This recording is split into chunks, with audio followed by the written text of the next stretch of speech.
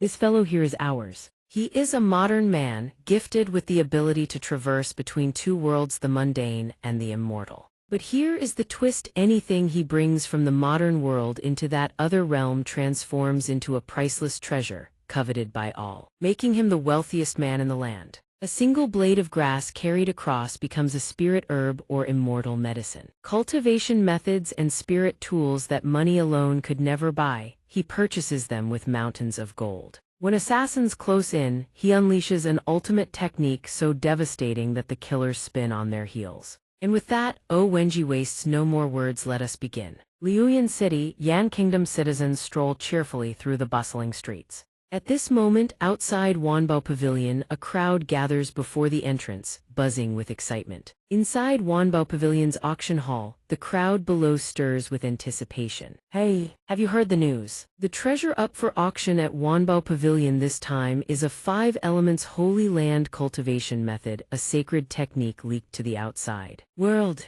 A man in gray robes hears the item's name, his face contorting with shock. Is this real or a joke? A treasure passed down from one of the 10 great holy lands. Even a low-grade yellow-tier artifact would be enough to send every martial artist in Liuyan City into a bloody frenzy. Today, no matter the cost, I must win it. Suddenly, all eyes in the hall swivel toward a young man seated on the upper floor. The blonde-haired man replies, "My intel can't be false. But look, see who's sitting across from him over there." The man in gray points at the figure above. That is the eldest young master of the Lin family, the wealthiest clan in Liuyan City. Do you really think you can outbid HIM? Upstairs, Lin Yunkai's expression turns sinister. You dare compete with this one for the item? You haven't even been born yet. Lin Yunkai, the eldest young master of the Lin family. A woman in red steps onto the auction stage, addressing the crowd. Esteemed guests, you have waited long enough. With a confident smile, she kicks off the treasure auction at once.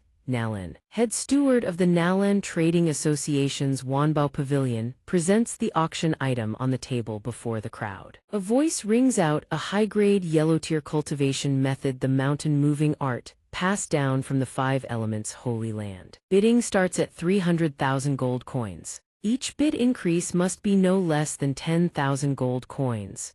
Below, the crowd erupts with bids. 350,000. I bid 380,000, 400,000. Lin Yunkai immediately hurls out an astronomical bid, 3 million gold coins. He sneers, a pack of beggars scraping for scraps here. And you dare call out such pitiful amounts? The crowd below gasps in shock. The purple-haired girl is astonished. He opened with a staggering 10-fold leap. Does he even want to let people live? Another man, equally displeased with Lin Yunkai, chimes in. Exactly.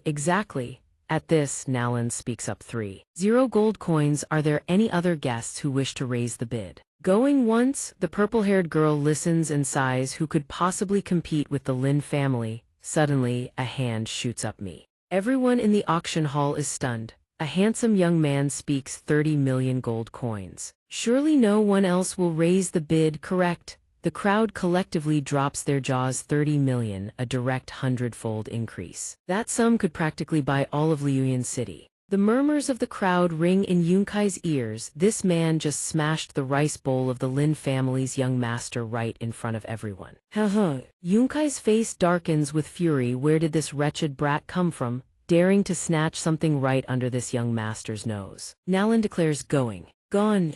If no one else places a bid, this item shall belong to the young master who bid 30 million gold coins. The old servant behind Yunkai whispers, young master, don't let momentary anger cloud your judgment. The reason we came here today is. He cuts the old man off. This young master is well aware. Mind your own business. Nalan slams the gavel. Sold. The crowd rises to leave. The auction adjourns, and once again, only the poor are left hurting. Well, that was truly dull. Suddenly Nalan calls out, everyone please hold. She produces a glowing command token and presents it. Ladies and gentlemen, behold, this is the true treasure of the day. The Heaven Ascending Order. Nalan announces the starting price is 2 million gold coins. Each bid increase must be no less than 100,000 gold coins. Everyone whips around in shock. The Heaven Ascending Order. It's actually the legendary Heaven Ascending Order. The old man beside Yunkai immediately leans in. Young master, this is the very item Miss Zinner desperately desires. If we wish to forge an alliance with the city lord's manor, we absolutely must obtain this. Yifan leans against the wall and asks the person beside him, brother, what exactly is this heaven ascending order? The man explains for an ordinary person to enter a holy land for cultivation is harder than ascending to heaven. Age must be under 20. Aptitude must meet the standard, cultivation base must qualify, and one must pass the entrance examination. This heaven ascending order is bestowed by Holy Land elders during their worldly travels upon those deemed fated. It waives all the conditions I just mentioned, granting direct entry into the Holy Land for cultivation. Yifan crosses his arms, so what you're saying is it's basically an exam-free pass into this world's holy lands. Yunkai overhears Yifan's question and scoffs. Just now you threw around 3 million gold coins like nothing. And now you don't even know what the heaven ascending order is. You're nothing but a nouveau rich country bumpkin who wandered into Wanbao Pavilion to feel important. Just now this young master generously let you have your moment of glory. This heaven ascending order is naturally already in my pocket. He spreads 5 fingers about to say 50 million. But before the words leave his mouth, someone bids 100 million gold coins. Everyone who hears the price nearly pops their eyes out of their sockets. What? Yunkai is struck completely stupid. Yifan picks at his ear nonchalantly. I said 100 million gold coins. Next. Is everyone at today's auction hard of hearing? Nalan, smelling money in the air, frantically hammers the gavel to seal the deal, her face beaming with delight. In her mind, can't let this big fish get away. This fat sheep absolutely cannot slip through my fingers. Seeing Nalan's shameless money-grubbing display, the crowd jeers, hey, manager, at least go through the motions, pretend to follow the process. She cheerfully approaches Yifan. Young master, how shall you be making payment? Our Wanbao Pavilion does not accept installment plans or deferred payments. Yifan proposes such a large sum isn't exactly trivial. Would you grant me some time to prepare, manager? Nalan agrees. Very well, take your time. Meanwhile, Yunkai orders follow him, investigate thoroughly. The old servant obeys. Understood. He stations himself outside the room. Nalan steps out of the room as well. Young master, please take your time. Our people are right outside, ready to assist at any moment. The moment he enters the room, Yifan glances around and lets out a sigh of relief. Phew, the people blocking my way have finally left. Well then, next step. He removes the ring from his finger. Yifan flicks the ring into the air. Instantly, it radiates a blinding light. He reappears in modern-day clothing. Time to restock. Yifan gazes at the pile of vegetables and fruits before him. As you can now see, Yifan currently possess the ability to traverse between 2 worlds. He continues staring at the pile of vegetables, reminiscing about the very beginning. It all started when I accidentally sliced my hand while cooking in my apartment.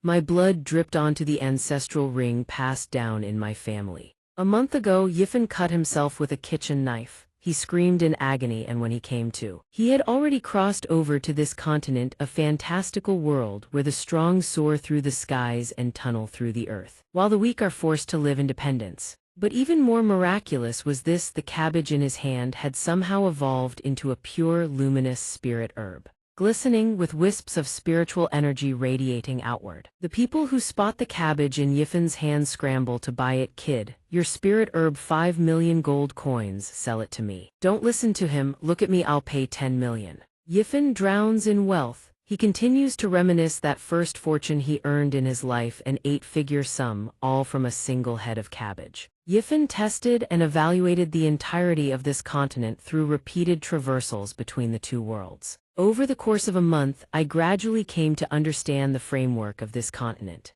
The Wangu continent is divided into 5 major regions: the eastern streams, the southern wilderness, the western sea, the northern plains, and the central continent. Beyond these, there also exist independent forbidden zones: the Wangu Demon Pit, the Lingsu Immortal Tomb, the southern wilderness cavern, and the western sea territory of the Demon Beast tribe. The Demon tribe's domain lies within the Wangu Demon Pit. The eastern streams, central continent, and northern plains are occupied by the human tribe. The 3-way division between humans, demon beasts, and demons has endured for 100 years, with countless wars, great and small, erupting throughout. What exists now is merely a fragile piece maintained on the surface. Among the human tribe, apart from ordinary civilians, martial cultivators distinguish themselves by their cultivation base. Based on the differences in their realms and the forms their spiritual power can manifest, the system is divided into two great stages: the mortal body secret realm, 7 subrealms, and the supernatural power secret realm, 10 subrealms. The 7 stages of the mortal body realm, from lowest to highest, are body tempering, bone forging, internal strengthening, blood awakening, marrow cleansing, aperture opening, and purple mansion. The 10 stages of the supernatural power realm are spiritual power, spiritual steel, spiritual sea, celestial human, return to oneness, golden core, dharma manifestation, div. In E realm, void transcendence, tribulation crossing. Beyond all of this, the mechanisms within the ancient ring also demand constant contemplation before answers can be found. First and foremost, only living organisms, flora and fauna, can traverse to the other continent. Other objects simply do not qualify. In Yifen's hand, he holds a cucumber, glancing at his right as he ponders. Paper and pens cannot be brought over either. Yifen adds further explanation: the weight of items transported is subject to extremely strict limitations. 200 grams is the absolute limit. Conversely, if one were to bring the plants of the Wangu continent back to Earth, they would transform into... He covers his nose in disgust. The stench! How did this flower turn into something so revolting? Fortunately, the ancient ring possesses an automatic clothing change function, saving him considerable hassle. The modern world, the fantastical world. Yifen rests his chin in contemplation. Back at Wanbao Pavilion, he'd been so lost in the thrill of spending money that he'd forgotten at home. Only a handful of items remain. He needs to figure out a way to obtain much more. Suddenly, he notices something outside the window. Bai Yifen grins. Got it. One day later, at Wanbao Pavilion, someone asks manager that Brat has been locked in that room for an entire day. Why hasn't he come out yet? Nalan replies, no rush, wait a bit longer. 2 subordinates grow restless. I've been watching that kid. Bai Yifen. His clothes are shabby, nothing like someone with money. Don't you think he seized the chance and slipped away? Exactly, showing up out of nowhere is incredibly suspicious. No one in the martial world has ever heard this name before. Nalan frowns, her patience wearing thin. She strides to the door. Enough waiting. She pushes the door open. Yifen steps out from inside, bumping straight into her. Nalan yelps, ah. He catches her immediately. Steward Nalan, New Year hasn't even arrived yet. No need for such a grand bow. Nalan flushes with embarrassment. What? She pulls away, avoiding his gaze. Cough, cough. So, young Master Bai, how goes the gold preparation? She shoots him a venomous glare. How dare this brat take advantage of me? If I don't see that money today, he's in for a world of hurt. Yifen ponders. The gold I've been preparing. Truthfully, there have been some complications. The 2 subordinates flare up. Manager, don't waste words with him. This brat is toying with us. Brothers, seize him. Yifen casually produces a glowing herb, catching them off guard. He holds the herb and speaks. But this, I believe you'll find it quite interesting. Nalan is stunned. This is dragon tail grass, a spirit herb with miraculous properties for healing external wounds. For the uninjured, it can even extend one's lifespan, a legendary treasure. How much is this worth? Yifen asks. If it's not enough, I have more. He produces an entire basket of flowers he'd prepared beforehand. Nalan is even more astonished. Dragon tail grass with its miraculous wound-healing properties. Spirit orchid flowers, which grant women eternal youth. Priceless treasures, each worth a fortune in gold. These are all precious treasures of the world. Just one stalk alone is priceless, and he has a whole basket of them. The subordinates exclaim, this little basket alone is worth at least 200 million gold coins. Yifen recalls when he gathered them, he had helped an old man sweep the streets. Grandpa, let me help you with that. The old sweeper beams. Young people as enthusiastic as you are so rare these days. Yifen chuckles to himself. These are actually just crabgrass and dandelion leaves picked up outside my apartment complex. Nalan eagerly addresses Yifen. Young master, shall we negotiate? Would you be willing to sell these spirit items to our Wanbao Pavilion? She thinks to herself, I've walked the martial world for many years, and this is the first time I've encountered such a windfall. I absolutely cannot let this fat sheep escape. Yifen crosses his arms. If I recall correctly, a single stalk of dragon tail grass is valued at 40,000 gold coins. If you wish to buy all of these, then I believe it is you who now owes me money, is that not so? She addresses him with a smile. Our shop still has plenty of stock, young master, take whatever you fancy. He smiles back, then I shan't be polite. At that morning, Yifen steps out of Wanbao Pavilion, his body laden with all manner of weapons and countless storage pouches. As he walks away, he turns and says, "Shopkeeper Nalan, I'm taking all of these. The money I owe Yao, just put it on my tab." Nalan watches from afar and replies, "Welcome back anytime." Her subordinate immediately asks, "Manager, he's taken every last treasure from the depths of Wanbao Pavilion's vault." Nalan gazes at Bai Yifen's retreating silhouette. "You don't understand. This is called investing in goodwill." She muses to herself, a person who can produce that many treasures of heaven and earth, yet treats them as common trinkets. Could such a person possibly be mediocre? At a certain mansion, blazing sunlight pours in. Yifen is walking when he suddenly stops. He stares ahead, puzzled. Two burly men wielding weapons emerge from the shadows and advance toward him. They threaten, "Hand over your cultivation method and the heaven ascending order, brat, and your grandfathers will spare your life." He smirks with, "Just you trash, you think you can take me? It would take at least a few hundred more years." The bandit lunges, sword aimed straight for Yifen's skull. "Die!" Yifen shouts, "Earth escape art." The bandit gapes in shock as he vanishes into thin air, unable to comprehend what just happened. Bai Yifen returns to Earth without a single scratch. Lucky indeed. Good thing I hadn't used up all my cross-world traversals. Who would have guessed that in a fantasy world, this kind of murder and robbery plot would unfold so brazenly? The ancient ring only allows one crossover per day. He pulls out a cultivation manual and stares at it, mulling things over.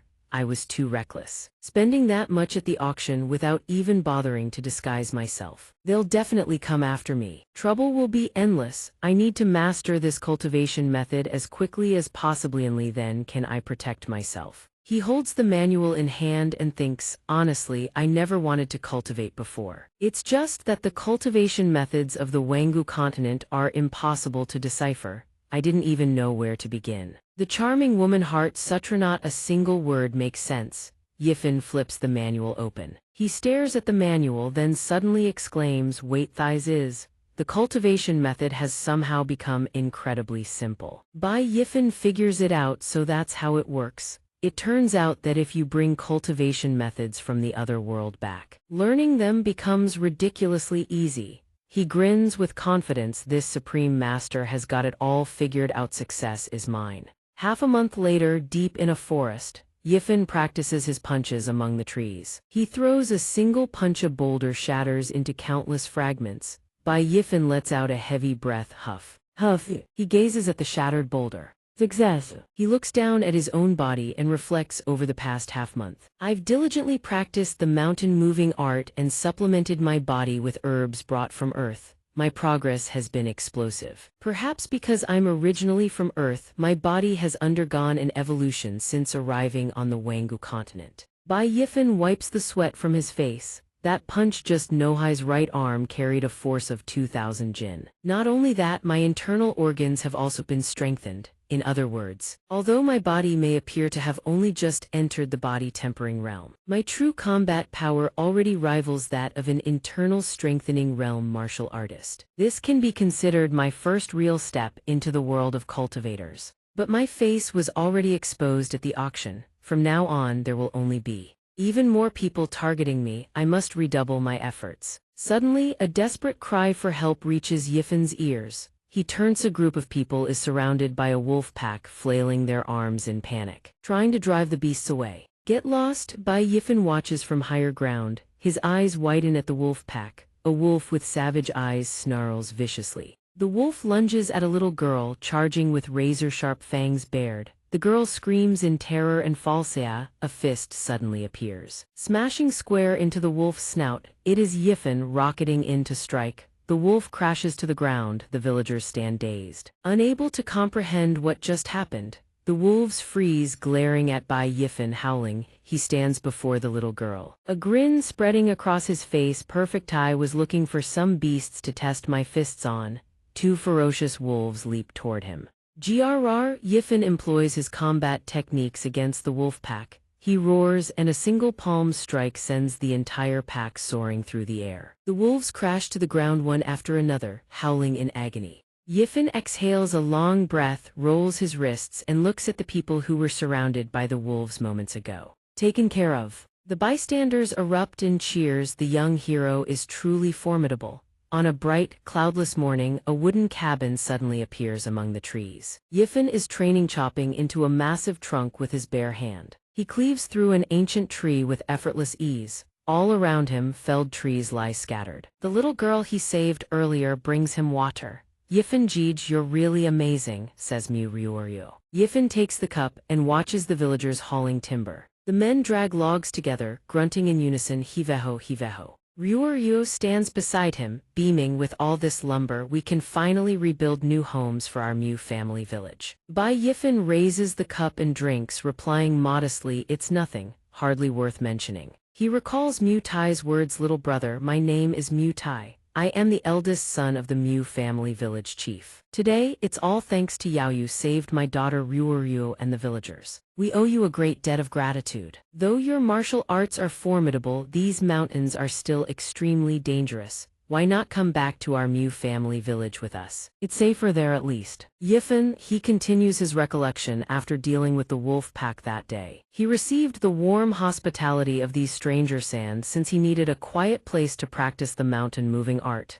He naturally agreed to follow them. A man approaches enthusiastically, come, brother, he's right, if you've nowhere else to go, then come be our guest at Mu family village. Stay as long as you like. Yifen does not refuse, then I humbly accept your kind invitation. At this moment, Bai Yifen analyzes, over the past few days I've broken through from the body tempering realm to the peak of the bone forging realm. But recently, the rate at which my strength increases seems to have slowed considerably. I must have hit a cultivation bottleneck. The internal strengthening realm, just as its name implies, involves tempering the 5 organs and 6 viscera until one's innards become so robust that even swallowing a stone would be digested with ease. According to the mountain-moving art, consuming the internal organs of high-level demon beasts greatly assists in breaking through the internal strengthening realm's threshold. He thinks with a deadpan expression, then, when I get back to Earth I'll just buy some organ supplements for nourishment.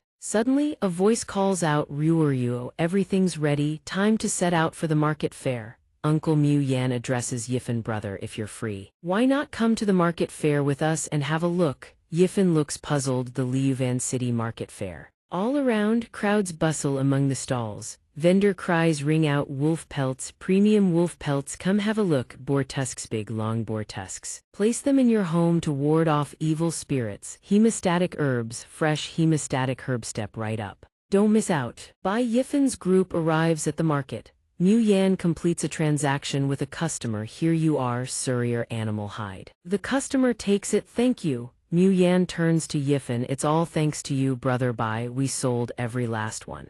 Every premium wolf pelt gone. He scratches his head, Uncle Mu Yan, you're far too kind.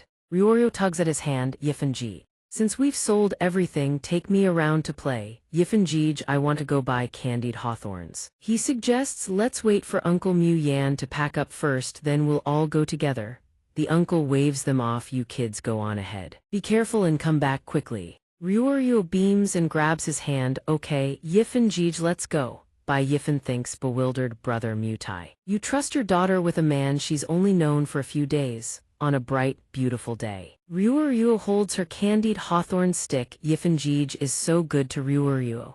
Bai Yifen urges, we should head back now or your father will worry. Suddenly up ahead a commotion erupts, a crowd surge. Around to watch, a desperate plea rings out, please stop, have mercy, I beg you. Ryuryu looks toward the sound, wait, that's where father went. Yifen rushes forward, make way. The scene before them makes Ryuryu burst into tears. A squad of soldiers is beating and cursing Uncle Mu's group, country bumpkins from who knows where, blind trash, the lot of you. 2 men beside Uncle Mu clutch their heads, enduring the blows. Ryuryu screams, father, second uncle. She hurls the candied hawthorn to the ground and runs over, shouting, "How dare you lay your hands on my father?" Mu Yan, pinned under a soldier's boot, yells, "Ryuoryu, don't come closer." A soldier raises his foot to kick the little girl. "Where did this wild brat come from? You're courting death." Yifen suddenly appears. Seizing the soldier's leg, he twists, the bone snaps. The soldier howls, "Aag, my leg. My leg." He glares at the soldier, his eyes blazing, a man at the late stage of body tempering. "And you beat a 13-year-old girl who knows nothing of martial arts. Are you even human?"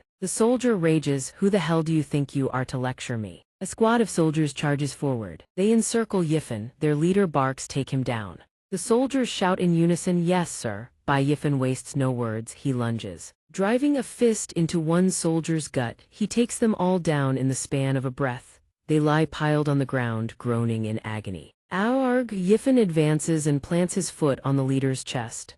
"Aarg!" he speaks through clenched teeth, "No, can I lecture you?" The soldier writhes beneath him, begging, I dare not, have mercy, great lord." Jo Hong, a broad saber slung over his shoulder, watches him appraisingly. "This brat is so young yet. He's already reached the bone-forging realm." "Yifen!" He grabs the soldier by the collar and demands, "Why did you beat these people in broad daylight? Answer properly or the next fist lands on your skull." Uncle Mu Tai steps in to stop him. "Xiaoyu, stop. They're men of the city lord's mansion. We can't afford to offend them." Yifen glances at Uncle Tai. "What exactly happened?" Meanwhile, Ryuoryu helps Mu Yan to his feet, concerned. "Second uncle, is your leg all right?" Jo Hong steps forward. Tusk, allow me to answer for you then. These blind fools crashed into our young Miss's carriage. They deserve to be trampled. And then they had the gall to argue with our young miss. How many heads do they have to spare?" Jo Hong, commander of the city lord's mansion, guard, snarls and jabs a finger. "You're lying. It was clearly your carriage that lost control and crashed into Uncle Mu Yan. All we wanted was a simple explanation and you started beating us." Mu Tai steps forward to restrain him. "Mu Li, say no more. This is our fault." He turns back, clearly disagreeing. "Uncle Tai." Suddenly, Mu Yan drops to his knees. "I beg the eldest miss for mercy. This was our fault. Please. Eldest miss, show compassion. Me brother's leg is already broken. Spare us commoners this once." Ryuoryu, supporting Mu Yan, cries out, "Father." Yifen thinks to himself, the eldest miss of the city lord's mansion. Since when do commoners survive a clash with officials? No wonder Uncle Tai wanted nothing to do with this. A hand parts the curtain. "If you were in the wrong, then pay the price for your mistakes." Lan Zinner steps out, her voice cold as ice as she issues her command. "Jo Hong, sever every last one of their legs. Let this serve as a warning." Lan Zinner, the eldest miss of the city lord's mansion. Mu Li hears this and boils with rage. Mu Yan is struck with horror. The city lord's eldest miss is this ruthless? "Princess," the eldest miss replies as though possessed by a demon. "After all you're losing is a pair of legs. Whereas I've lost my good mood for a stroll." Jo Hong, do it. Jo Hong steps forward. "As you command, eldest miss." He raises his saber and swings toward one of the men. "Hick, country trash. You've dirtied our young miss's eyes. Die." The man screams, "Allah!" At that very moment, Yifen surges forward and catches the blade barehanded. Jo Hong's eyes widen in shock. Yifen channels his strength into his grip and roars, "Scram!" He hurls a palm strike. Jo Hong barely dodges by throwing himself backward. Gasping what, he scrambles to retreat. Yifen checks on the man with concern. "Are you all right?" The man, still on the ground, stammers, I'm fine." Ryuoryu watches, her eyes filled with worry. Baijij. Zinner glances at him, suspicious. "Where did this stinking brat come from? How dare you oppose this miss?" Yifen instantly lunges at Jo Hong. Die. Jo Hong draws his broad saber and swings. Yifen's fist shatters the blade in a single blow. Jo Hong is utterly bewildered. "He actually broke my treasured saber with one strike." Yifen throws another punch. He raises his arms to block. "Damn, it's so powerful." Yifen's fist slams into his crossed arms. Yifen narrows his eyes, slightly surprised. Jo Hong, straining against the blow, boasts, "HMPH, ignorant country bumpkin. This armor was bestowed upon me by the city lord. It's impervious to blades and spears. No matter how strong you are, you can never." Jo Hong is mid-sentence, not even finishing the word defeat, when Yifen's palm strike launches him through the air. He screams, "Ga!" He crashes to the ground. His subordinates rush over. "Boss, are you all right?" A man in the crowd grins with delight. Now that's an eye-opener. This is the first time I've ever seen the commander of the city lord's mansion get his face slapped. The woman standing beside him warned, "Keep your voice down or you'll get beat." Zhou Hong shot upright in a rage, shoving the soldiers aside. "Get lost. I will kill this brat with my own hands." He circulated his chi, and a terrifying aura erupted outward. Bai Yifan raised an eyebrow, slightly surprised. Huh. Both combatants surged at each other, trading blows, fists and kicks flying in a furious exchange. He was taken aback. "What is this?" Zhou Hong laughed triumphantly, sneering, "As expected of a lowly commoner, you don't even know what a martial technique is. Your grandfather here is at the early stage of the blood liberation realm. Could unleashing my blood chi possibly fail to crush a mere bone-forging realm brat like you?" Bai Yifan hurled a punch forward, contempt dripping from his words. "You're 2 whole realms above me, and this is all the strength you can muster. You're practically begging for a face slap." Zhou Hong let out a feeble scream as the punch smashed squarely into his face, crying out in agony. "Ah!" He was sent crashing to the ground once more. His underlings erupted in chaos. "Boss!" Everyone stood stunned. Zhou Hong lay bloodied on the ground, terror flooding his eyes. He doesn't even know what a martial stage is. How can he be this strong? Ryu happily ran over and threw her arms around Bai Yifan. "Yifan Jej, are you all right?" He patted the girl's head gently. "Ryu, don't worry, I'm fine." Bai Yifan glanced down at his own hand. Assessing himself, "It seems my body originates from Earth, which makes me something akin to a god in this world. My true power has long surpassed what this realm suggests." Lan Xin'er, seeing Zhou Hong's defeat, cursed aloud. "Useless trash. Guards, go to the city lord's manor and bring soldiers. Arrest every last one of these lowly peasants and throw them all into the dungeon."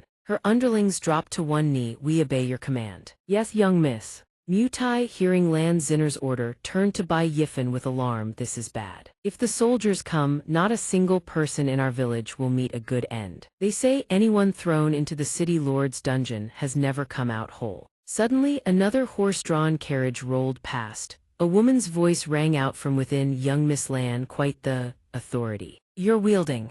Bai Yifan's group heard the challenge and looked up in surprise at Nalan, who sat in the carriage holding a slender pipe. She continued, running over innocent civilians in the middle of the street, treating human lives as weeds. "Abusing official power. Has this Yan kingdom already changed hands? Does it now belong to the Lan family?" The crowd recognized the woman in the carriage and exclaimed, "That's Manager Nalan of the Wanbao Pavilion." Lan Xin'er shot back, "Manager Nalan? What exactly do you mean by that?" Nalan was helped down from the carriage by a servant. "Running over civilians on the street, that is something I witnessed with my own eyes. Do you really think you can twist the truth?" Nalan approached Bai Yifan and bowed respectfully. "Young Master Bai, we meet again." He caught her arm. "Manager Nalan, there's no need for such formalities." Ryu, watching from the side, was surprised. "Yifan Jej, you two know each other." The girl thought to herself, "I just heard others say that this beautiful big sister is the manager of the Wanbao Pavilion, the largest trading house in Liuyan City. How does Yifan Jej know such a prominent figure?" Lan Xin'er, sitting inside her carriage, sneered contemptuously. "I never would have imagined the esteemed Manager Nalan acquainted with a pack of lowly peasants." "How eye-opening," Nalan fired back without hesitation. "The people are the foundation of the nation. As the young miss of Liuyan City, all you do every day is call the common folk lowly peasants and worthless rabble. I wonder what kind of uproar it would cause if word of this reached the royal capital." Lan Xin'er fumed. Nalan knew. "Are you threatening this young miss?" Nalan's gaze turned cold and threatening. "Threatening? I wouldn't dare. But if you wish to take them today, you will have to go through the Wanbao Pavilion first." The city lord's daughter thought to herself, the Wanbao Pavilion is the foremost merchant guild of our Yan kingdom, with deep roots and experts aplenty. Offending them would bring consequences beyond reckoning. She shifted her tone. "If Manager Nalan is willing to vouch for them, then these commoners. This young miss will make an exception and spare them this once." Lan Xin'er ordered her subordinates. "We're leaving." On Mutai's side, everyone breathed a collective sigh of relief. A young man exclaimed joyfully, "We're saved." Meanwhile, at the Wanbao Pavilion, Bai Yifan walked behind Nalan. "I must thank Manager Nalan greatly for today." She waved her hand. "It was nothing." She gave an order. "Someone bring the brothers from Mu village to the guest room and tend to their injuries."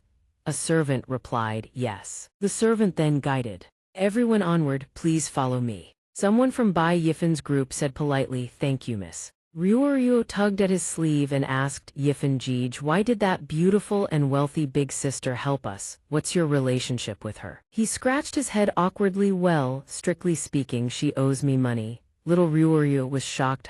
She owes you money." At this moment in a private room, Nalan looked at him with admiration. "Congratulations to young Master Bai for breaking through to the bone-forging realm. At your age, to have reached the bone-forging realm in the entire history of Liuyan City, such a thing has perhaps never appeared before." Bai Yifen leaned back in his chair, gazing at her with confidence. "Don't mention it. If you hadn't come to my rescue today, I'm afraid I wouldn't have been able to walk away with so many people." Nalan expressed her curiosity, but the pavilion is quite curious. "If you can so easily produce such quantities of dragon-tail grass, why would you hide yourself away in a rural village, living among those peasants?" He lifted his teacup and spoke. "Manager Nalan, let me give you a word of advice."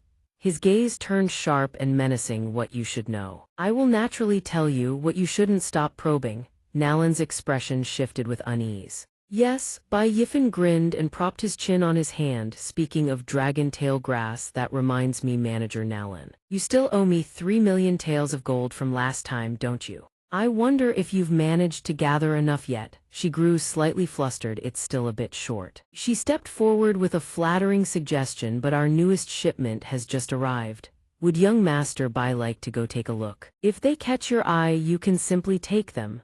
Bai Yifen's expression turned pleased. "Oh, really?" she confirmed. "Of course. Absolutely." Bai Yifen recalled. "Now that I think about it, when I fought the guard captain of the city lord's manor earlier, he used a martial technique. The frenzy fist, was it?" He replayed the exchange with that man in his mind. Suddenly, Bai Yifen raised his head and asked, "Do you have any martial techniques here?" In a private room at the Wanbao Pavilion, Nalan led him to a towering bookshelf and introduced, "These are all the newly acquired martial techniques of the Wanbao Pavilion. Young Master Bai may choose freely." Nalan pulled out a martial manual, "Mountain Piercing Finger, a low-grade human-tier martial technique. This is a finger technique. Once mastered to the minor completion stage, it can pierce clean through mountain rock." Bai Yifen spoke. "Pass." She continued, introducing another. "This is the Dark Iron Palm, a mid-grade human-tier martial technique. This palm art was passed down from the southern wastes. During cultivation, one needs the special black sand of that region.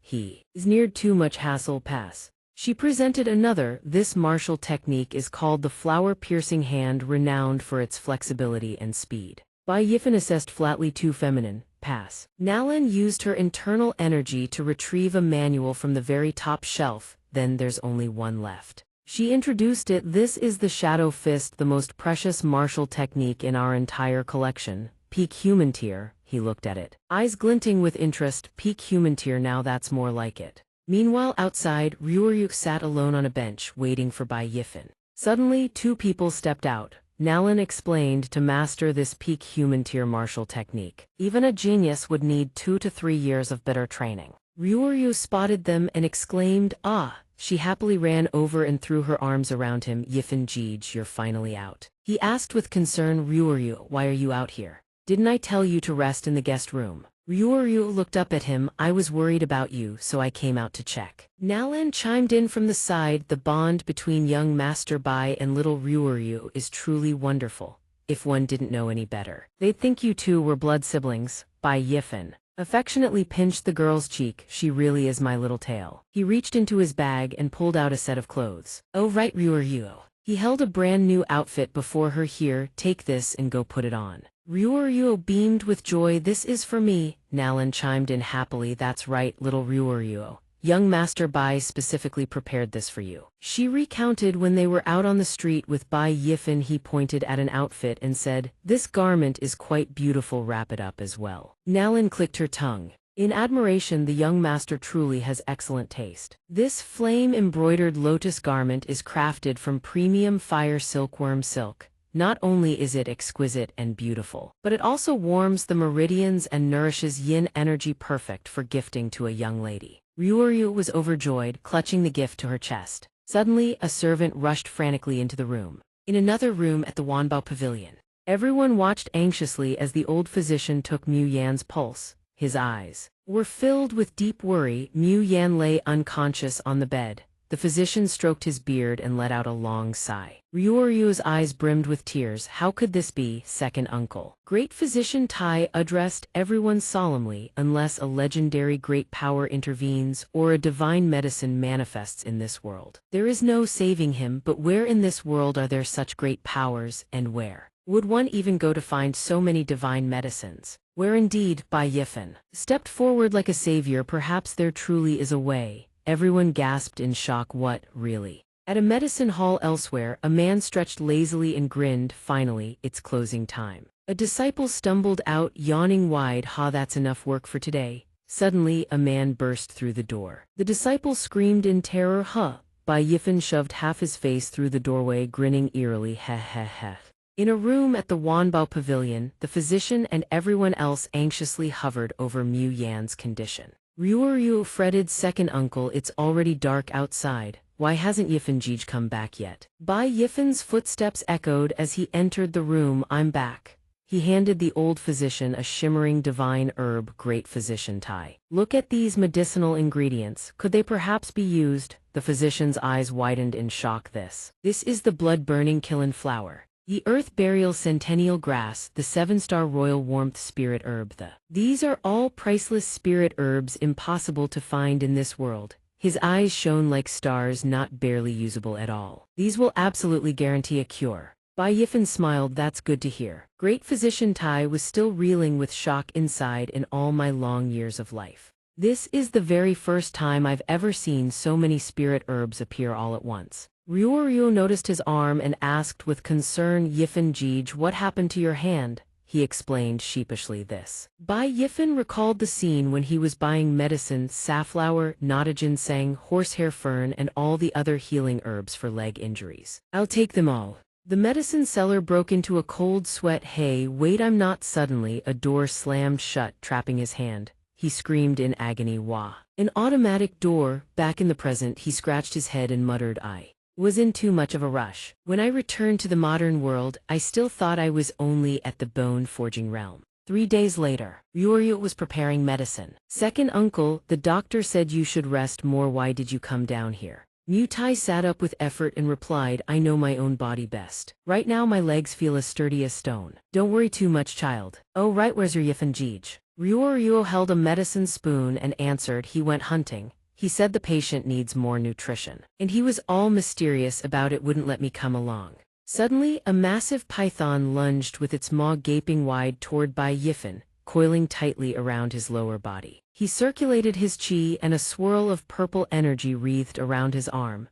Bai Yifen threw a devastating palm strike into the air, sending a blast of force hurtling toward the serpent. The snake is still perfectly fine, unscathed. Seeing this, it opens its maw once more and lunges ferociously at him.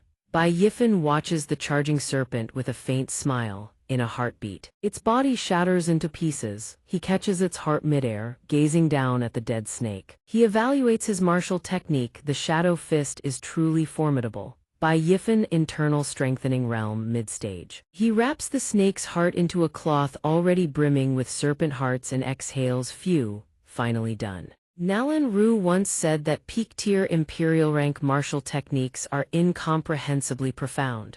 To even gain entry, one must endure grueling, bitter training, genius or not. But after being simplified on Earth, this once arcane fist manual became a tutorial even a fool could grasp. If she knew that I've already achieved perfect mastery of the shadow fist and broken through to the late stage of the internal strengthening realm, she'd be shocked enough for her jaw to hit the ground.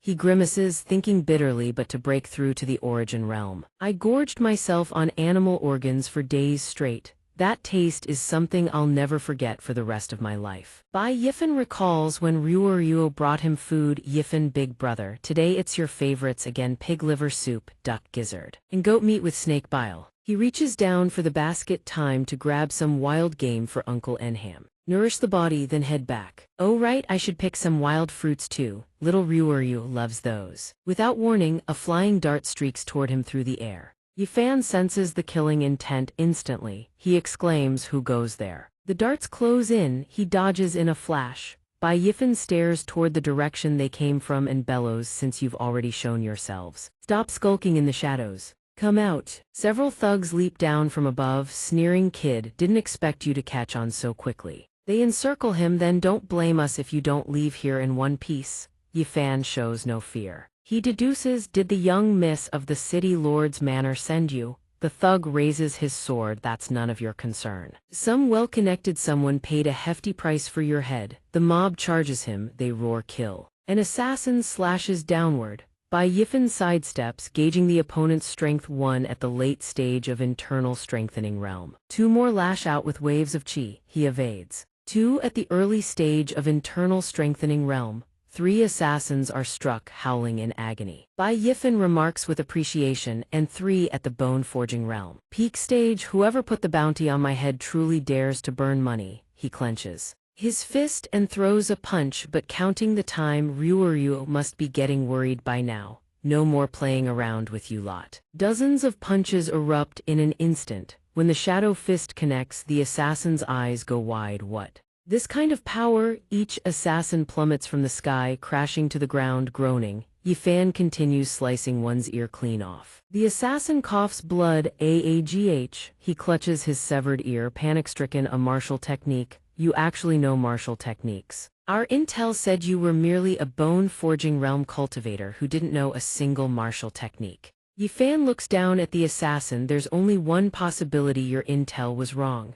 The assassin trembles. Reevaluating his power with the force behind those punches, he could have shattered our organs and bones, yet he deliberately held back. Didn't kill us, and yet he can control his strength with that much precision. Bai Yifan plants his boot on the assassin's chest and demands, who sent you? Tell me, and I'll grant you a swift, painless death. The assassin remains stubborn unto death. HMPH, go ask around about the assassination gate. We are the largest assassin organization in Ligun City. Even if we die, we will never betray a client's information. Go ahead, kill us. Bai Yifan regards him. Oh, his gaze is terrifying, unexpectedly a tough nut to crack. Yifan lifts his foot from the assassin's chest and proposes, then I won't make things difficult for you. The assassination gate, was it? I'll pay double your contract price for the name of your employer. Do we have a deal? The assassin turns his face aside and affirms, HMPH. The assassins of the assassination gate are all professionals.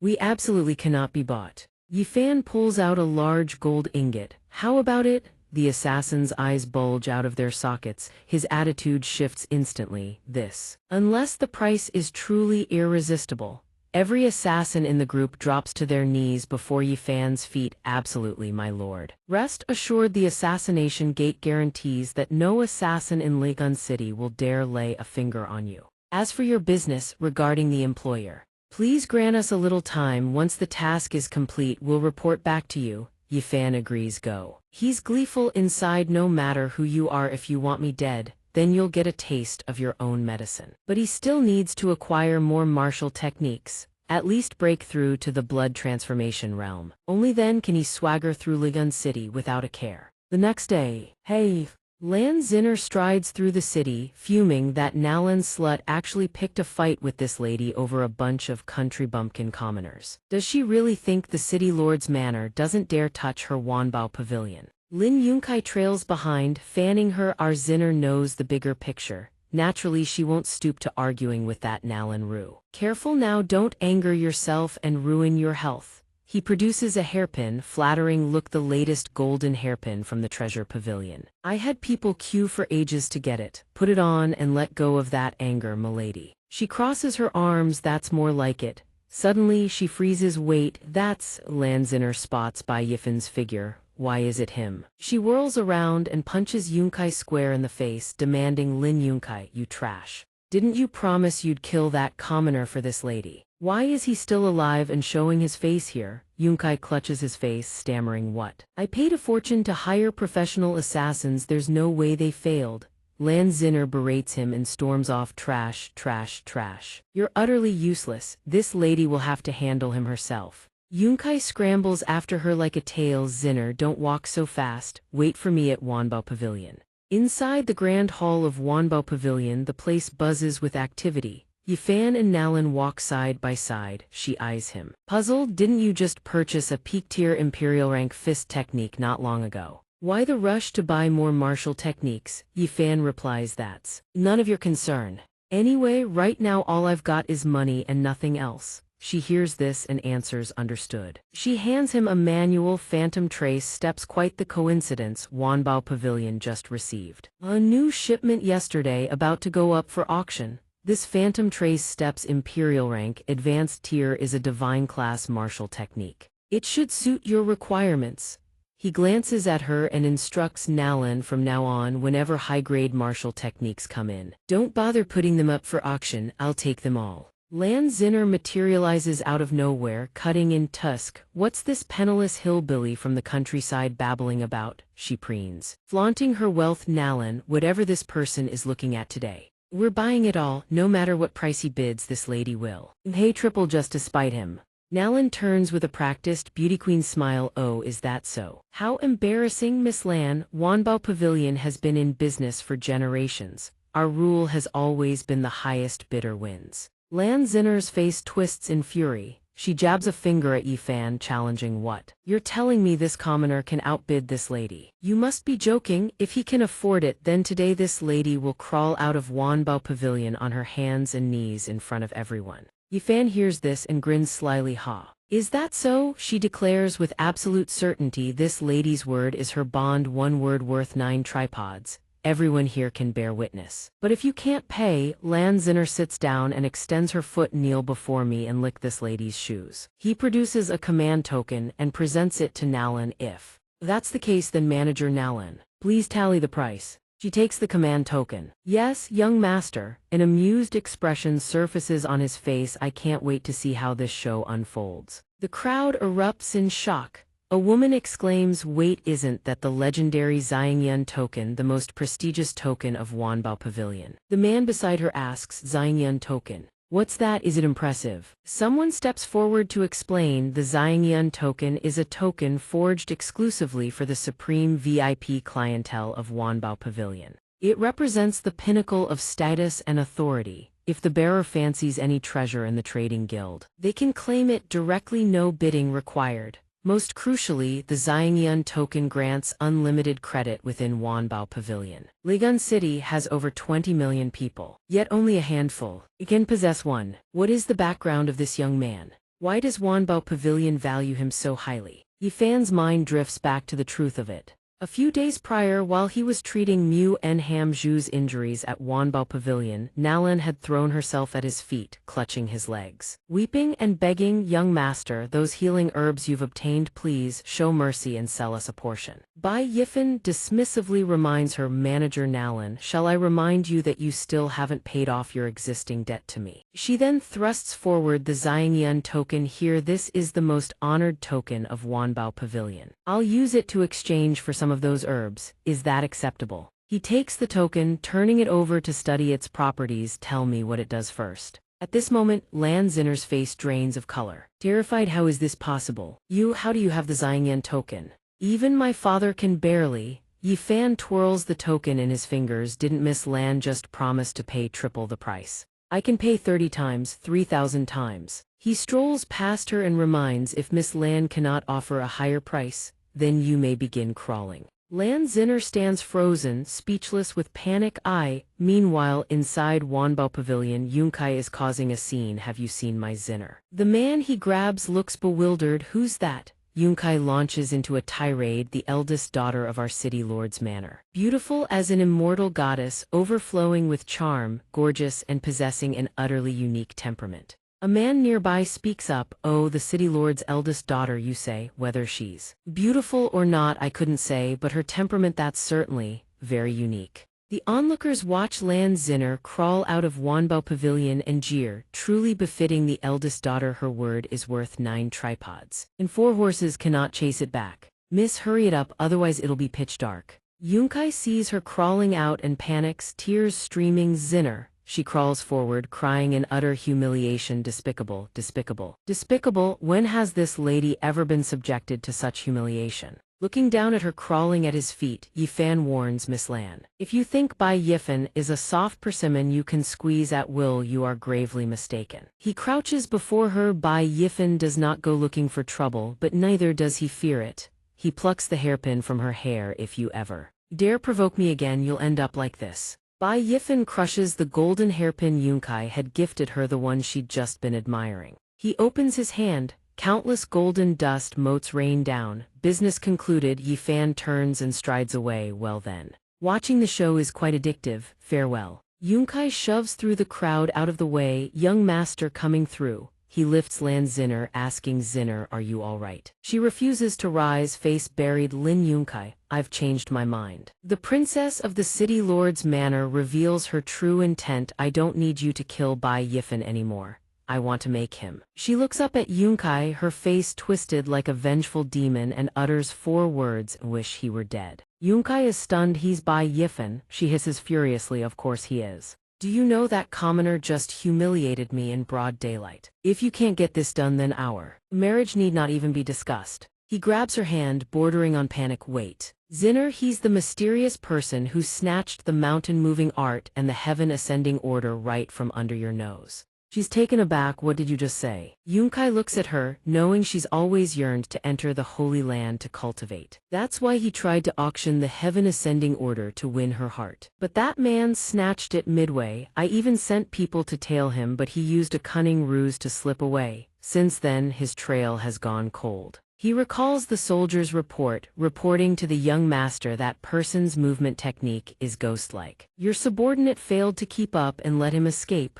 Lan Zinner gnaws her fingertip, anxious. What exactly is his background? No, I must tell father about this. Suddenly, a room bathed in light materializes within the small district where Yifan resides back on Earth. He sprawls across his bed and yawns. Ah, nothing beats your own bed for comfort. Yifan gazes at the Phantom Trace Steps manual he purchased just yesterday. It contains a total of 108 variations, originally staggeringly complex. But after Earth's laws simplified it, only then could he comprehend every last form. In a single night he raises his fist, the power of his shadow fist, combined with the speed of his phantom drift step. Even if he encountered a blood transformation realm martial artist like Ding Feng, he could hold his own. By now the sun hangs high. Bai Yifan steps off the bed and plans, all right, I'll head downstairs, buy some cultivation resources, then come back. He opens the door. The landlady appears. Yifan, you're home. Why didn't you answer my messages? I knocked on the door but you wouldn't open it.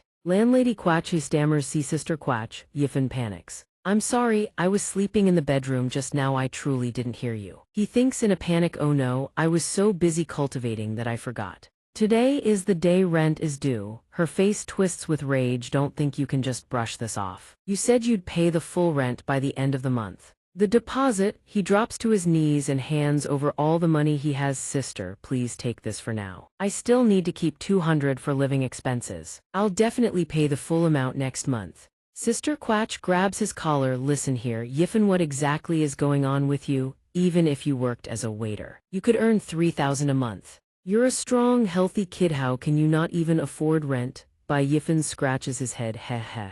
During the day I'm busy cultivating in the other world and I only come back at night to earn a bit of money. Of course I can't earn that much. Suddenly she shoves the money back into his hands. Take it. How are you supposed to live on 200? Just hold onto this for now. Remember to pay in full next month. Yifan accepts the money with delight. Thank you, Sister Quach. By now the sky is clear and blue. He hops on his motorcycle. Dressed in a shoppy delivery jacket, his phone pings. Yifan, your order has 10 minutes left before it's overdue. Bai Yifan rides and ponders. In the other world I never worry about food or clothing, spending money like water. The moment I return to Earth, I'm exposed for the pauper I am. He suddenly spots a notice pasted on an electric pole. Li Hao, female, 28 years old, 168 cm tall, fair-skinned, alluring, and wealthy. Due to a car accident, I have lost the ability to bear children. Seeking a caring, healthy man to fulfill my dream of motherhood. Reward 300,000. If we reach an agreement, I can pay 100,000 upfront as a deposit. Contact 123,456,789. He mulls it over. Should I try seeking fortune through danger? His phone rings. Yifen answers cheerfully, hello, Dad. What made you call me out of the blue? Suddenly his expression darkens. All right, wait for me, I'm coming right away. At a hospital in Hang City, inside a ward room, his mother lies on the bed while his father sits beside her. His mother says the driver was arrested. He was driving drunk and had no insurance. His father buries his face in his hands and weeps. We've mortgaged the house to the bank. We've borrowed from every friend and relative we have. The remaining treatment fees are still 300,000 short and there's no guarantee your mother will even wake up. Xiao Fan, Dad, Mom is sorry. He steps forward and pats his father's shoulder, comforting him. Don't say that, we're family. I'll figure out the rest. He turns and walks away under his father's watchful gaze. Xiao Fan sigh. After leaving the hospital, Bai Yifen trudges down the street in despair. He sighs bitterly. Truly, the rope snaps at its thinnest point, and misfortune always finds the wretched. While walking, he suddenly hears a scream, let me go. He whips around in shock. Dung Dung is surrounded by a gang of men. Her two bodyguards have already been beaten down by balaclava-clad thugs. She screams, let me go. They close in, shouting, grab her, don't let her escape. Dung Dung shrieks in terror, don't touch me. One of them threatens, if you don't want a beating, come along quietly, otherwise you'll find out the hard way. At that moment, Bai Yifen appears behind him and shouts, stop right there. The thug hears him and turns his head in confusion. Before he can even make out Yifen's face, a kick slams into his skull. Dung Dung stares in shock. Bai Yifen strides forward and stomps down hard. Another thug snarls, a bunch of scum bullying a girl in broad daylight. The man collapses, clutching his crooked leg and screaming, my leg. Seeing the situation turn south, the balaclava-wearing thug with glasses immediately shouts orders, everyone get him. He seethes inwardly, damn it. Weren't all the bodyguards around this woman already dealt with? How is there still another one? He charges forward, throwing a punch at Yifen. Go die. Bai Yifen strides toward him, nice try. Just as he'd suspected, his cultivation in the other world doesn't fully translate over, but he unleashes a palm strike that slams one thug into the wall. The man howls in agony, plastered against the surface. Yifen examines his own body through this period of cultivation. His body has built muscle memory, whether in agility or reactive combat instinct. Everything has surged dramatically compared to before. Bai Yifen lands on the ground and says coolly, too slow. The thug he kicked crumples, wailing in pain. He kicks them away one after another, each crying out in agony. Another balaclava-clad thug stares at his comrades sprawled across the ground, trembling. Not even 3 minutes. He took down all 7 of our trained men. The last one standing thinks in horror, what kind of terrifying combat power is this? Suddenly, Yifen appears right in front of him. He raises his hand to the man's face and whispers, it's over. The man blinks in confusion. When did he? Bai Yifen's palm crashes into the thug's face, slamming him into the wall. Bai Yifen releases his grip. The man slides to the ground, a few teeth knocked loose, still barely conscious. He thinks in despair, no. Fighting this guy is like throwing an egg against a rock. He stares at Yifen as if gazing at a demon. There is absolutely no chance of victory. Dung Dung stares at the balaclava-clad men scattered across the ground and gasps, this. Yifen turns to leave, then glances back. Hey, you're not hurt, right? I don't know why those people targeted you, but get home as fast as you can. Dung Dung spins around and calls out, wait. She hurries after him, pleading for help. Thank you, but could you take me home? Bai Yifen throws his jacket over his shoulder, his tone flat. Sorry, I still have deliveries to make. If I'm late, they'll dock my pay. If you're scared, I can call the police for you right now. Just wait for the cops to arrive. Dung Dung grabs his arm and names her price. Take me home. I'll pay you 1 million a reward for saving my life. He immediately flings his Shopee delivery jacket to the ground, flipping faster than a pancake on a griddle. Where do you live? She stares at him, speechless. By now, night has fallen. At a luxurious villa on the outskirts of the city, Dung Dung leads him inside and says apologetically, sorry, Afan, let me go in and let everyone know I'm safe first. Bai Yifen nods, that's only right. A woman's furious voice thunders from within, what were all of you doing? The sudden outburst startles both of them. She threatens, if anything happens to Dung Dung, every last one of you will kill yourselves on the spot. Dozens of hulking bodyguards drop to their knees. and shout in unison, "Eldest miss, we will find the second miss without fail." Suddenly, Dung Dung cries out, "Sis!" Tang Kyle hears the voice and whirls around in joy. "Dung Dung," by Yifen and a teary-eyed Dung Dung. "Walk inside." He introduces himself. "Hello, nice to meet you, I'm Bai Yifen." Meanwhile, Dung Dung bursts into tears. "Waya, sis, I'm home." Dung Dung rushes forward and throws her arms around Kyle, sobbing, "Sis, I'll never wander off again, I promise." Kyle comforts her, "You're safe. That's all that matters. You're home, that's what counts." Dung Dung clings to Kyle and won't let go. "Sis, waya." Kyle gently calms her down. All right, good girl, don't cry." Bai Yifen exhales, a faint smile on his lips. After the two sisters compose themselves, Tang Kyle invites Bai Yifen to the sitting room for tea. She says, "I already know the full account of what happened. Thank you for saving my sister." Kyle offers, "If you wouldn't mind, I'd like to host a banquet in your honor." Bai Yifen hears this and answers sheepishly, "No need to be so formal. A banquet isn't necessary. It's just that your sister already promised me 1 million as a reward." "That promise?" She glances at him, her expression darkening. "What? The kid promised you 1 million as payment?" Bai Yifen sees the killing intent written all over her face and coughs awkwardly. "Forget I said anything." He thinks, dejected as expected. There's no such thing as a free lunch falling from the sky. "Whatever, at the end of the day, I only stepped in because it was the right thing to do. From the very beginning, I never expected any reward." But to his surprise, Tang Kyle flicks Dung Dung on the forehead and scowls. "The life of my little sister, Tang Dung Dung, is only worth 1 million to you. Are you degrading yourself for looking down on me, your own sister?" As a die-hard siscon, she refuses to let anyone belittle her little sister, not even Dung Dung herself. Dung Dung yelps from the flick, "Ow. Sis, that hurts, that hurts, that hurts." Bai Yifen blinks, "Huh." Then Tang Kyle produces a black card and hands it to Bai Yifen. "There's 100 million in here. A small token, consider it a gesture of gratitude from the Tang Corporation."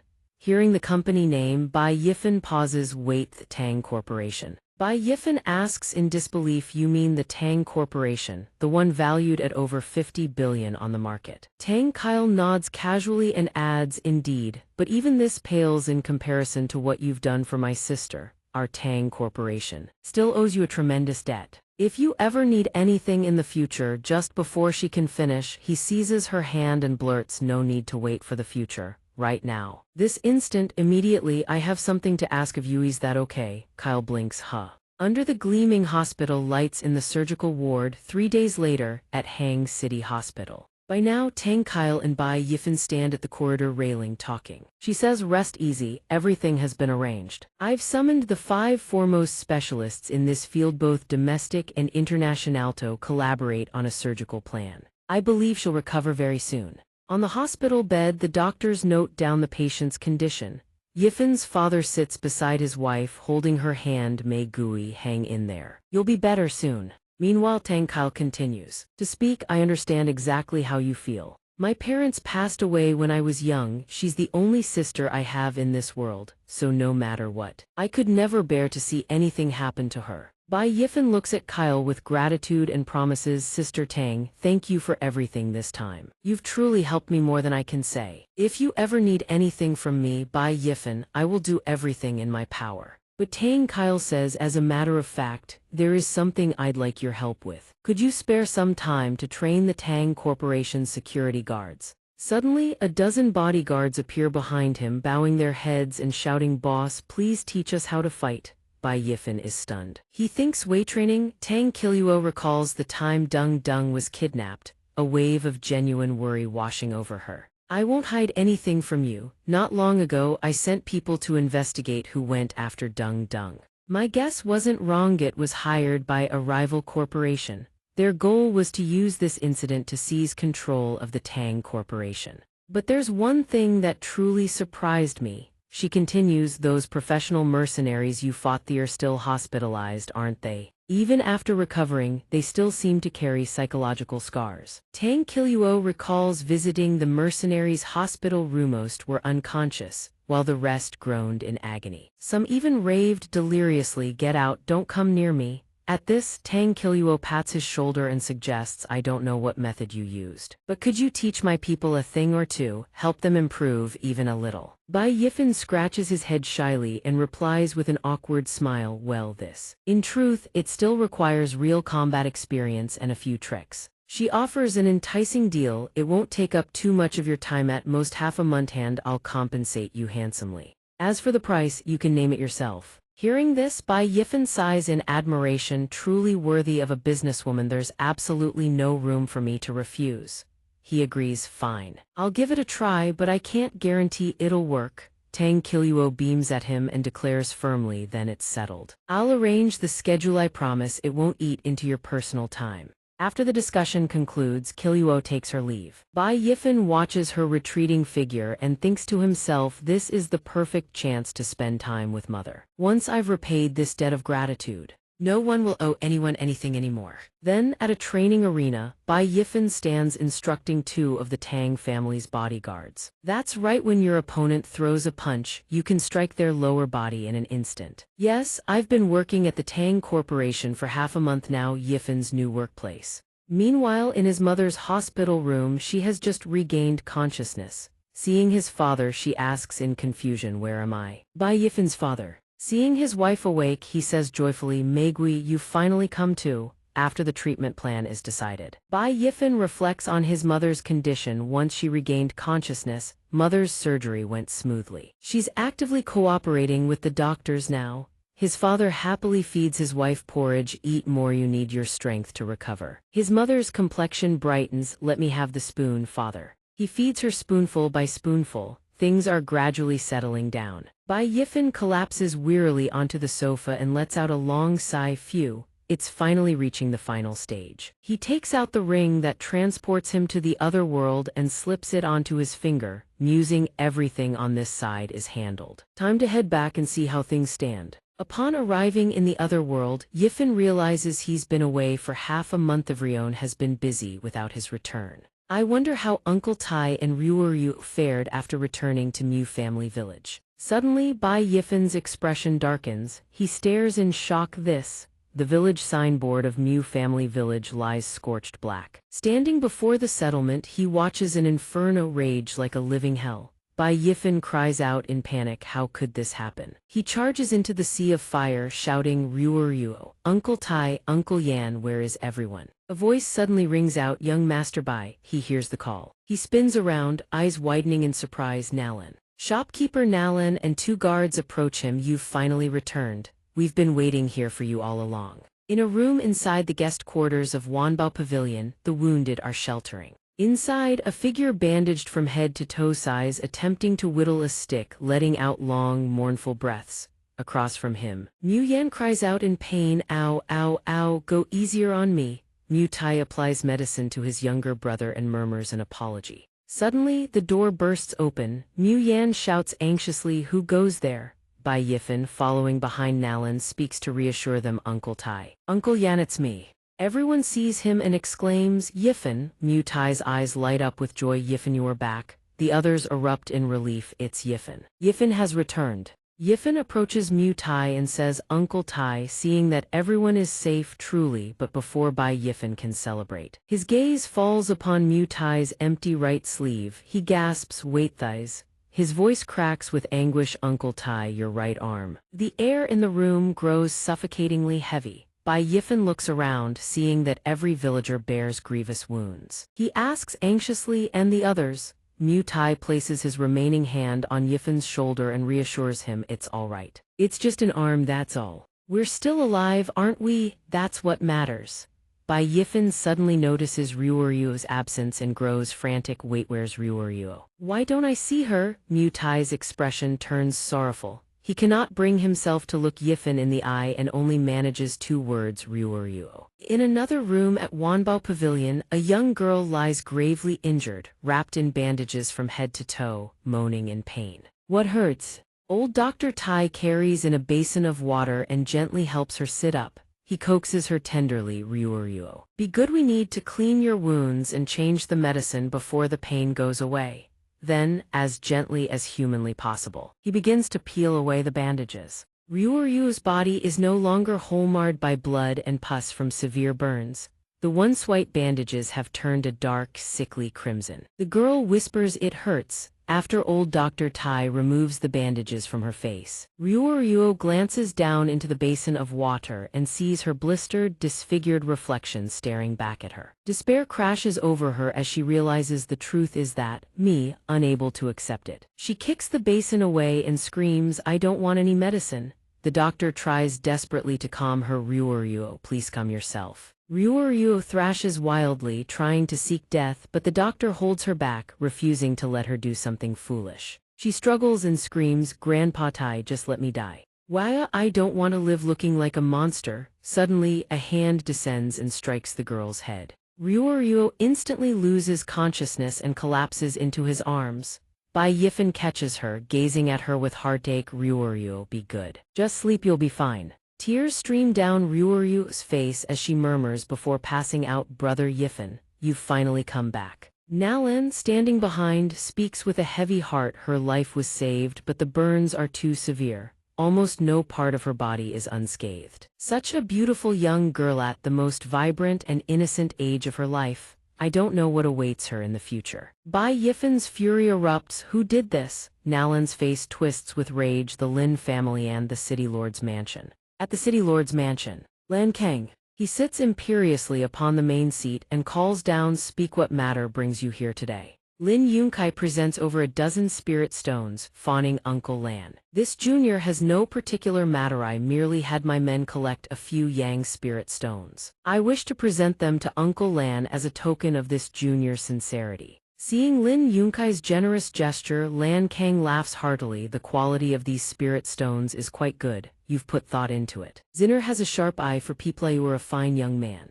Lin Yunkai fans himself, feigning humility. "Uncle, as long as you are pleased." Lan Zinner snorts coldly at him. "HMPH, all you know is buttering up my father. Where's that brat Bai Yifan? It's been so long we haven't you found him yet. Didn't you say you wanted to avenge me? Is that truly all the skill you possess?" Yunkai, seeing her throwing a tantrum, rushes over to fan her anxiously, coaxing, "Please calm down, my lady, calm yourself." Lan Zinner huffs in displeasure. Lan Kang, seeing his daughter like this, intervenes. "Zinner, stop making a scene." His voice drops to a grave tone. This Bai Yifan appeared out of nowhere, yet his financial resources rival those of an empire. Before this, I heard from Kair that he could single-handedly take down a squad of Assassin's Gate experts and even hired them in return. His true strength is unfathomable. Capturing this man cannot be rushed. Lan Zinner pouts. "Father." He placates his daughter with a gentle smile. "Fine, fine, the grievance you suffered at Wanbao Pavilion. I know all about it. I've already ordered Kair to lead a force to annihilate Mu family village. Consider that a measure of vengeance for you. Now stop tormenting him over it."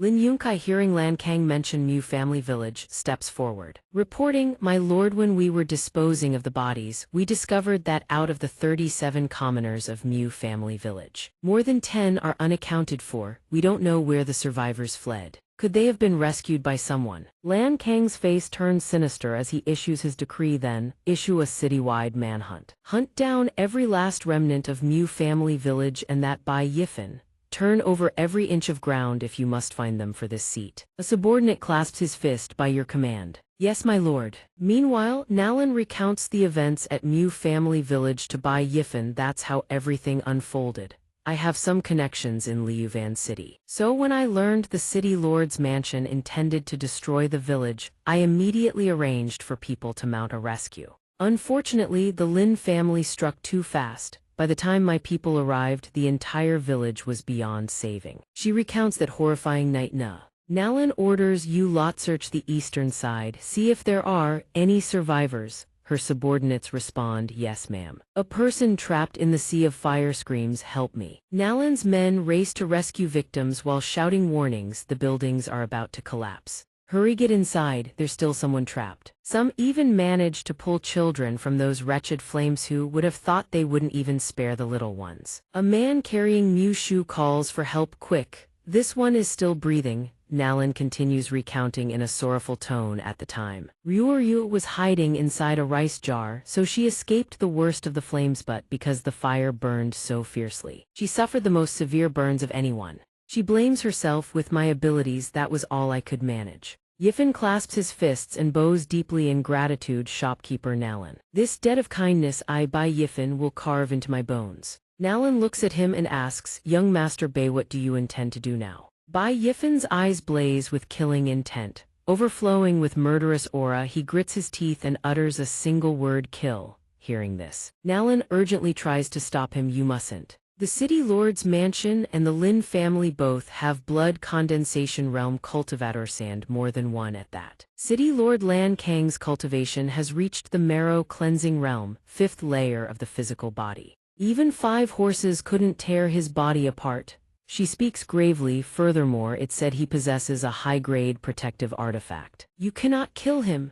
Yifen disregards her warning and declares, I may not be fond of killing, but whoever slaughters my loved ones and friends, I will show them no mercy. 5th layer of the physical body, so what? I will kill every last one of them. Bai Yifen turns back and says, but before that, like you to look after them for me. Right now, I have something far more important to do. Under a clear blue sky on Earth, at the old Tang pharmacy, a voice rings out, Huangaling Chuanquang Huangbai Bingpian Xiang. The pharmacist looks at Bai Yifen and asks, I have to ask, young mannies, someone burned. Why have you been buying nothing but burn medicine lately? Bai Yifen carries an armful of medicines, saying mournfully, don't ask about that. Bai Yifen holds his pile of medicine, his voice heavy with sorrow. The pharmacist, seeing he doesn't wish to answer, replies, fine, then take care. He thinks to himself, a valued customer, no doubt, but always so mysteriously secretive. Truly a strange one. Under a sky of white clouds and golden sunlight at the airport, Bai Yifen walks inside,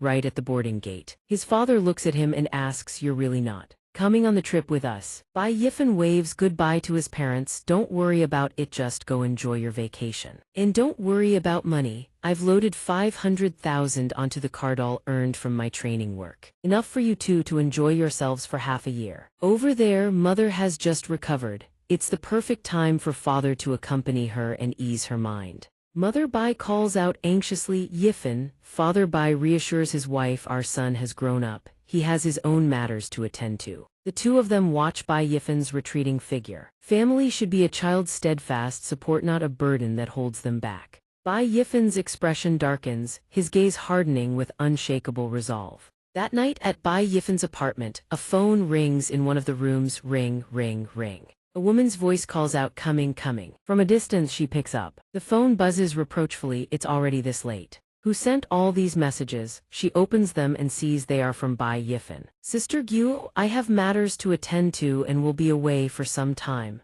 The rent I owe you has been transferred directly into your bank account. Whatever remains, consider it an advance on next month's rent. For everything in the past, I am truly grateful. She scans through the messages, pleasantly surprised hadn't misread things, and he even knew to repay kindness with gratitude. Ms. Guo is delighted that the rent can be paid ahead of schedule. It seems he's found a job though. She hopes it's not one of those stubborn pride situations where he'd rather suffer in silence than lose face. Next month she'd be drinking the northwest wind again. A notification chimes on the phone, transfer received. The amount has been credited to your balance, 100,000 yuan. Ms. Guo gasps in shock. Wait, 100,000? That stinky brat. What on earth has he gone and done? Meanwhile, Bai Yifen appears in Ruoryu's hospital room, a medicine vial in hand.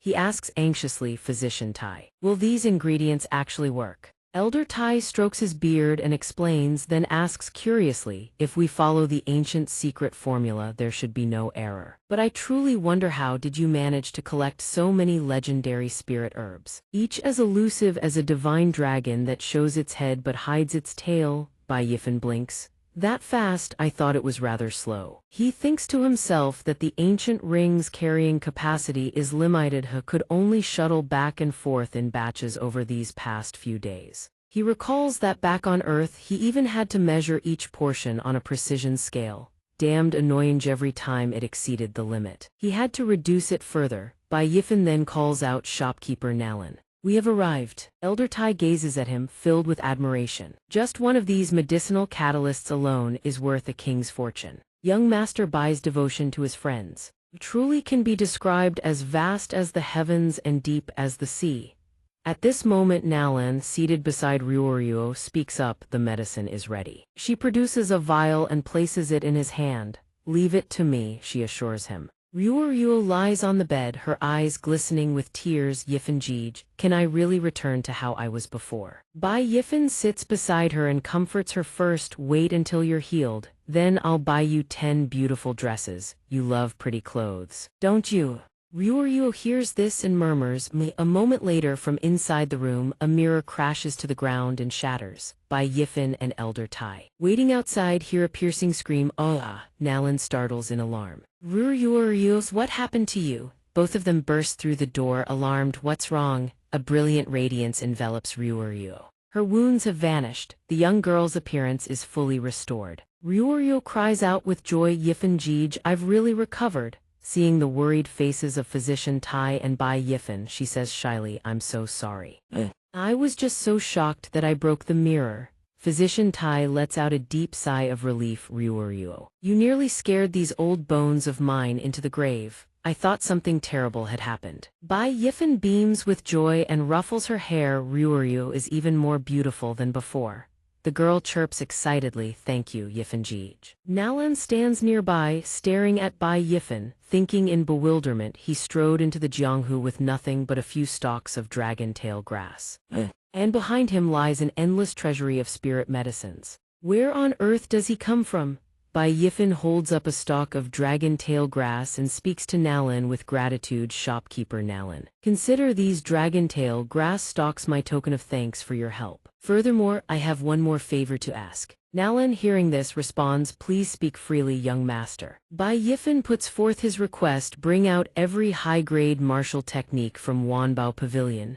He then states his second requirement also. "I need a place for closed-door cultivation, the sooner the better." Inside a room at a mountain villa on the outskirts nestled against the hillside, spacious in size, surrounded and sheltered by the peaks around it. Numerous bowls of high-grade beast blood sit upon the table. He picks one up and murmurs to himself, "Not enough. I must strengthen myself quickly. There's a scheme brewing in the shadows." That Namkan in the marrow cleansing realm is an entire major realm above him. Bai Yifen downs the bowl in one gulp. Glug, glug, glug. His mind racing. "I need to close this gap as fast as possible." Bai Yifen continues his training, unleashing a blazing sun slash. A tree in the forest topples to the ground fold as his combat practice dummy. Still unsatisfied, he drinks another bowl of beast blood. He launches the blazing sun slash again and again, and still he remains unsatisfied. Bai Yifen still feels it's not enough. This is still not enough. Physician Tai and Nalan observe from a distance. The old man watches Bai Yifen train with such abandon and is shaken. "I say, shopkeeper, just how many martial techniques did you give him? He's been training non-stop for days and nights. Is he really going to be all right? Also, could it be that this old man's eyes are playing tricks on me? Or is he actually drinking the blood of high-level demonic beasts like water?" Nalan pats his shoulder and replies the way Bai Yifen often speaks to her. "Physician Tai, when it comes to the affairs of the Jianghu, the less you know, the better." Nalan turns away, eyes wide, thinking at this point, even if he pulled out something else unbelievable, I wouldn't bat an eye. Bai Yifen trains day and night without rest. He cycles through everything from the storm sword technique to the silver moon slash. The following morning, Bai Yifen is drenched in sweat, surrounded by countless felled trees. He throws his head back and laughs triumphantly. "Ha ha ha ha, I've finally broken through." A surge of spiritual power swirls around him. Bai Yifen feels his current strength physical body, fourth layer, blood condensation realm. He has finally broken through. From the distance, Nalan approaches with two subordinates in tow. She praises him. Well, young Master Bai. You really are something. Truly formidable. Only half a month and you've already broken through to the late stage of the blood condensation realm." He turns to look at her. "I am grateful for everything these past days. Shopkeeper Nalan, I'm about to set things in motion. Bai Yifen makes a solemn request. If I don't return by tomorrow morning, I ask that you protect Ryuryuo and the other, help them leave the city. Get them far away from this place." Nalan steps forward carrying a wooden box. "Young master." "Wait," she hands the box to him. "Please keep this." Bai Yifen opens the box and sees a talisman inside. He asks, "What is this?" Nalan explains, "This is a bull demon talisman. Once activated, it can amplify a martial artist's strength to its absolute peak. The other is a protection talisman, designed to shield against a single devastating blow. Their effects last for half the time it takes an incense stick to burn. Hopefully they can lend you a hand. She then presents a sword. This is the Slayer Sword, one of the 10 legendary blades of the Yan Kingdom. It is said to protect its wielder. I had it brought from the other branch vaults especially for you. Bai Yifan takes the sword in hand, thoroughly pleased. Thank you, Nalan. Shopkeeper, the money for this I will. Before he can finish, Nalan cuts him off. There's no need. It was a chance encounter, but young Master Bai was willing to risk his life to avenge Mu family village. Nalan is deeply moved and is honored to lend you her aid. Nalan and her 2 subordinates cup their fists in salute. We wish the young master a triumphant victory and a safe return. Bai Yifan, moved by their sincerity, prepares to depart. Then I gratefully accept this kindness. Bai Yifan commits their goodwill to memory. The sky is clear and blue before the heavily guarded Lin mansion. Bai Yifan strides forward and surveys the scene. The Lin mansion. This is the place. The servants spot the intruder and raise their weapons, shouting, "Who goes there?" The Lin mansion is restricted territory before they can finish. Bai Yifan charges forward, sword in hand. A servant cries out, "Seize this brat." Bai Yifan advances with his blade. The servants scream in agony. Og. He turns back and tells them coldly, "I am here to claim your worthless lives." He strides forward. Behind him lies a pile of Lin mansion servants' corpses. The reckoning has begun. Inside the Lin mansion, Lin Yunkai speaks, "Father, rest easy. Very soon I will be able to marry Xingru." Lin Dafu, embracing 2 beautiful women in each arm, replies, "Good, good, good." Lin Yunkai schemes, "Once we climb our way into the city lord's good graces, Liuvan city will belong to our Lin family, won't it?" Lin Dafu beams with pride, "That's my son, truly a man of ambition." Lin Dafu, father of Lin Yunkai. Suddenly a commotion erupts from outside. Lin Dafu startles, "What was that noise?" A servant is hurled into the room, crying out in pain. Og. Lin Yunkai roars with fury, "What? Who is it? Show yourself. Who dares cause trouble in the Lin family estate?" Bai Yifan strides in, his foot pressing down on the servant's body, and speaks, "We meet again, young Master Lin." Someone shouts, "Bai Yifan." The servant begs, "Master, save me." Lin Yunkai throws his head back and laughs, "Ha ha ha. Well, Bai Yifan, this young master was just about to go looking for you, and here you are, delivering yourself to my doorstep." He instantly executes his movement technique and vanishes. In a flash, he appears before Bai Yifan. "Today, I will capture you myself and hand you over to the city lord to deal with. Take this fist." Bai Yifan effortlessly catches the punch and wrenches the arm a full 180 degrees. He snorts with contempt, "Capture me. You." Lin Yunkai howls in agony, "My arm, you dare break my arm." He clutches his arm, panic flooding his eyes. When did he break through to the late stage of the blood condensation realm? Bai Yifan speaks coldly, "Not only do I dare break your arm, I dare break your legs too. I'm going to beat you within an inch of your life." With that he drops low and swings his leg, smashing it into Lin Yunkai's shin. Lin Yunkai crashes to the ground, screaming, "Og." Lin Dafu shouts in panic, "Kair." Lin Yunkai cries out in agony, "Father, run, get out of here.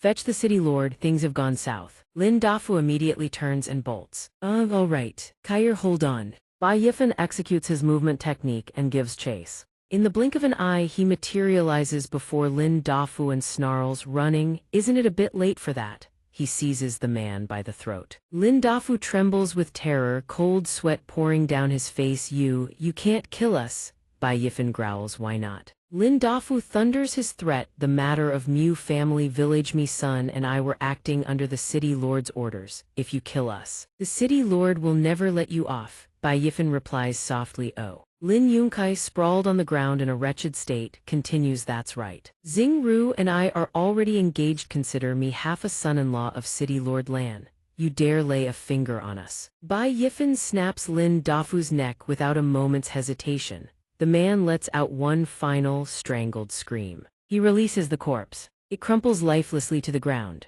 Lin Yunkai cannot believe his eyes. His jaw drops and he wails for his father. Bai Yifan speaks coldly, "Then go ahead, tree me." Lin Yunkai, so terrified he soils himself, his entire body trembling. You actually dared," seeing that the situation is beyond redemption. Lin Yunkai desperately drops to his knees. "Bai Yifan, don't kill me. I'll hand over the entire Lin family, every last asset you, please, I beg you. Don't kill me, Bai Yifen scoffs with disdain. The Lin family's assets, now that's rich, even if you packaged up the entire Lin clan. How much would it even be worth? 10 million gold or 50 million? Considering you're about to die anyway, let me enlighten you. Any single spirit herb I pull out is worth tens of millions, even hundreds of millions of gold. Tell me, do you think I give a damn about your little Lin family? Lin Yunkai is utterly helpless. His face crumbles, tears and suka streaming down as he stammers his admission. I was wrong, spare me. Please don't kill me. Bai Yifen seizes the crown of his head. I don't need your apologies. If you truly feel remorse, then go below and answer for your sins alongside your father to the dead of Mu Village. Jia Ying turns away with a snort. The scene shifts to the city lord's mansion. Bai Yifen's figure fades from view, having already seized the city lord's mansion. A subordinate bursts in, panic-stricken, and shouts, terrible news. City lord, terrible news. The Lin estate just sent word the Lin family has been attacked. The city lord sits upon his chair and asks, Speak. What exactly happened? The subordinate drops to his knees and reports respectfully, according to a concubine who managed to escape. A young man named Bai Yifen came seeking vengeance and has already killed no fewer than several people within the mansion. The city lord issues his command. Bai Yifen, is it? Relay my orders. Immediately seal every entrance and exit of Liuyan city, large and small. Have Generals Pang Ling and Yu Lei lead 3,000 armored guards. Follow me to the Lin estate to capture the murderer. The soldiers shout in unison, yes. The city lord walks briskly, his mind racing. Damnable brat, wasn't he supposed to be dead? He leaps onto his horse. Before riding off, he turns to instruct Zai Bing and Yuan Tao, you to remain in the mansion. Protect the eldest miss. If anything happens, report to me at once. The two subordinates bow respectfully. We obey. A regiment of soldiers marches out in tight formation. Lan Zinner parts the carriage curtain and asks, General Zai, General Yuan, where has my father gone? Why all this commotion? Zai Bing bows with clasped fists. Greetings, eldest miss. It is likely to apprehend a major fugitive of the court. Zinner presses, apprehend a major fugitive. Then why aren't you two going as well? Zai Bing replies, the city lord has ordered us to remain at the mansion in case of. Zinner steps down from her carriage. Fine. Then stand guard outside the courtyard. If anything happens, I'll call for you. Zai Bing clasps his hands and bows his head respectfully. Yes, miss. She enters the city lord's mansion. She walks into her room, musing, father really is something else. Our city lord's mansion has 4 generals, each at the blood ban realm. Father himself is at the marrow cleansing realm. What fool would have the audacity to attack this place? Whoever dares must have eaten a tiger's gallbladder for courage. A maidservant speaks up. Miss, shall your servant attend to you for the night? Which sleeping gown would you like to wear tonight? Zinner glances over and frowns. Why is this outfit still here? The maidservant breaks into a nervous sweat. Young Master Lin said that this outfit is priceless. Zinner erupts in fury. That wretched Mu Ryuryu isn't even fit to lick my shoes. How could her clothing possibly be anything fine? Only that fool Lin Yunkai would treat it like some treasure and sneak it to me as a gift. Throw it away at once. The mere sight of it disgusts me. The maidservant hastily bows. Yes, miss. Zinner's expression turns vicious, her voice dropping low. Those lowly peasants from Mu Village. Just thinking about them is enough to make this young lady's blood boil. In that Bai Yifan, he stole the heaven-ascending order that was rightfully mine. If I ever cross paths with him again, I will personally sever his dog head from his neck. At that very moment, both maidservants suddenly collapse unconscious. Zinner startles him. Honger, Luer, what's wrong with you two? A voice dripping with killing intent speaks from behind her. Miss Lan. How exactly were you planning to sever my head? She whips around, her face drained of color. Why are you here? This is the city lord's mansion. Yao, you dare break into my father's mansion? Bai Yifan regards her with contempt. The city lord's mansion, so what? He steps closer. She stumbles back. Trembling, Yao, don't come any closer. Lan Zinner screams at the top of her lungs, help. Assassin, Bai Yifan crosses his arms, his tone almost casual. Scream all you want. The 100 guards in your courtyard and those 2 blood ban realm generals, I've already killed every last one. Zinner's face turns ashen. Bai Yifan, alone, killed 2 blood ban realm generals, and moreover he did it in the blink of an eye. I didn't even hear the slightest disturbance.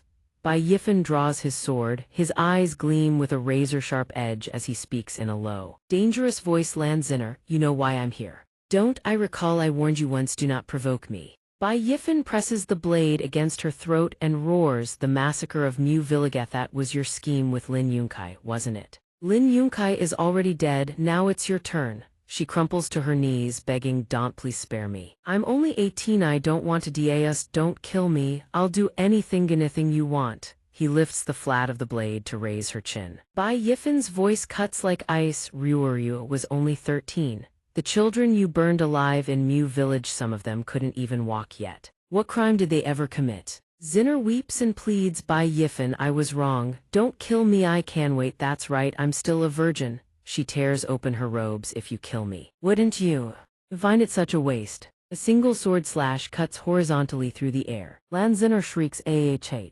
Bai Yifan sneers with contempt, a venomous woman like Yaovan, if you stripped yourself bare, I'd find you utterly revolting. But heaven is merciful, I can grant you one chance to live. You said Ryuryu wasn't fit to lick your shoes. Bai Yifan drives his foot into the ground and looks down at her, then get on your knees and lick my shoes clean. Right now. She furrows her brows, grinding her teeth. She spits. You, Bai Yifan asks in a deep, commanding voice. Well, didn't you just say you'd do anything? She turns her face away, stammering this. Lan Zinner clenches her fists, stares at his boots, and forces out the words through gritted teeth. Fine, I'll do it. As long as you don't kill me, I'll do whatever you say. Lan Zinner lowers herself and licks Bai Yifan's shoes, one stroke after another. Bai Yifan watches her, his voice dripping with contempt. Miss Lan truly goes to extraordinary lengths to preserve her wretched life. Lan Zinner continues licking the shoes, swallowing her revulsion with every breath. Inside her mind, she seethes with hatred. Despicable wretch, go ahead and gloat.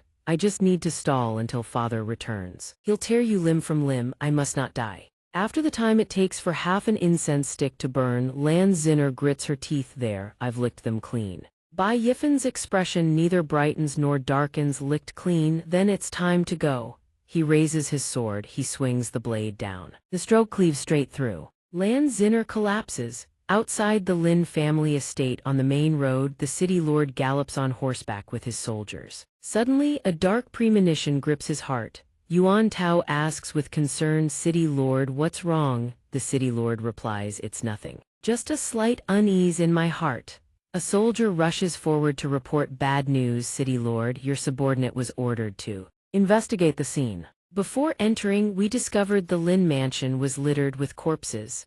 Lin Dafu and Lin Yunkai's whereabouts are unknown. The city lord exclaims, what? The realization strikes him like a thunderbolt. He roars, no good, it's the lure the tiger from the mountain ploy. All units rush back to the mansion. He spurs his horse into a furious gallop. Cursing through clenched teeth, that surnamed by Whelp, if he dares lay a single finger on Zinner, this city lord will exterminate every last member of his clan down to the 9th generation. Zai Bing and Yuan Tao call out in confusion, City Lord, what on earth has happened? The city lord bellows, all units assemble and return to the mansion immediately. The soldiers shout as one, yes sir. The city lord wrenches his horse around. The steed rears with a thundering neigh as he races back to the mansion. He stares at the city lord's mansion ahead and gasps, this.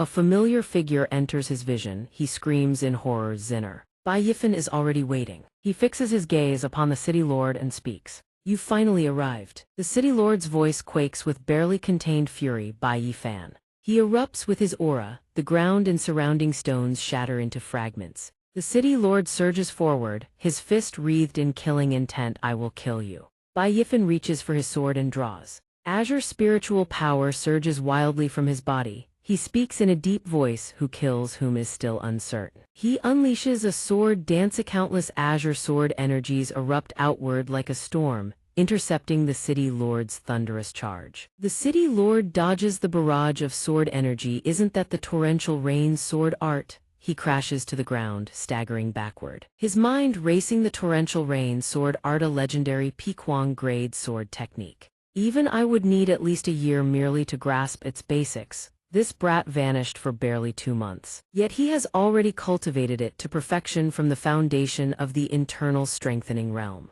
Bai Yifan praises with a smirk, HMPH. Old man, at least you have a discerning eye. The city lord frowns, his body slowly becomes wreathed in crimson spiritual power. He speaks, "No wonder you could slaughter so many experts from my city lord's mansion. But a mere blood-ban realm whelp like Yao dares challenge the merit-cleansing realm. You truly do not know the meaning of death, blood-chi serpent." Bai Yifan snorts coldly, utterly disdainful. He unleashes the second form of the torrential rain sword art true rain. Countless sword energies condense into raindrops that blanket the sky above the city lord.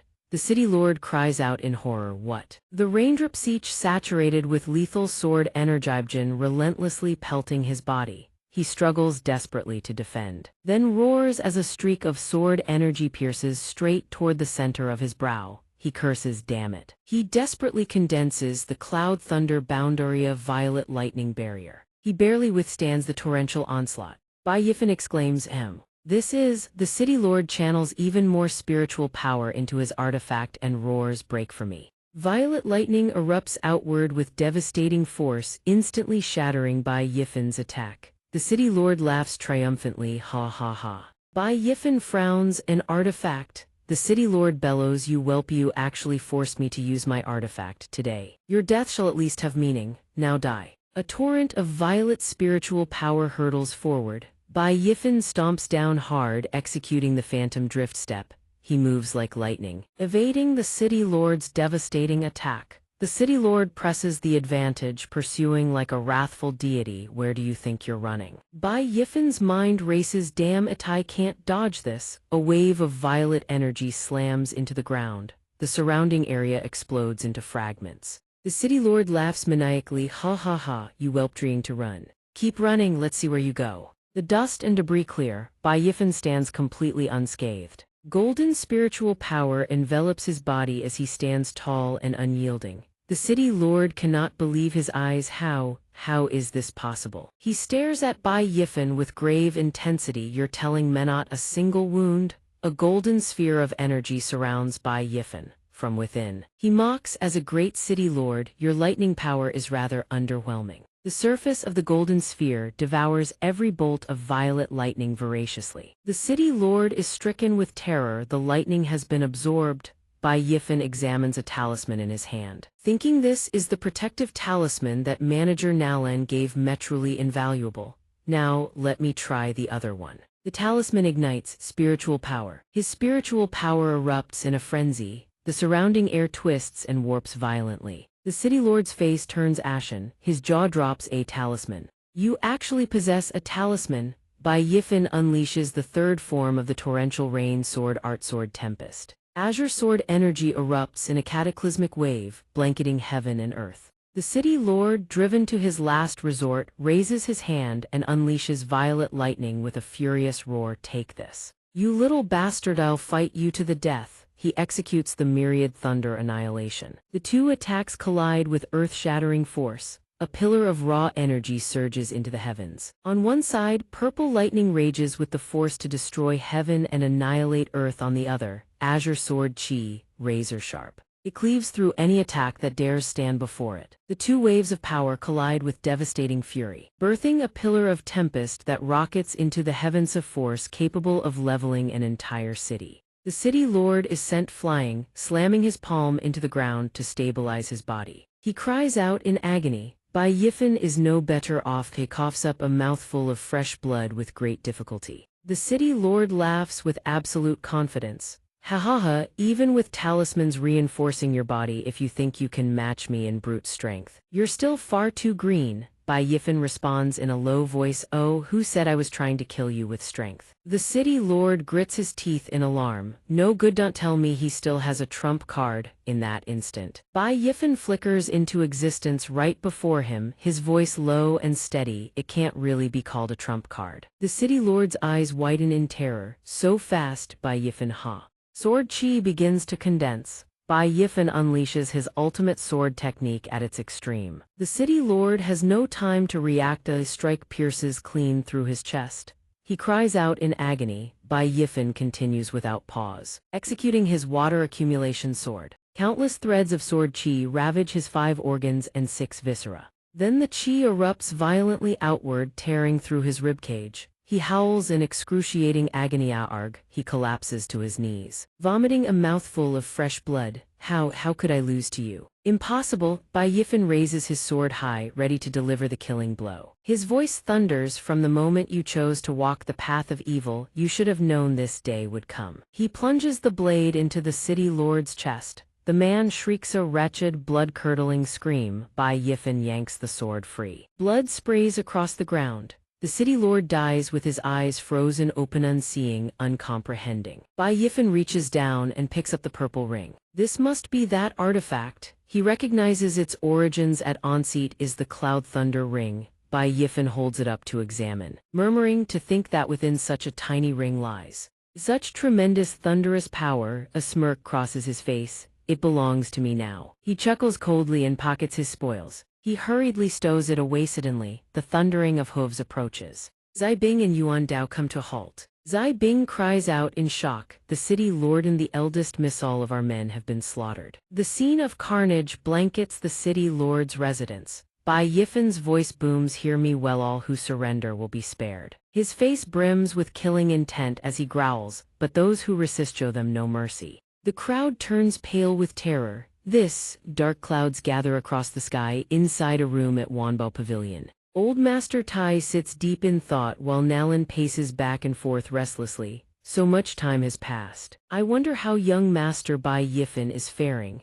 At that moment, a subordinate rushes in, breathless. He reports in a panic, manager, something terrible has happened. The two turn their eyes to the subordinate. Nalan asks anxiously, what is it? Could it be? The subordinate answers, our men have relayed the news. Lin Dafu and Lin Yunkai of the Lin clan are both dead. The city lord, Lan Zinner, and all 4 generals have been slaughtered. The city lord's residence has been completely consumed by a raging inferno. Nalan nearly faints. In her heart she breathes a silent prayer of relief. Thank the heavens, he actually did it. He truly pulled it off. Old Master Tai steadies her carefully. The old man's face grows solemn. The 4 great generals were each at the half-blood realm united. They could contend with a mid-stage marrow-cleansing cultivator. Yet young Master Bai only just broke through to internal strengthening 2 months ago. He lifts his gaze to the heavens and murmurs to himself, the skies above Liuvan City, I fear they are about to change. One morning, make way. Make way. Everyone move aside. The crowd buzzes around a notice board. Someone shouts, what's going on? All eyes fix on the proclamation. A man reads aloud, wanted by Yifan. The most wanted criminal of Yan Kingdom. Reward for his head 100 gold taels. Reward for information leading to his capture 50 gold taels. Another man remarks, I don't know, he doesn't look like some heinous villain. Why would there be a bounty on his head? At that moment, a hand reaches out and tears the wanted poster clean off the board. A man in a wide-brimmed hat, a great sword slung across his back. Without question it is Bai Yifan. He stares at the notice board, then smirks. Tusk, a wanted poster, really, forget it. Why does the drawing make me look so ugly? He crumples the poster and tosses it aside. Whatever. Since things are like this, might as well find a new playground. With that, he turns and walks away. The wanted poster flutters slowly to the ground behind him. But credit where it's due, that portrait is an absolute abomination. At Wanbao Pavilion, Nalan stands by the window, gazing out in contemplation.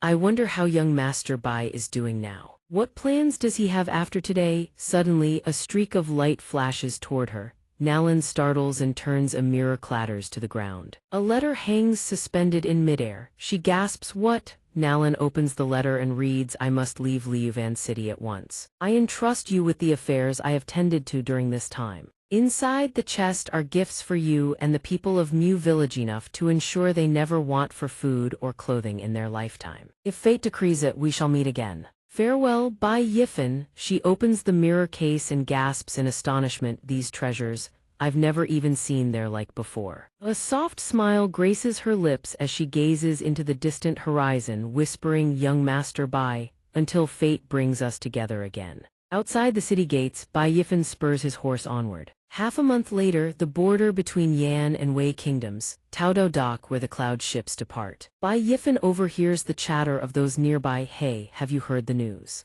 The 5 Elements Holy Land is preparing to openly recruit disciples in the 10th month. I've heard that even the lowest tier cultivation method of the Holy Land, once it circulates among mortals, becomes a supreme divine art, one that the entire world would kill to obtain. The brown-robed man speaks. If one could become a cultivation disciple of the Holy Land, that would be a tremendous fortune. The green-robed man scoffs. A mere disciple, how utterly lacking in ambition. If one could rise to become an elder of the Holy Land, then even if princes, nobles, or the emperor himself came knocking, they wouldn't be worth a glance. The brown-robed man hurries to leave, calling back, the 5 elements Holy Land is in Wei Kingdom, impossibly far from our Yan Kingdom. Without boarding a cloud ship, you could ride 14 horses to death and still not make it. Then let's go already, too late, and there won't be any spots left. Bai Yifen mulls it over. HMPH. The cloud ship is the most vital mode of transportation across the entire Wangu continent. Its speed is extraordinarily fast, capable of tearing through space itself to reach its destination directly. The crowd is raucous. Stop pushing. You're going to trample me to death. Bai Yifen merges into the line of people waiting to board. He places his hand on the counter and tells the clerk 1 ticket to the 5 elements Holy Land. The clerk raises 5 fingers. The cloud ship can only reach 5 elements in Wei Kingdom. 500 gold taels per ticket. The clerk mutters under his breath, country bumpkin doesn't even know where the cloud ship goes. Also, a single night's lodging on our cloud ship doesn't come cheap. Even the lowest grade room costs 3,000 gold taels per night. If you can't pay, you'll have to sleep on bare planks without any protective formations, exposed to sun, wind, and rain. Before the clerk finishes, Bai Yifen slaps down a pile of gold. Give me the most expensive room. The clerk's eyes nearly pop out of his skull. What? He scrambles to change his attitude, presenting a token with a deep bow. Right away, sir. We shall prepare the finest heaven-grade suite number 1 on the cloud ship for you at once. He curses inwardly. Damn it, I nearly botched it. Which divine fortune god descended to the mortal world to test the common folk's hardships? Wait, a voice cuts through the air. Wang Teng, heir of Prince Kang's manor, steps forward with Princess Wang Meng of Lingyang at his side. Clerk, I'll pay double for that heaven-grade suite number 1. Bai Yifen's brow furrows with displeasure. What do you mean by this? Wang Teng smirks with arrogance. Nothing at all. It's simply that once this young master sets his eyes on something, it belongs to me. This heaven-grade suite number 1, I'm taking it, no question. Bai Yifen replies sharply. Hey, look carefully, I booked this room first. The clerk steps in to mediate. Esteemed guests, the heaven-grade suite number 1 was indeed reserved by this young master first. Wang Meng raises her voice in a shrill scold. What manner of ignorant fool dares to oppose the manner of Prince Kang? Ya, you worthless imbecile. Hear me well. I am Princess Wang Meng, personally bestowed my title by His Majesty the King of Yan. My brother Wang Teng is the rightful heir to Prince Kang's manor. That His Grace even deigns to speak with you should be considered an honor, and yet you dare covet the possessions of royalty. You are courting death. Bai Yifen's face darkens. He thinks, why is it that everywhere I go I run into these brainless brats who bully others with their family name? Murmurs ripple through the crowd. Prince Kang. Isn't that His Majesty's own brother? So they're the children of Prince Kang. A kind-hearted man tugs at Bai Yifen's sleeve. Kid, just let them have the room. You can't afford to offend royalty. Bai Yifen ignores them all and shouts, a prince, an heir, so what? Dukes, marquises, prime ministers, they are nothing but titles. He declares firmly, I booked this room, it's mine. No amount of gold will make me yield. And furthermore, Wang Meng stands frozen, stunned by his words. Wang Teng grinds his teeth. You. Bai Yifen points behind them and growls, now scram to the back of the line, you two brainless mutts. Wang Teng is too furious to speak. You. Bai Yifen taunts, what's wrong? The clerk cautiously probes young Master Wang. Perhaps you could queue below, I'll reserve it for you. Perhaps the adjacent heaven-grade suite number 2 would suffice. The clerk sweats nervously. Good grief, one has power, the other has money. I can't afford to offend either of them. Wang Teng furrows his brow and raises his voice in threat. I'll ask you one last time, do you have any idea what happens to those who defy Prince Kang's manor? Bai Yifen answers calmly, throwing the question right back, and do you know what happens to those who defy me? Wang Teng sneers, can't be intimidated, huh? Fine, don't say I didn't warn you. Making enemies out here is dangerous in the extreme. Don't come crying when you end up dead without even knowing how. Bai Yifen grins, I wholeheartedly agree with your perspective. But as for who's truly more dangerous, that remains to be seen. Wang Teng clenches his jaw, cursing internally, damn it, some lowborn wretch from who knows where dares to give me no way to save face. The atmosphere crackles with tension, on wrong move and blades will fly. The clerk interjects, esteemed guests, the cloud ship is about to depart. If there's any further delay, Wang Teng turns away, his voice cold. Forget it, this young master will not stoop to argue with an imbecile like you. Clerk, give me heaven grade suite number 2 immediately. Wang Ming whines, brother. Wang Teng turns to her, Menger, be good, listen to your brother, just endure one nightance we reach the 5 elements holy land. I'll buy you the most expensive clothes to make up for it. Wang Ming pouts, you said it, when the time comes, you'd better not go back on your word. Wang Teng indulges her, I said it, I said it. The clerk bows, yes sir, I shall arrange heaven grade suite number 2 for young Master Wang at once. He thinks, thank heavens that's finally settled. But Bai Yifen suddenly speaks, hold on, did I agree to this? Wang Teng whips his head around. What? Bai Yifen casually picks at his ear, taunting, when I sleep I've never liked noisy neighbors nearby. Bai Yifen produces another mountain of gold. Clerk, I'm buying every single heaven grade suite on this ship. Wang Teng's jaw drops, what? The clerk's eyes bulge out of their sockets. This, Wang Teng jabs a finger at Bai Yifen's face and bellows, you. What in the world are you trying to do? Yifen smiles, first come, first served. I haven't even finished speaking yet, get a problem with that? The shopkeeper wastes no words. Beaming with delight, young master, please take them. Here are every heaven class room card we have. He then wheels on Wang Teng, his attitude shifting in an instant, and snaps furiously as for young Master Wang, get to the back of the line. Inside, the shopkeeper is blooming with glee, already calculating, excellent. Once this deal is done, I'm gone. This time the profit is enormous enough to never spend in a lifetime. Yifen tosses the jangling keys in his hand, grinning, now that's more like it. Wang Teng gnashes his teeth, his voice dripping with venomous menace, little bastard, just you wait. Yifen strolls over to a bald man and casually tosses him a key, deliberately provoking Wang Teng. Hey, I can tell you're a quiet sort, not at all like certain eyesores around here. This room is yours.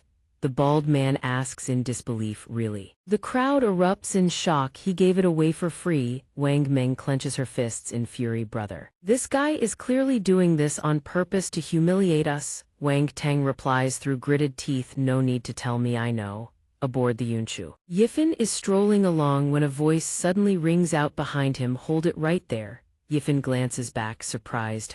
A portly young man with a furious expression declares, this young master has business with you. Yifen frowns, who are you? The two of them sit together in the ship's cabin, laughing and enjoying themselves, chatting idly. Dukes, princes, prime ministers, they're nothing but titles. Well said. Well said. That truly speaks straight to my heart. Yifen hears his words and asks in confusion, who exactly are you? The man introduces himself, the name's Liu Yi, I hail from a merchant clan of the Martial Kingdom. And Yao, what's your name? Yifen replies calmly, Bai Yifen from the Yan Kingdom. He thinks to himself, the Martial Kingdom borders the Yan Kingdom. They prize martial prowess, and their strength is by no means inferior to ours. Liu Yi clutches his belly and bursts out laughing, meeting like this is fate. What you did back there, that's called seizing power through sheer strength. I, Liu Yi, witnessed the whole thing. I truly admire your character, which is why I deliberately sought you out to make your acquaintance. Then his expression turns solemn, I won't hide it from you. The purpose of my journey this time is to participate in the entrance examination of the 5 Elements Holy Land. If those two, Wang Teng and Wang Meng, want to seek revenge against you, then come find me, I will be the first to show them no mercy. Tonight, with your big brother watching over you, rest easy. Yifen does not respond, his expression sour. He thinks to himself, did I ever say I was worried about that? Liu Wei calls out loudly, come, raise your cups, tonight I'm treating Yifen. Brothers drinking tojzur, we don't go home until we're drunk, the time it takes for an incense stick to burn later. Yifen clutches his head and stares at him, utterly helpless. I think you're the one who came knocking just to cause me trouble. Right at that moment, a bolt of lightning strikes the ship directly, sending it into violent convulsions. He stares in shock, murmuring, huh. Liu Wei is still dead drunk, oblivious to everything. Yifen looks up at the sky, bewildered. What's going on? Everyone scrambles to cling to the ship's hull, screaming in panic, no, this is bad lightning. Torrential rain lightning. The storm it's about to hit. Another bolt of lightning crashes down. Everyone screams at the top of their lungs, "Someone save us, I don't want to die yet." "Run, quick!" Yifen sees the lightning pouring down like sweet rain after a drought and grins with delight. Ha ha ha. This lightning couldn't have come at a better time. He pulls out the Cloud Thunder Ring. Cloud Thunder Ring, it's your time to shine. Yifen examines the Cloud Thunder Ring and thinks to himself, I researched this on the way. This Cloud Thunder Ring, worn on the thumb of the Southern Cayenne position, is an offensive type artifact. It can absorb lightning during thunderstorms and release it at will to strike down enemies. Unfortunately, there hasn't been a single rainy day in 7 days. He gazes at the ring on his hand, unable to contain his excitement. But now thunder and heavy rain, this couldn't be more perfect. The ring begins frantically devouring the lightning. At this moment, the thunder and lightning are all converging in one direction. The crowd stands frozen, staring at the bizarre spectacle in disbelief. What's going on? Someone shouts, "Look! Quick look!" All the lightning is gathering in one place. The destructive power of the heavenly thunder is utterly devastating. People scream in terror. The lightning gets striking into the rooms. Every door to the rooms is blown apart. A man clings to a pillar, shrieking in panic. What's happening? Aren't our heaven-class rooms supposed to be protected by formations? Inside his room, Yifen, oblivious to the chaos outside, sits in quiet meditation. Streams of lightning pour into the Cloud Thunder Ring. He thinks with delight, good, absorb more, keep going. Faint traces of purple lightning now shimmer across the ring's surface. Yifen grips the ring tightly and thinks, another ace up my sleeve. The Yunchu has been ravaged beyond recognition. Its sails torn to shreds, scorch marks still etched deep into the hull.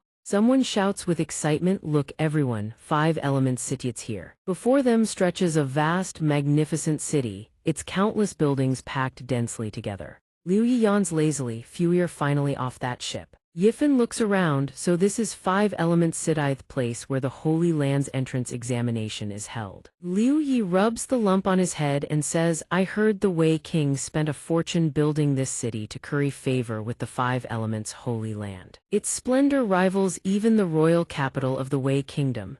He accidentally touches his wound and winces in pain. Ow, that hurts. Yifen marvels to himself. Truly, seeing is believing.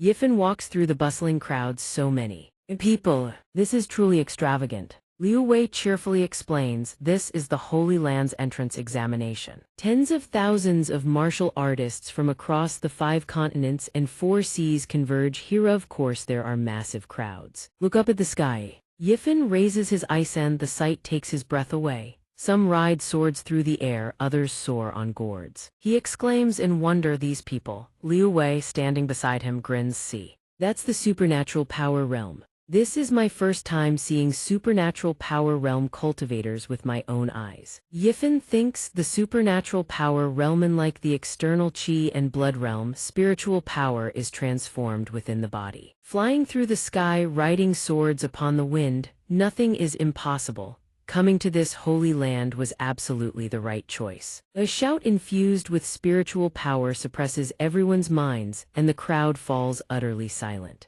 Yifen is startled. This pressure, people around him collapse to the ground or stagger unsteadily on their feet. He alone remains completely unaffected by the imposing aura. He asks in confusion, what's happening? A figure materializes in the sky, dignified in bearing, his face exuding authority without a trace of anger. The crowd looks up and gasps. That's the figure announces, I am Yan Yunsong, inner elder of the 5 Elements Holy Land. I am in charge of this entrance examination. If you wish to cultivate at the Holy Land, register at the Martial Arena in the Eastern District by the hour of the horse to undergo the disciple examination. Those who pass the examination shall be permitted to cultivate at the 5 Elements Holy Land. The crowd erupts in cheers. An inner elder of the 5 Elements Holy Land. Quick, let's go register. Come on, come on. Liu Yi clasps his fists and says cheerfully, the registration for the 5 Elements Holy Land's examination is about to begin.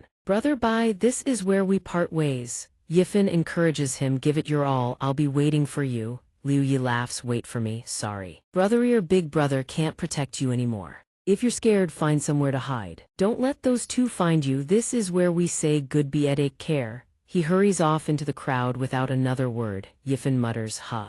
I said I'd wait for you. What's this take care nonsense, knowing our luck will run into each other again soon? At the martial arena in the Eastern District, an announcement rings out. Registration is right here. Line up. Line up in an orderly fashion. A man walks out dejectedly, sighing miserably. I lost. Twice. The man beside him consoles him. Don't take it to heart, Brother Lee. At least you had the qualifications to compete. The registrar calls out, marrow cleansing realm next. Wang Ming spots Yifan from afar and tugs at Wang Teng. Brother, it's that brat. Wang Teng's fury blazish wishes he could tear the man into 100 pieces. Enemies truly cross paths on a narrow road. I never imagined this brat would also want to take the 5 Elements Holy Land's entrance examination. Wang Meng urges him, brother, when are you going to kill that brat and vent my anger for me? Wang Teng's face twists with malice. One who cannot endure small provocations will never achieve great things.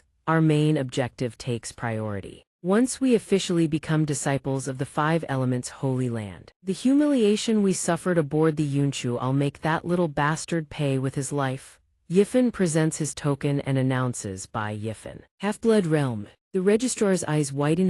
Half-Blood Realm. Wang Teng sneers from afar. Only Half-Blood Realm? This is killing me with laughter. I bet he can't even get past the first round of the examination. And even if by some miracle he does, he'll fight tooth and nail and get nothing for it. Yifan produces a different token. Take a look at this.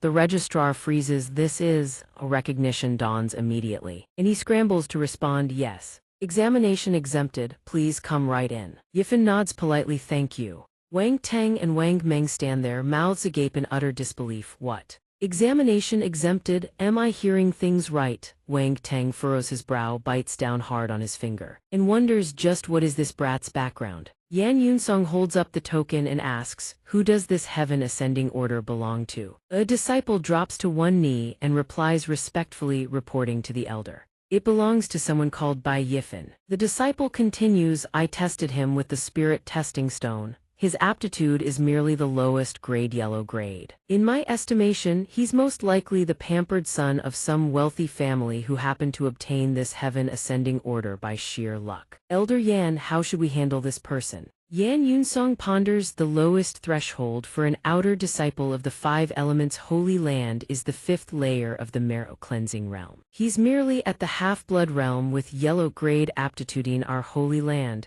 he's only fit to be a menial servant disciple. But since he holds a heaven ascending order, make an exception, grant him a spot as an outer disciple. The disciple obeys. Yes. The people riding atop the flying beast sigh in exasperation. Yifan lies back, legs crossed, mulling it over. Half-blood realm in the mortal world would already qualify me to be a commanding general. Yet here at the 5 Elements Holy Land, I nearly failed to even qualify as an outer disciple. I come from Earth with only yellow grade aptitude, yet my physical strength has long surpassed several major realms. Forget it, the way they assess aptitude here makes no sense. So what if my aptitude is poor? Behind me lies the boundless resources of Earth, and I can simplify the martial realm cultivation methods. As long as I train diligently, there's no reason I can't soar to greatness when the time comes.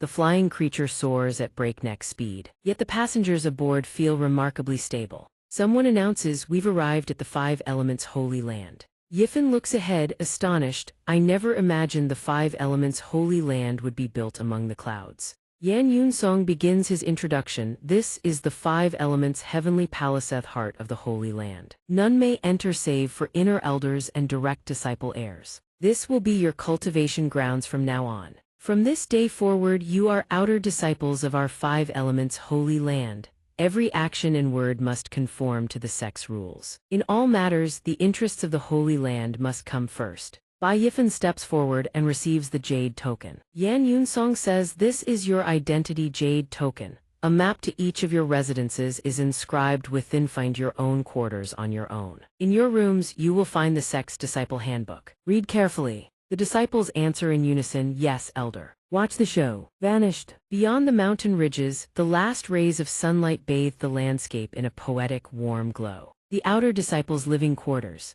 Yifen sits in his room, laying out the items provided by the Holy Land body cleansing talismans, speed talismans, fire creation talismans, and retrieval talismans. There are also spirit stones and high-grade healing medicinal pills. He marvels the Holy Land is truly generous, items worth tens of millions, and they just hand them out for becoming an outer disciple. The Wangu Canon. He begins reading the canon. It describes how the Wangu continent is divided into 5 regions: East River, South Wilderness, West Sea, North Plains, and Central Domain. The 3 dominant races, human, demon, and monster, stand at the apex. This much he already knew. The 10 great holy lands of the human race are the Wuyi Holy Land, the xianxia Holy Land, the 5 Elements Holy Land, the Guanghan Holy Land, the Zhenwu Holy Land, the Zhanshan Holy Land, the Tianshu Holy Land, the Duabao Holy Land, the Zihuang Holy Land, and the Paiyomeo Holy Land. Among them, the Wuyi Holy Land is the most mysterious. Its disciples have never numbered more than 5. Yet each one is a peerless genius of staggering talent.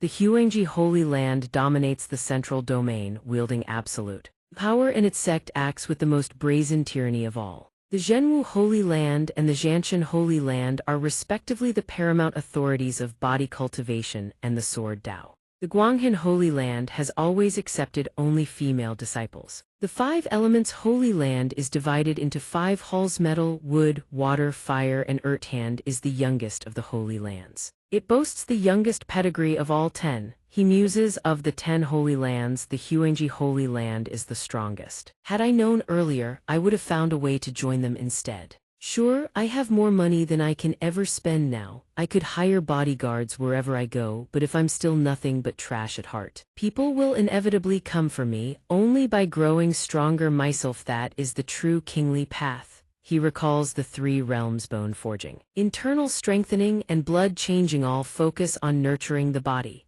The marrow cleansing realm requires purging impurities from within. To raise the purity of one's qi and blood, to truly enhance my strength, it seems I must find a way to cleanse the marrow and purge the meridians. Is there anything on earth that can help me achieve that? 1 month later, in Yifen's quarters, he sits in quiet meditation, his thoughts turning inward. This past month, I've been traveling back and forth between Earth and this other world. After poring through texts, I discovered that herbal elixirs can alter one's physique.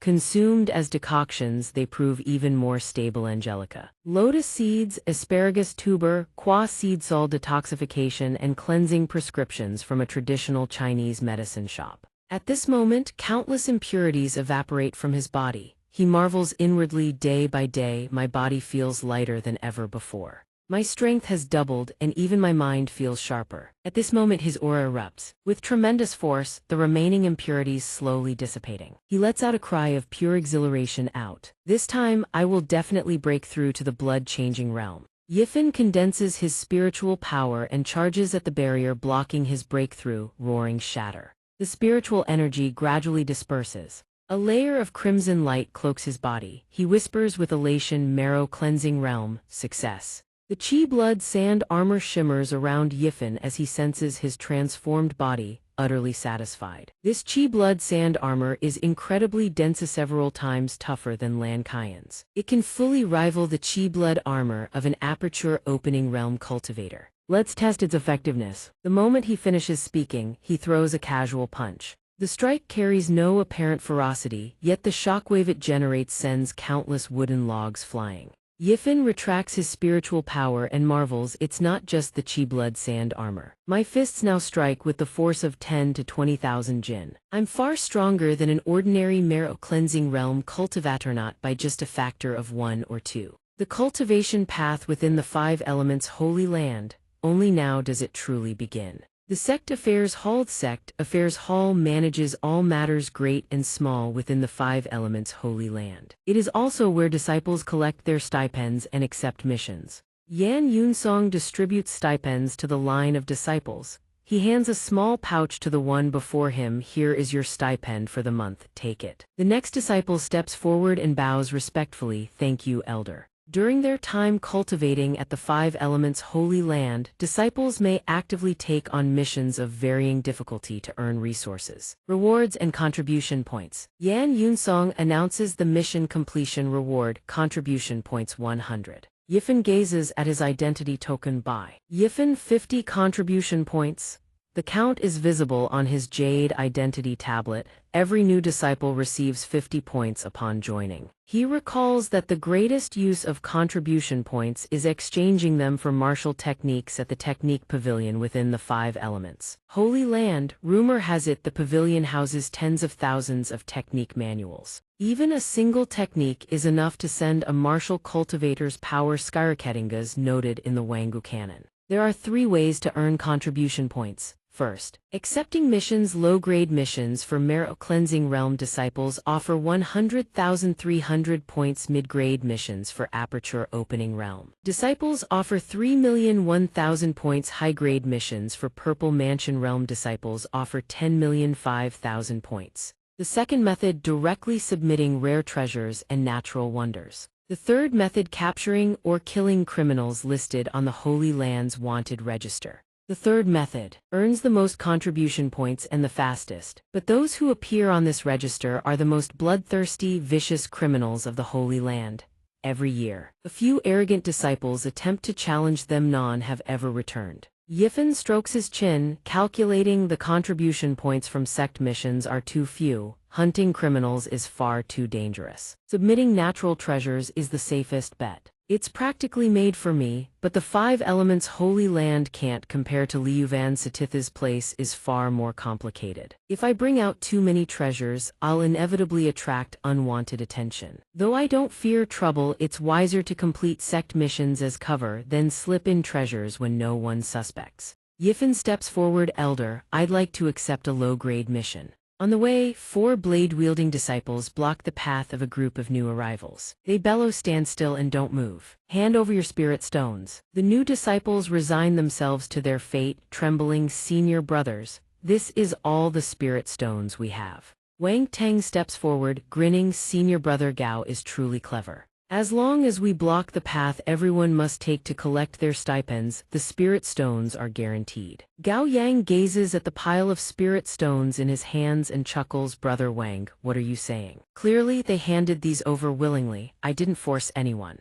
Gao Yang, the outer disciple, grabs a new recruit by the crown of his head. He growls menacingly. Isn't that right? The terrified disciple stammers. Why yes, that's right. The new recruit breaks into a cold sweat and glances up nervously. Senior brother Gao, it's getting late. If there's nothing else, can we leave? Gao Yang swings his leg and kicks the new disciple, soaring through the air. Bellowing, when this ends is my decision to make. The disciple screams in agony. Og, the others scramble to catch him. I've got you. He asks with concern, are you all right? The beaten disciple groans, I'm fine. Wang Teng suddenly glances behind him.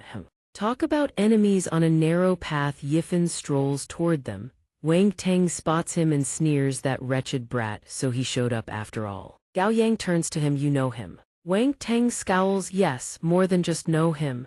He leans in and whispers into Gao Yang's ear. Senior brother Gao. Listen, when I was in Yunju a few days ago. Gao Yang's eyes widen. So that's how it is. Wang Teng grits his teeth and continues, I don't know his background, but he spends lavishly. I did some digging. His cultivation is only at the blood-changing realm. He had to use a heaven ascending order just to get into the Holy Land during the selection. Hearing this, Gao Yang remarks, if he could afford a heaven ascending order, his family must be filthy rich. He's definitely carrying some fine treasures. Meanwhile, Yifan walks along thinking, what a nuisance. If I suddenly reveal my treasures, people will definitely target me. I'm still not strong enough. An innocent man becomes guilty when he possesses jade. I can't trust others so easily. Better to keep my abilities hidden.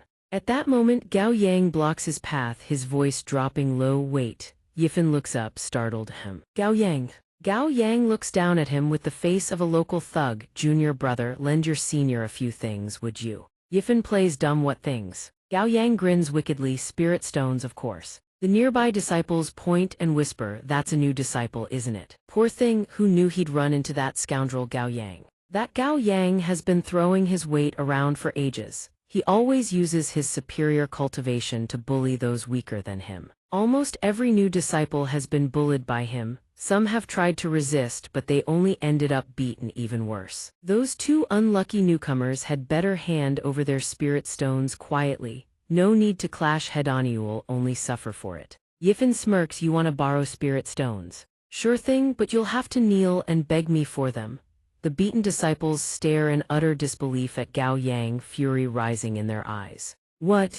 Wang Teng is taken aback. The whispering crowd turns their heads in shock. What did this new disciple just say? Am I hearing things? Gao Yang roars in fury and slams his fist down. Yifen shouts, "You're courting death." He immediately leaps backward. Dodging Gao Yang's punch, entire impact craters the ground. Gao Yang stares at Yifen, stunned. What? The surrounding disciples gape in shock. He dodged it, that speed. Wang Teng thinks to himself, Gao Yang is at the peak of the marrow cleansing realm, yet he couldn't even gain the slightest advantage. This brat's strength is even greater than I imagined. Gao Yang erupts with power. Brat, do you dare repeat what you just said? Yifen replies calmly, why wouldn't I? Kneel, kowtow once, and I'll give it to you.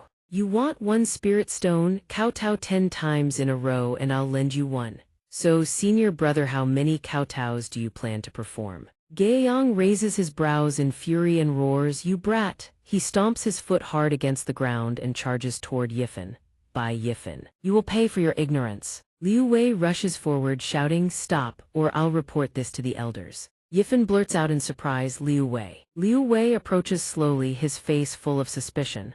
By Yifen, why is it you? He narrows his eyes. Wait, are you also at the Five Elements Holy Land? Did you deceive me again? Yifen replies with a helpless expression. You never asked me where I was headed. Liu Wei says sheepishly, that's true. Gaeyang, seething with fury, launches himself forward and bellows, you dare ignore me? Yifen senses the dangerous aura and mutters in surprise. Instantly, Yifen shoves Liu Wei aside and says, wait a moment, we'll talk later. He turns back to face Gaeyang and raises a hand. Oh right, I almost forgot, there's still a little matter to settle here. His hand shoots out and seizes Gaeyang by the throat, hoisting him clean off the ground. Gaeyang chokes in agony. Yaork, Wang Teng exclaims in shock. What? Yifen stares down at Gaeyang and asks in a deep voice, who's your senior brother? You really have no martial virtue, do you? Sneak attacking people from behind is a terrible habit. The surrounding disciples gasp in disbelief. Am I seeing things? Gaeyang, a new recruit, has just been manhandled by a freshman. His cronies break out in cold sweat and shout, senior brother Gaeyang. Liu Wei stares at Yifen, stunned. Yifen, little brother, you. Gaeyang can barely breathe. Foam froths at his lips as he pleads miserably, Aghakog. Let go. Yifen grins with amusement and clicks his tongue, tusk, senior brother Gaeyang. You truly are a pitiful sight. I even had the goodwill to offer you a way out. Borrow some spirit stones from me like this. If you apologize to me properly, we'll call it even. But a senior brother like you probably can't stomach the humiliation, so let's try a different approach. Gaeyang is speechless, his mind screaming, what does this brat want? Yifen pulls Gaeyang closer by the throat and says, I'll borrow some spirit stones from you instead, senior brother. How does that sound? Gaeyang, gripped so tightly he can barely speak, thinks, this wretched brat, he has no intention of repaying me at all. Before he can open his mouth, Yifen taunts, senior brother, too embarrassed to apologize. No matter. Having said that, he releases a burst of gravitational force. The bags of spirit stones tucked in Gaeyang's sleeves are instantly ripped free and pulled into Yifen's hands. Gaeyang cries out in anguish, my spirit stones. The pouches hover above Yifen's palm as he declares in a low voice. I'll choose on senior brother's behalf then. He hurls Gaeyang aside and says, many thanks for senior brother Gaeyang's generous gift. Like so. Gaeyang crashes hard onto the ground and screams in pain. His cronies rush over, asking anxiously, senior brother Gaeyang, are you all right? He's already unconscious. Yifen hands the bags of spirit stones back to the surrounding new students. These are all the spirit stones Gaeyang robbed from you today, correct? Take them back and return them to their rightful owners. The disciples are overcome with gratitude. Thank you, but you gave us everything. What about yours? Yifen cuts them off. No rush. There are still a few rats trying to scurry away, aren't there? Gaeyang's cronies had been sneaking off in the background. Hearing his words, the entire group freezes as if struck by lightning. They jolt in terror. Gaeyang's cronies drop to their knees and present their spirit stones with both hands. This is everything we've saved, please take it all. Yifen gestures dismissively, telling them to set the stones on the ground. Now get lost, immediately. they curl up and roll away, even replying cheerfully, yes, scramming right away. How's our rolling technique? Up to standard, Yifan remarks, not bad actually. Wang Teng turns away, thinking darkly. By Yifan, just you wait. Yifan catches a wisp of killing intent and glances over, puzzled. I clearly felt a cold chill just now, but behind him there is nothing but empty space. Liu Wei steps forward and says, Yifan, brother, I never imagined your martial skills were this formidable. Back on Yunju, you truly opened my eyes. I even said I'd protect you, but you've injured Gaoyang. Aren't you afraid he'll come back with reinforcements for revenge? Yifan calmly pats Liu Wei's shoulder. Someone like Gaoyang used to throwing his weight around all day. Even if he suffers a loss, he'll just swallow the humiliation quietly. After all, the more people who learn a new disciple beat him, the more face he loses each time. As for the future, if he wants to come knocking, then I, by Yifan, will welcome him all the way. Liu Wei throws an arm around Yifan's shoulder and laughs. This is the second time you've made me rub my eyes in disbelief. As it happens, 3 fellow disciples and I just accepted a mission, and we're still short one person. Want to join us? Yifan asks curiously. What mission? Liu Wei explains enthusiastically. By Yifan, here's the situation recently. On the southern border of the Wei Kingdom, there's a grand general named Yang Shizhong. He's suspected of colluding with the demon race to plot treason. He's even kidnapping innocent civilians to cultivate a blood art. It's a low-tier mission, but the reward isn't bad. If we can obtain concrete evidence of this traitor's guilt, each of us earns 60 contribution points.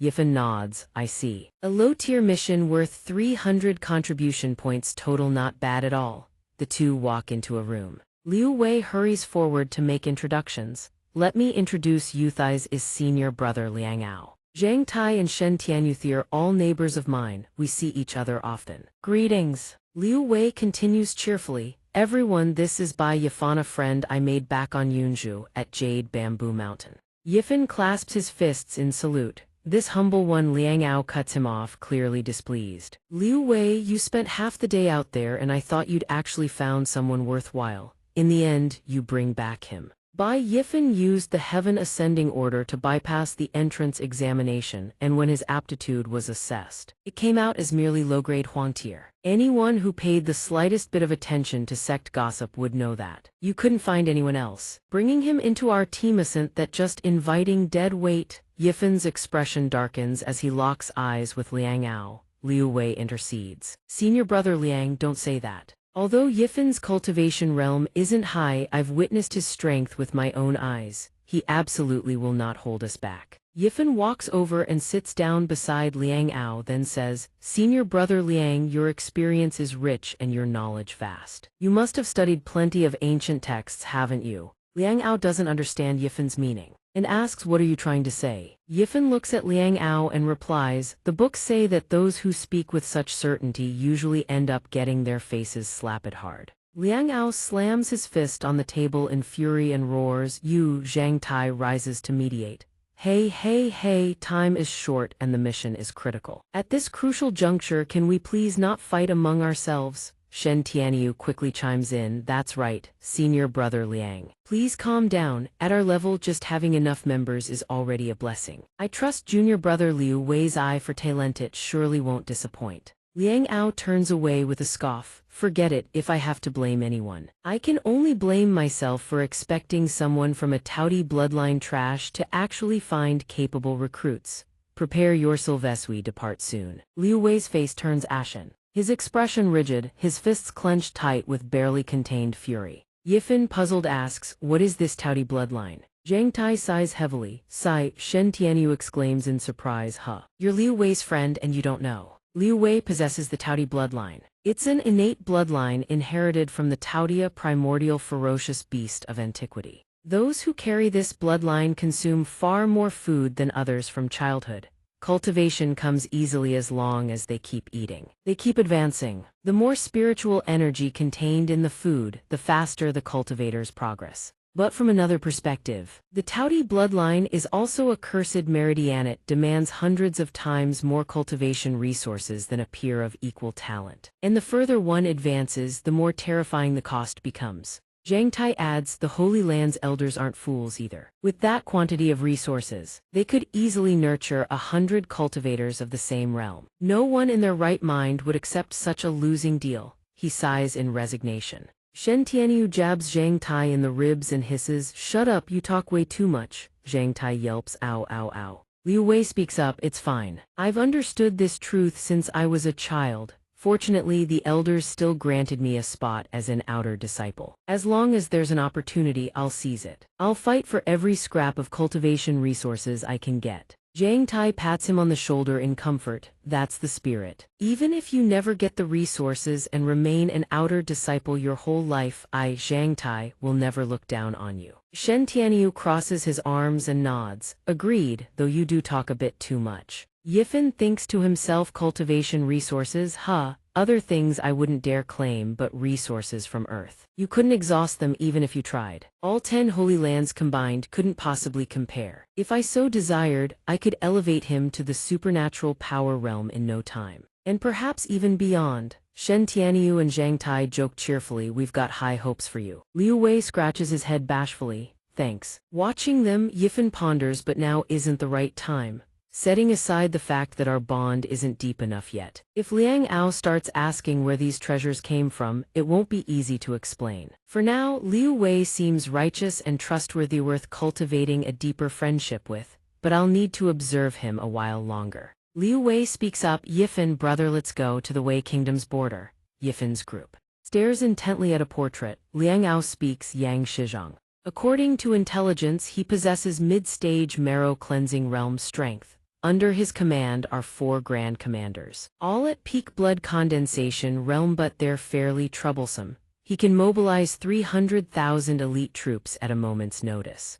Zhang Tai and Shen Tianyu exclaim in shock, what? Yifan thinks 2 fists can't fight 4 hands. An army of that size concentrated in one place, even if every soldier is only at the body tempering realm, would be incredibly difficult to handle. Yifan lays out a strategy. It seems this mission requires us to act covertly. We cannot afford to move openly. Liang Ao nods, correct. Intelligence indicates Yang Shizhong is colluding with the demon race and kidnapping civilians to cultivate a blood art crimes that cry out to heaven. He could rebel at any moment. If we can uncover irrefutable evidence against this man, ideally we capture him alive. If that proves impossible, we bring back his head. Shen Tianyu responds immediately, understood, the general's mansion. Liang Ao announces the general's mansion is just ahead, use the concealment talismans. The group produces blue talismans and murmurs, got it. The 5 of them press the talismans onto their bodies, concealing their auras and silhouettes. Liang Ao gives the order, move out. The group surges forward like phantoms. The sentries notice a sudden gust of wind. One soldier mutters, just the wind. How strange, they all crouch on the roof tiles, peering down. Liang Ao commands, infiltrate the manor. Good. Next we locate Yang Shi. Shen Xinwu exclaims, found him, Yang Shizhong is over there. At this moment, Yang Shizhong stands clad in iron armor, his beard and hair white as snow. His face carries the killing intent of a man who has weathered countless campaigns. A soldier steps forward and salutes, General, you have returned. He replies without joy or sorrow, withdraw. The soldier bows respectfully, yes, sir. Inside Yang Shizhong's manor, his wife's anxious voice rings out, my lord, the weather has been unbearably hot these past few days. Please do not push yourself too hard during military drills. She helps him remove his military uniform. Yang Shizhong speaks, my lady is too kind. Military affairs have been busy lately. If they conclude early, I will try to return for dinner. Her face grows sorrowful as she sighs deeply. If our Rudu were still here, I would not be so lonely. Yang Shizhong rises and interjects, my lady, I shall go practice my cultivation, rest early. He then steps outside. She calls out, my lord. Yang Shizhong suddenly halts. He turns his head, puzzled, Yi. Bai Yifan thinks to himself, he's looking in our direction. Have we been exposed? Everyone stands perfectly still. Then they all let out a collective breath of relief. Phew, he's gone. Liang Ao raises his hand and orders, follow him. At this moment, Yang Shizhong enters a room and seals every door shut, barring against thieves and intruders. Yang Shizhong rotates the second vase, and the ground parts to reveal a secret chamber. Zhang Tai transmits his voice. As expected, something sinister lurks below. A general's manor, and yet it conceals an underground palace beneath its very floors. Liang Ao responds, once Yang Shizhong is gone, we figure out a plan. Yang Shizhong's figure vanishes completely into the secret chamber. Liu Wei speaks up, Yang Shizhong has been in there for a quarter hour already. Shen Xinwu asks anxiously, Senior Brother Liu, what do we do now? Do we need to follow him? Liang Ao responds, we enter the secret chamber, that's what I think. Yang Shizhong. He's clearly courting death himself. To think that beneath this room hides such a vast underground palace. Stay close, keep your guard up at all times. Bai Yifan says this stench. Liang Ao transmits his voice, such dense bloody stench. The intelligence was correct. Yang Shizhong is truly cultivating demonic blood arts. Shen Xinwu exclaims in shock, wait, everyone look. It really is a pool of blood filled with white bones. How many people has Yang Shizhong killed? And there's demonic energy too, is refining corpses. Liang Ao directs everyone, the four of you, take positions at the four cardinal directions east, south, west, north. When the time comes, follow my command. We strike simultaneously using a formation. Right at that moment, Yang Shizhong suddenly speaks, since you've already arrived, why bother hiding? Everyone is startled, exclaiming, what? A blast of crimson spiritual energy rockets toward the five of them. He shouts, the concealment talisman has lost its effect. Dodge. Liang Ao cries out in shock, how did he detect us? Yang Shizhong looks at the five and says, so it's a bunch of wet behind the ears brats sneaking into the general's manor. Are you courting death? Liang Ao points his sword straight at him and roars, Yang Shizhong, you are the city's guardian general, yet you collude with demonic forces, slaughtering hundreds of innocents to refine your blood arts. Your crimes defy the heavens. Today, the disciples of the five elements Holy Land will surely cut you down. Yang Shizhong is mildly surprised, the Holy Land, they've even sent Holy Land disciples after me, ha ha ha. Bai Yifan thinks to himself, this bad premonition. Yang Shizhong's expression turns terrifying as he speaks, five marrow-cleansing realm brats. Not bad. Only one more step and this general will have refined the blood-slaughter demon to perfection. Bai Yifan shouts, this is bad, he lured us here on purpose. Everyone turns to find the gate sealed shut. They cry out helplessly, it's over. Yang Shizhong unleashes his aura and bellows, today you shall become my new sacrificial offerings. Liang Ao charges forward, sword in hand, and orders, kill him together. Liu Wei says we should also. Right at that moment, Bai Yifan stops him, wait, don't act rashly. The corpses bound to the pillars suddenly undergo a grotesque transformation. The ones marked 2, 3, 4, and 5 shatter their iron chains in unison, then charge forward in a frenzy.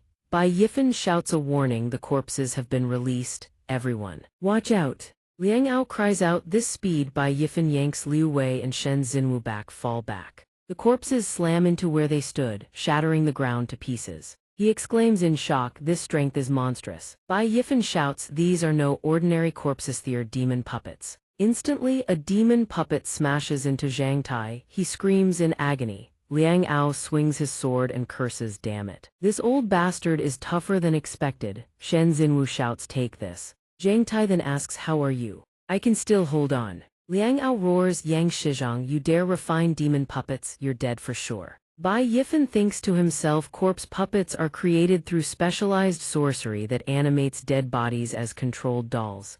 Demon puppets, however, are forged by ritualistically sacrificing living victims. Puppets refined this way retain all their original strength and memories. They can even continue cultivating and growing ever stronger. 4 mid-stage marrow-cleansing realm puppets plus Yang Shizhong himself. And it seems there's an even more powerful demon puppet that hasn't moved yet. This has become extremely troublesome. Yang Shizhong orders, kill them all for this general, kheh.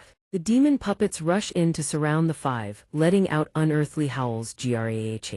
Liang Ao shouts grimly, we fight. Die, he swings his sword in a vicious arc, cleaving through a demon puppet. It shrieks in pain, arg. Liang Ao declares with satisfaction, 1 down. Yang Shizhong waves his hand, unleashing a torrent of crimson spiritual energy. He laughs savagely, ha ha. The blood energy surges forward instantly. He speaks with absolute confidence, did you think you could destroy my demon puppets so easily, ha ha ha. The demon puppet, wreathed in the bloody aura, slowly begins to regenerate. Everyone cries out in horror, it's regenerating. Liu Wei asks anxiously, Senior Brother Liang, what do we do now? Think of something, we can't keep going like this. Liang Ao rummages through his belongings and shouts, "Hold them off, I'm going for Yang Shizhong." He slaps a talisman onto his sword and says, "To capture the bandits, first capture their king. We must sever his control over the demon puppets." Liang Ao sends his sword rocketing forward. With a sharp command, the blade hurtles straight toward Yang Shizhong. He catches the attack with a single hand, effortlessly. Then he asks in a deep voice, "You're the strongest among them, aren't you?" Yang Shizhong flicks his wrist and sends the sword flying back with contempt. "But to challenge this general, you still lack the ability." The sword hurtles back toward Liang Ao. Liang Ao is struck down by his own sword, sent crashing backward. He screams in pain. Liu Wei cries out in alarm, "Senior brother Liang." Liang Ao lies sprawled on the ground, fresh blood trickling from the corner of his mouth. He gasps in disbelief, "Aperture opening realm. The intelligence was wrong." Liu Wei panics, cold sweat pouring down his face. "It's over. To think that even senior brother Liang, our strongest fighter, couldn't." Yang Shizhong turns away and speaks with disdain, "How tedious. Throw them into the blood pool." Liu Wei and the others cry out in fear, "Are we really going to die here?" At this moment, Bai Yifan surges forward, executing the phantom step. Yang Shizhong glances over, startled. Bai Yifan unleashes a technique called flash slash. Yang Shizhong takes the hit and cries out in pain, "Argh." Liang Ao shouts in bewilderment, "What just happened?" Yang Shizhong howls in agony, "Arghmy arm." Rage consumes him beyond measure. He swings his fist down like a thunderbolt, roaring, "Ye." Bai Yifan roars back, "I'll kill you." Bai Yifan pivots his blade and unleashes the second form of his storm sword, Art Swift Rain. Countless sword chi condense into droplet-like projectiles. Encircling Yang Shizhong, he gasps, "What?" Yang Shizhong instantly conjures a blood shield, but the attacks slam against it in a relentless barrage. He struggles to hold on, terror in his eyes. "Impossible. Even the blood shield can't withstand this." His eyes bulge, veins of blood threading across the whites. Swift Rain shatters the blood shield and crashes into Yang Shizhong like cannon fire. He screams, "Aarrghh." The others shout in surprise, "Look, the demon puppets have stopped moving." Bai Yifan levels his sword at Yang Shizhong, who kneels in a battered heap. "It's over. Cease your resistance." Liu Wei stares in disbelief, looking at Bai Yifan. He stammers, "Bai Yifan." Shen Xinwu covers her mouth. Heavens, how did Bai Yifan pull that off? Yang Shizhong speaks, genuinely surprised to think a mere yellow-grade sword technique could wound me this severely. "You truly are worthy of being a Holy Land disciple." Yang Shizhong's fury ignites, his eyes burning blood-red, "But today is definitely the day you die." Bai Yifan's expression shifts. "This is bad. The final demon puppet has been unlocked." Everyone shouts, "Bai Yifan, look out." Yang Shizhong has actually refined a peak stage aperture opening realm demon. Bai Yifan shouts, "We're finished, everyone run." The demon puppet charges at them instantly. They scream in terror, "This demon is far too powerful.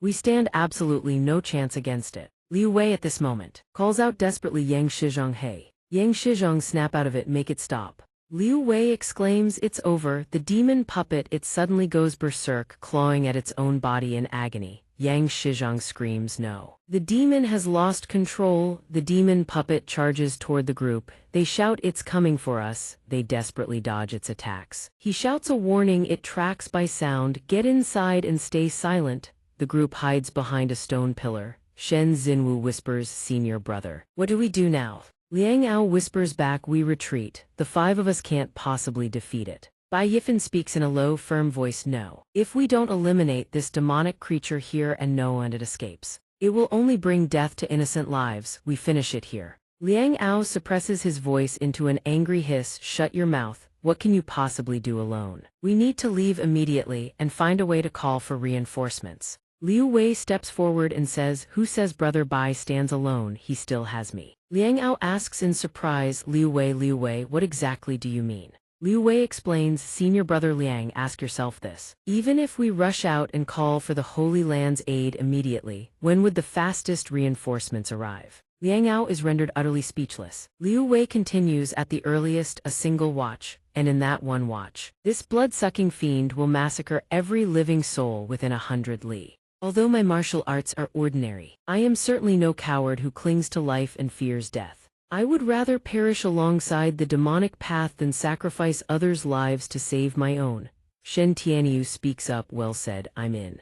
Zhang Tai pounds his chest. Will take this demon puppet head on. He clenches his fist with iron resolve. Liang Ao furrows his brow. You're all just rushing to your deaths. Bai Yifan speaks gravely. A great calamity stands right before our eyes. If no one is willing to charge forward and fight against adversity, then what is a nation? What is a home? This world exists because there are people who know full well they will die, yet still charge headlong forward. That is what defines these turbulent times, is it not? Liang Ao can no longer restrain himself and shouts among all of you. Who the hell is actually the team leader on this mission? At that moment, the demon puppet detects the commotion and turns its blood-red eyes toward them. Everyone screams, it's over. The demon puppet launches into the air. Those hiding behind the pillars cry out, it's charging straight at us. Liu Wei draws his sword. Charge! Bai Yifan rushes forward, deploying the phantom trace steps.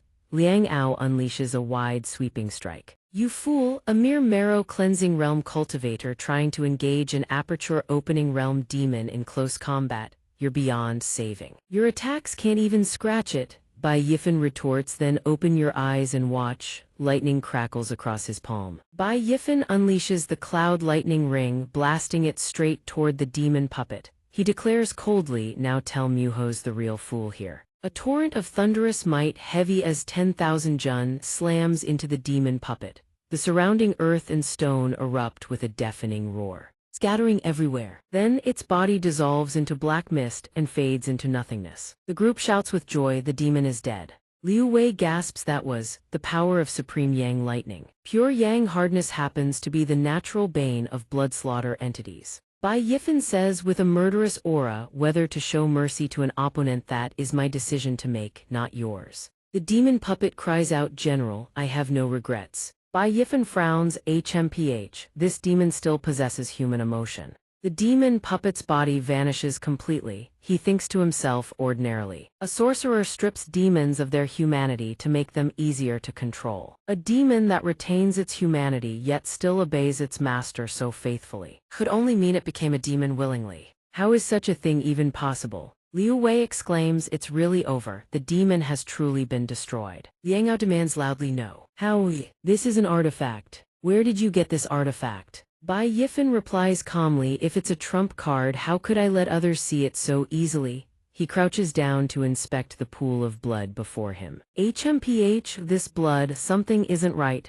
Shen Tianyu steps forward. Bai Yifan, what is it? His expression grows contemplative. He lowers his hand near the blood pool and says, this sacrificial blood pool doesn't appear to use human blood, it's beast blood. Liu Wei asks, but the intelligence clearly stated that Yang Shizhong is a demon lord. How could he be using beast blood? Suddenly, the earth begins to crumble. Shen Tianyu screams, this is bad, the underground palace is collapsing. He shouts, fall back. Get out of here, no, a stone pillar topples. Shen Tianyu yells, Liu Wei, watch out. Behind you. A hand surges with spiritual power, appearing just in time. A command rings out, rise. Everyone is enveloped in a protective barrier, slowly lifted toward the surface. Liu Wei gasps in amazement, what in Thethai's shield energy? What is this? Just in time. Yi Zaya Acho of the wood hall stands treading upon the void, exhaling with relief. Fortunately, I wasn't too late. Is everyone all right? Liu Wei recognizes the newcomer and calls out excitedly, it's senior sister Yi Zaya Acho from the wood hall. He gapes, this spiritual power. Yi Zaya Acho remarks, you lot encountered a peak aperture opening realm blood slaughter demon, yet you all somehow survived. Truly a miracle. When we return to the Holy Land, I'll make sure to publicize your exploits. As she speaks, another stone pillar collapses. She doesn't notice the danger and continues, enough to bolster your reputation. The others see it and shout, senior sister, watch out. She responds calmly, HMPH. She flicks her finger lightly, and the stone pillar instantly shatters to dust. She continues nonchalantly, don't worry, I sensed it ages ago. Liu Wei breaks into cold sweat. He marvels, the supernatural power realm is incredible. Everyone clasps their fists in salute. Greetings, senior sister. Thank you for saving our lives. She turns to Bai Yifan and asks, your name is Bai Yifan, correct? Mid-stage marrow cleansing realm. Yet you managed to slay an aperture opening realm demon in an instant. Impressive. Bai Yifan replies. Neither pleased nor displeased, just a stroke of luck. I heard everything you said earlier, an outer disciple with such conviction truly admirable. She pats his shoulder, meanwhile Liang Ao sits in a corner brooding, HMPH he clearly has. Such a powerful artifact hidden away the whole time, what a petty man. He discovers a ring on the corpse. Liang Ao thinks to himself, I can't believe an ordinary mundane general possessed such a rare storage artifact.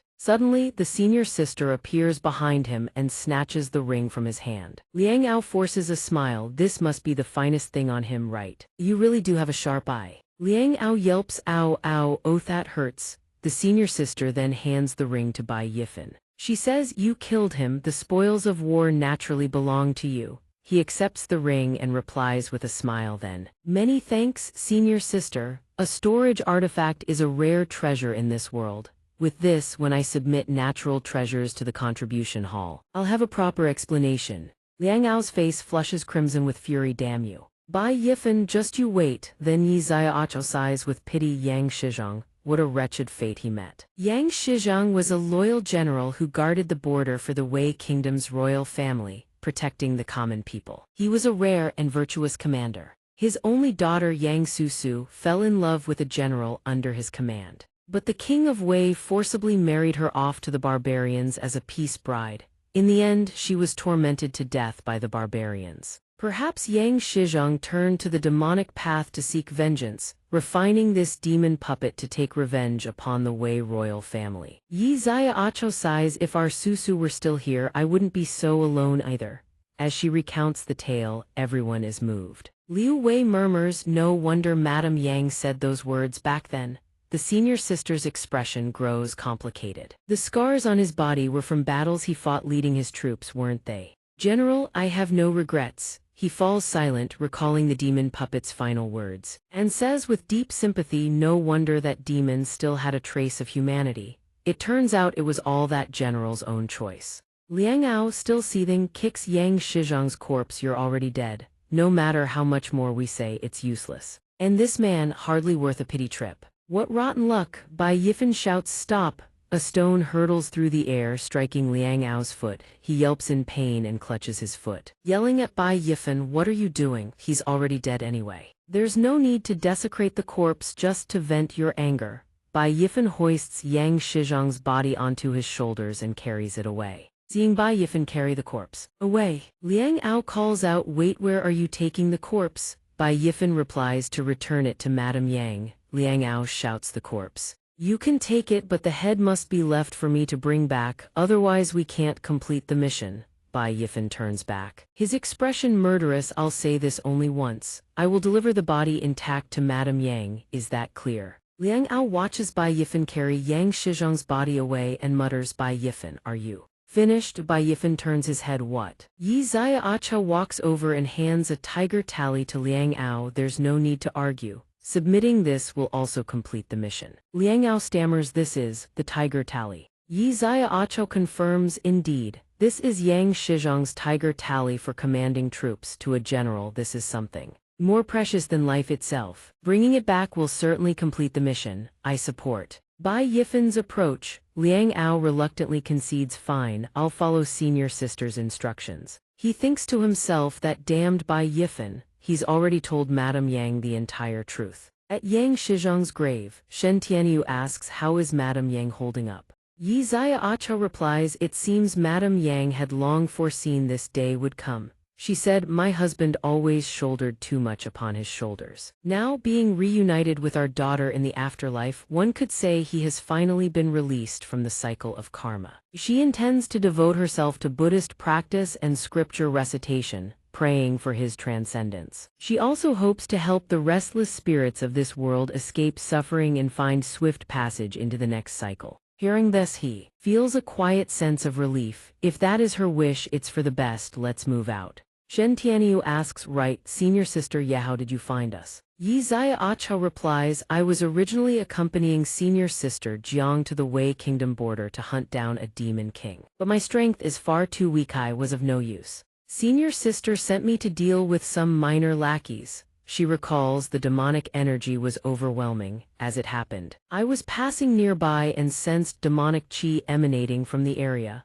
I traced it to its source and found the four of you at the Yang residence. Bai Yifan's mental image of her shatters. He thinks she's considered weak. Just what kind of monsters and fiends populate this sect? Shen Tianyu continues, Senior Sister Yi, when you mentioned Senior Sister Jiang just now, could it be? Yi Xiaochao beams indeed. She is the holy maiden of our five elements holy land, renowned as the foremost among the five true direct disciples Jiangling. Bai Yifan is confused, holy maiden. Five true direct disciples. Shen Tianyu stands beside him, sighing in exasperation seriously. You don't even know that. You don't know either. Yi Xiaochao explains enthusiastically. The five direct disciples refer to the five most outstanding disciples who have inherited the true legacies of the five elements holy lands hall masters. They are the ones who have mastered the pinnacle cultivation methods of the Holy Land. They are East Lingzhi, South Jiangshuan, West Yayan, North Feihu, and Central Shenlong.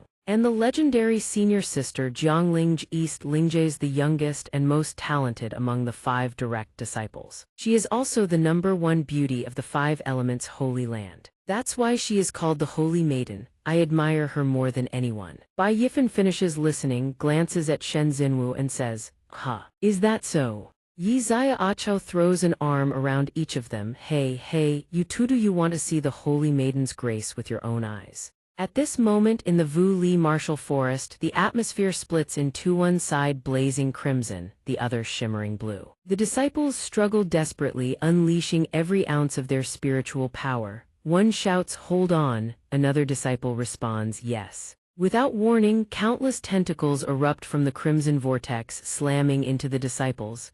The instant they strike, the balance shatters. A triumphant voice cackles, how fragile, the disciples scream in agony. At that moment, the great compassion demon king reveals his true form and bellows with laughter, ha ha ha. A swarm of shrimp and minnows cannot lay a finger on this king. Has the five elements holy land truly no one left? And yet they send a bunch of worthless shrimps like you to fight. Jiangling. The Wood Institute's golden spiritual energy encircles her in layered rings, with countless phantom birds soaring around her form. Her expression solemn, she replies, "Against Yao more than enough." Yi Xiaochao says, "See, that's senior sister Jiang. Our cultivation levels are far too low, just watch from a distance. Don't cause any more trouble for them." Bai Yifan thinks to himself, so that's the demon Kinjevin from 10 li away. I can still feel his terrifying aura. The demon king roars furiously, "A woman who doesn't know the heights of heaven or the depths of earth, today is the day you die." Jiangling commands disciples of the Wood Institute to form the Azure Sky Chain Dragon formation.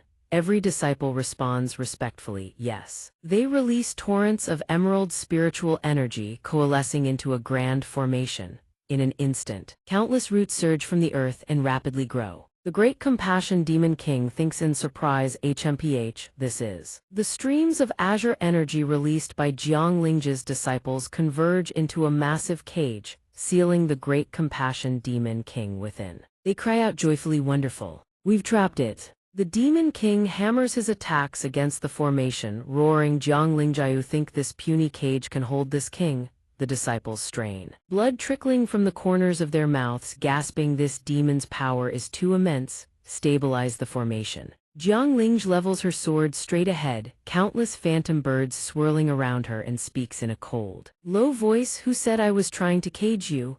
The Great Compassion Demon King catches sight of a golden bird diving toward him and blurts out, "Huh. When did this golden bird appear?" Bai Yifan thinks to himself, this golden birdlet can suddenly erupt with energy fluctuations this powerful. Jiangling. Ji declares loudly, "I was merely creating an opportunity." No behold, a phoenix wreathed in roaring flames spreads its wings and materializes. The Great Compassion Demon King remains trapped within the cage. Jiangling commands the Golden Crow Phoenix, "Now, Golden Crow Phoenix, devour it." The Great Compassion Demon King screams in agony, "Ah!" The annihilation flames incinerate his body mercilessly. He howls, "I will not forgive you." A crimson vortex devours the Great Compassion Demon King's form. She replies in a frigid tone, "HMFIU have no more chances. The Golden Crow's annihilation flames will reduce everything of yours to ash." Annihilation flames extinguish. The instant she finishes, the Great Compassion Demon King is swallowed whole and vanishes. A thunderous battle cry erupts. The disciples burst into jubilant cheers. They shout, "We won." At last, Great Compassion Demon King is dead. Right at that moment, a heaven-shattering explosion erupts in midair. The shockwave alone could obliterate an entire army. Everyone cries out, "Be careful, activate your protective charm, Snow," even standing far from the blast's epicenter. Bai Yifen and the others struggle to withstand it. They exclaim in horror, "The power of that explosion is terrifying, even from this distance. We can still feel the searing heat, and yet she destroyed the infamous Demon King with a single strike." At this point, a bottomless chasm spanning 10,000 zhang yawns open on the ground. Everyone stares in awe. This is the power of a direct disciple. Jiangling descends gracefully. The disciples rush over. "Senior sister, are you all right?" She responds, "I'm fine, go clean up the battlefield." They respond respectfully, "Yes." Yi Xiaocho then explains, "What you just witnessed was a Dharma image of heaven and earth, a divine ability that can only be cultivated at the 7th layer of the Dharma image realm." Well, impressive, isn't it? Liu Wei sighs in awe. Not just impressive, it's no different from immortals descending from the heavens. Bai Yifen thinks to himself, will I ever be able to reach that realm? Jiangling gazes toward their hiding spot. Everyone hiding over there, come out. Yi Xiaocho exclaims, "Ayo, have been spotted." Yi Xiaocho walks over, forcing a sheepish grin. "Hee, when did you spot us, senior sister?" Jiangling asks, "What are you doing bringing outer sect disciples here? What if something dangerous had happened?" Yi Xiaocho sticks out her tongue mischievously. "Isn't it so they could broaden their horizons and catch a glimpse of the 4th senior brother, of course. Besides, I've discovered a real gem. Thighs Bai Yifen is only at the marrow cleansing realm. Yet he defeated someone at the peak of the aperture opening realm. He's truly extraordinary." Bai Yifen is stunned. Jiangling asks in a surprised, low voice, "Marrow cleansing realm defeating the peak of the aperture opening realm." Jiangling steps forward, looking Bai Yifen straight in the eyes. "Little brother, is that true?" His cheeks flush crimson and he answers shyly, "Ah, yes." Jiangling laughs brightly, "Ha ha, truly impressive indeed." He turns his face away, replying humbly, "Senior sister flatters me. My meager cultivation is hardly worth mentioning." He thinks to himself, "Her eyes so pure and radiant, I can't even look directly into them." Liang Ao immediately speaks up with a jealous expression. "No matter how impressive, he's still just someone with Huang-grade talent." Shen Xinwu beside him interjects, "Your jealousy really doesn't need to be this obvious." Shen Xinwu stomps hard on Liang Ao's foot. "If you don't know how to talk, then shut your mouth." Jiangling asks again, "Yifen, you have Huang-grade talent." He confirms that's right. Liang Ao sneers smugly to himself, "I nearly forgot Bai Yifen is ranked dead last in Huang-grade at the 5 Elements Holy Land. With such a pitiful heavenly endowment, how could he ever catch the Holy Maiden's eye?" Jiangling smiles, "Haha. Then that makes it all the more impressive." He freezes, stammering, "Ah, really?" Jiangling answers, "The Holy Master of the ethereal Holy Land also possessed Huang-grade talent. Talent doesn't define everything. On the Wangu continent there is no shortage of predecessors who started with inferior talent, yet went on to possess formidable cultivation bases." Jiangling turns to leave, offering encouragement, "Keep pushing forward. If you can one day step into the supernatural power realm, I can recommend you to join the Wood Institute." He replies politely, "Thank you, senior sister, I will do my best." Liang Ao exclaims in shock, "What? A personal recommendation from the Holy Maiden?" Anyone who receives a recommendation from one of the 5 great direct disciples is held in the highest regard by the elders of the 5 institutes. They are even showered with abundant cultivation resources. How can this brat Bai Yifen be so blessed with fortune? Liu Wei reminds, "It's getting late. Let's head back and exchange our contribution points." He replies, "All right." At the contribution hall, Bai Yifen's voice rings out, "Elder Qi, we've come to turn in the mission to capture Yang Shizhong." Elder Qi evaluates for a moment, then praises, "The mission you all have completed is not bad at all. Here are your contribution points." Bai Yifen accepts the contribution point token and thanks Elder Qi. He thinks to himself, a low-level mission yielding 60 contribution points, no small feat for a new disciple. Shen Xinwu says, "Wonderful. With these contribution points, we can go exchange for martial techniques." Liu Wei replies excitedly, I've had my eye on a martial technique for ages, ha ha ha." Suddenly, Liang Ao blocks their path. Bai Yifen halt right there. He turns back in surprise. Shen Xinwu murmurs, "Liang Ao." Bai Yifen looks at Liang Ao, "What do you want?" Liang Ao demands, judging by your expression you intend to keep everything in Yang Shizhong's storage ring for yourself, don't you? Bai Yifan replies calmly, and what if I do? Liang Ao clenches his fists and roars, I won't allow it. As team leader I have the right to divide the spoils, hand over that storage ring no. Liu Wei speaks up, Liang Ao, I've put up with you for far too long, you didn't dare utter a word while senior sister Yi was here. Now that she's gone, you're going to rob them in broad daylight. Have you no shame? Liang Ao furiously curses, you damned fat, what did you just say? Liu Wei fires back, if it weren't for Bai Yifan we'd all be dead. How do you have the gall to say such things? Liang Ao sneers contemptuously, HMPH business is business, I contributed too and I was even injured. The items in the storage ring I deserve a share. He smirks, besides I was the one who led this mission. Bai Yifan made decisions on his own, he must apologize to me or else right at that moment. Bai Yifan lunges forward and delivers a thunderous slap across Liang Ao's face. Liang A, don't push your luck. Liu Wei and the others are stunned, quickly urging don't be impulsive, Yifan. Bai Yifan grabs Liang Ao by the collar and snarls, I haven't even settled the score with you for everything you pulled in the secret chamber. Liang Ao cries out in agony, his knees buckling to the ground. Bai Yifan speaks in a deep, menacing voice, you want me to apologize? Very well, get on your knees first. Liang Ao, seething with rage, snarls, Bai Yifan, when I graciously took in a worthless scum like you. You and your pathetic team have shown me nothing but disrespect time and time again, and now you dare raise your hand against me. This is unforgivable. Liang Ao hides behind Shen Xinwu and sneers, HMPH. Only because I am magnanimous today will I let this slide and spare your wretched life. From now on, you'd better show proper respect to your senior brother. Shen Xinwu exclaims, huh. Liang Ao departs clutching his swollen face, shouting threats, next time I won't be so merciful. He thinks to himself, I'll spare you this once. Bai Yifan, just you wait. Bai Yifan calls out, brother Liang, wait. His face red with fury, Liang Ao growls, HMPH, come to your senses, have you? Actually, what brother wants isn't all that much. Before he can finish, Bai Yifan delivers another devastating slap, sending him flying like a cannonball. Liang Ao screams in agony, UGHHH, he crashes to the ground. Shen Xinwu shouts, Bai Yifan, stop. Liu Wei stammers, ah, good heavens. Bai Yifan rests his hand on his chin, feigning a thoughtful pose and grins, the more I think about it, the more uneasy I feel. A symmetrical face just looks better, don't you think? Shen Xinwu urges, let's go, this is no place for brawling. Liang Ao lies sprawled on the ground, groaning, both cheeks grotesquely swollen. He whips his head around and curses, you little beast, I'll fight you to the death.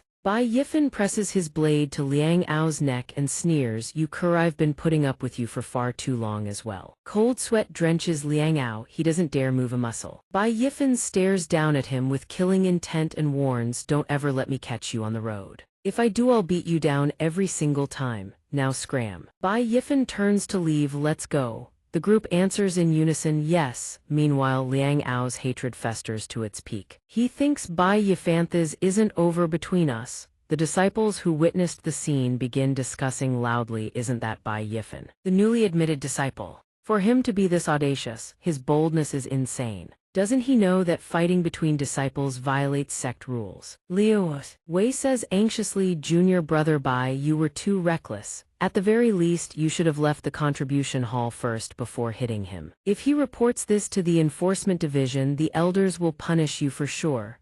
Bai Yifan replies nonchalantly, it's fine. He then pulls out 3 vials of essence blood, oh right. Split these among yourselves. Liu Wei exclaims in shock, aren't these essence blood from a 4th-tier spirit beast, a jingaming bird? He confirms that's right. Mu Tai says a 4th-tier spirit beast is equivalent to a human cultivator at the supernatural power realm. A single one of these vials can be exchanged for 10,000 contribution points. You are really giving them to us. Liu Wei holds up a small vial, these were in Yang Shizhong's storage ring. Bai Yifan nods, don't stand on ceremony. This mission was completed by all of us. Everyone gets a share, take them to exchange for contribution points or use them to aid your cultivation, the choice is yours. Bai Yifan thinks to himself, actually the treasures I brought from Earth for the last breakthrough, there's still some remaining.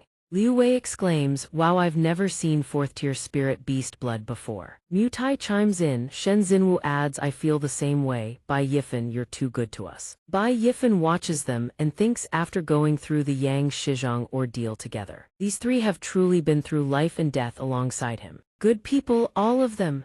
Bai Yifan pulls out 3 hearts. Liu Wei, your innate talent is unique. With these will benefit your future cultivation. If you ever need anything, I'll help. The 3 are astonished at what Bai Yifan produces. This is incredible. Beyond the blood there are hearts too. These are even more precious. A single blood shield 100-fold aid to this disciple. Shen Xinwu elaborates on the dangers of hunting the Jingaming bird. Jingaming birds thrive in flocks. When attacked by enemies, they alert one another immediately, making them exceedingly difficult to capture. Coupled with the ferocious combat prowess of each individual, merely extracting blood from one is already an arduous feat. Let alone Liu Wei throws himself at Yifan, sobbing uncontrollably, Yifan, no brother Bai, starting today you are my big brother. Even my own blood brother isn't half as incredible as you. Yifan reminds him helplessly, hey, you've wiped all your snot all over my clothes. Shen Xinwu and Zhang Tai burst into laughter, ha ha ha ha. Liang Ao goes to file his report. At the enforcement hall, the enforcement elder speaks up to question him. Is what you say true? Liang Ao, his face swollen and battered, weeps as he recounts, revered elder, during this mission. Bai Yifan not only refused to follow orders but also acted as though he were the team leader himself.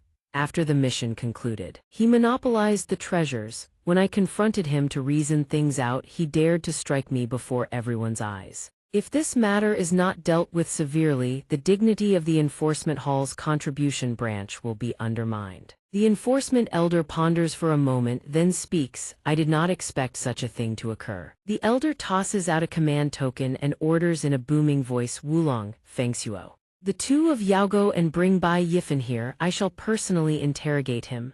Wulong and Fengxuo step forward to accept the order. Responding with a respectful bow, yes, your subordinates heed the command. Liang Ao leads the way for Wulong and Fengxuo. Halfway there, he hastily calls out 2 senior brothers. Wait a moment, this junior has a small request. Liang Ao hands Wulong and Fengxuo a pouch of spirit stones, then pleads, senior brothers, do me a small favor, teach that little brat surnamed by a lesson. Just a minor punishment, nothing significant, hee. Wulong and Fengxuo reply with just this much, it's rather difficult for us to act. Moreover, for matters of litigation, a truth serum must be administered according to protocol. To be frank, that sort of thing is beyond our control. Liang Ao catches the hint and hurriedly produces another pouch of spirit stones.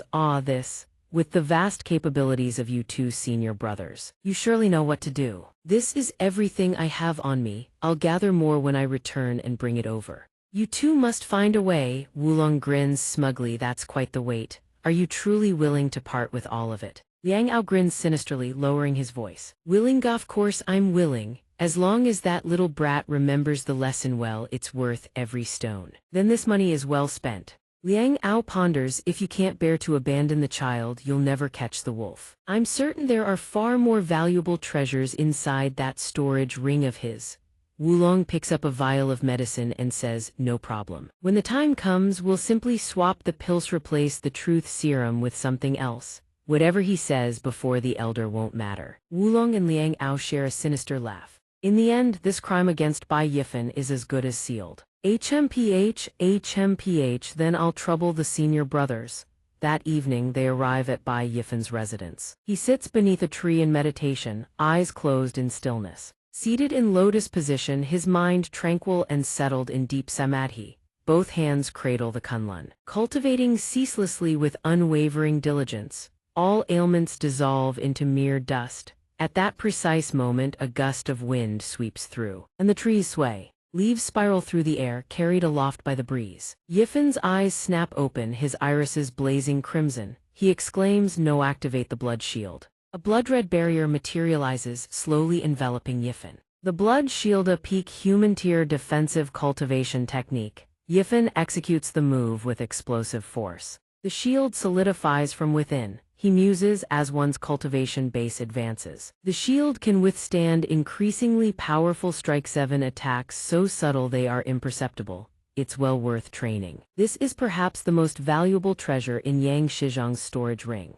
Most of the remaining items are just supplementary pills. I can bring some produce from Earth and exchange them at the contribution hall tomorrow. Suddenly, a foot kicks the door wide open. A commanding voice bellows, "Is Bai Yifan here?" Wulong and Feng Xuo. They stride in slowly, grinning, "Hee, so you're here after all." Yifan asks in surprise, "Who are you people? What business do you have with me?" Wulong and Feng Xuo carry 2 sabers on their backs. Liang Ao follows behind them, stepping inside. Feng Xuo speaks, "You are Bai Yifan. We are men of the enforcement hall. You had the audacity to assault a fellow disciple. Contribution hall breeds quite the boldness. Come with us." Liang Ao's face brims with arrogance as he thinks, "Bai Yifan, the worst mistake you ever made was crossing someone who never forgets a grudge." Yifan steps forward and responds calmly, "Very well, lead the way. As it happens, I too have an important matter to attend to at the contribution hall." Feng Xuo is taken aback and stammers, "A matter? What matter?" Yifan turns to ask, "Didn't Liang Ao tell you? I have a quantity of high-tier beast blood that I wish to submit. He wanted to monopolize it, which is precisely why I struck him." Wulong and Feng Xuo turn to glare at Liang Ao with undisguised displeasure. "Oh. The blood of a 4th-rank demonic beast is worth quite a fortune in both money and contribution points." Lu Ao panics and hastily explains, "Don't listen to his nonsense, I know nothing about it." Wolong says it's no matter. After all, once the pill is taken, who speaks the truth and who lies will be laid bare, won't it? Lu Ao curses under his breath, "Damn it, this is nothing but a threat." Lu Ao negotiates with Wolong and Feng Xuo, "Senior brothers, let's make a deal. Once I obtain the spoils, I'll split the money and contribution points 50-50 with you." Wolong laughs greedily and names his price, 80 for us, 20 for you. Lu Ao fumes with clenched brows, cursing internally, "Damn it all, I'm taking a massive loss this time. It's all because of that beast Bai Yifan." On the surface, he still forces himself to stay calm and replies, "Fine." Wolong says to Yifan, "We're from the enforcement squad, don't waste our time, come with us at once."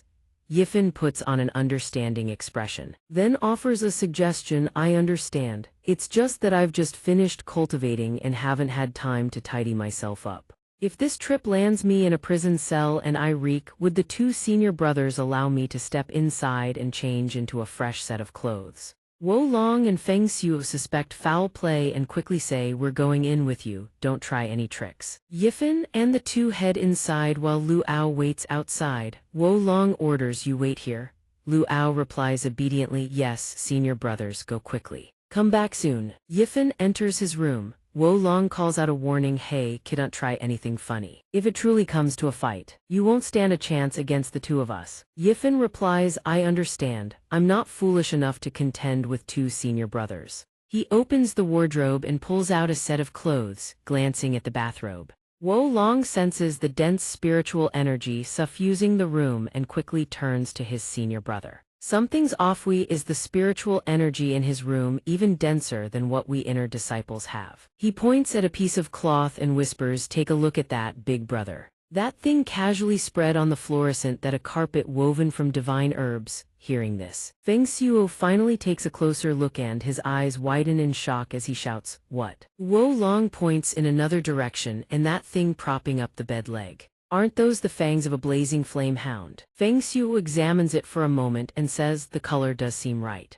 "No, it's wrong." He shifts his gaze, his eyes landing elsewhere as he speaks. "And that foot-washing basin, doesn't it look like it's crafted from the plumage of the floating light golden rock, a divine beast of the northern expanse?" Upon hearing this, Feng Xuo feels the world spin before his eyes. He gasps, "Feathers of a divine beast? Used to wipe your feet?" Walong and Fuang so blurred out in shock. These treasures were all rare and precious beyond belief. "What kind?" "That's right. I've only ever seen such things at auctions." Yifan. He glances back and replies casually, "Oh, these are all just common household items, nothing worth mentioning." "Senior brothers, you flatter me." Yifan produces a bag of medicinal herbs and hands it to Walong and Fuangso. "This is a medicinal bath formula I personally concocted. If the 2 of you don't find it beneath you, please accept it." The moment they take it, their eyes go wide and their jaws drop. Fuangso says these are all peak-grade treasures don't. Even as inner disciples, it would be exceedingly difficult for even those among the elder ranks to find such things. Hualong whispers to Fuangso, "Big brother, what on earth is this kid's background?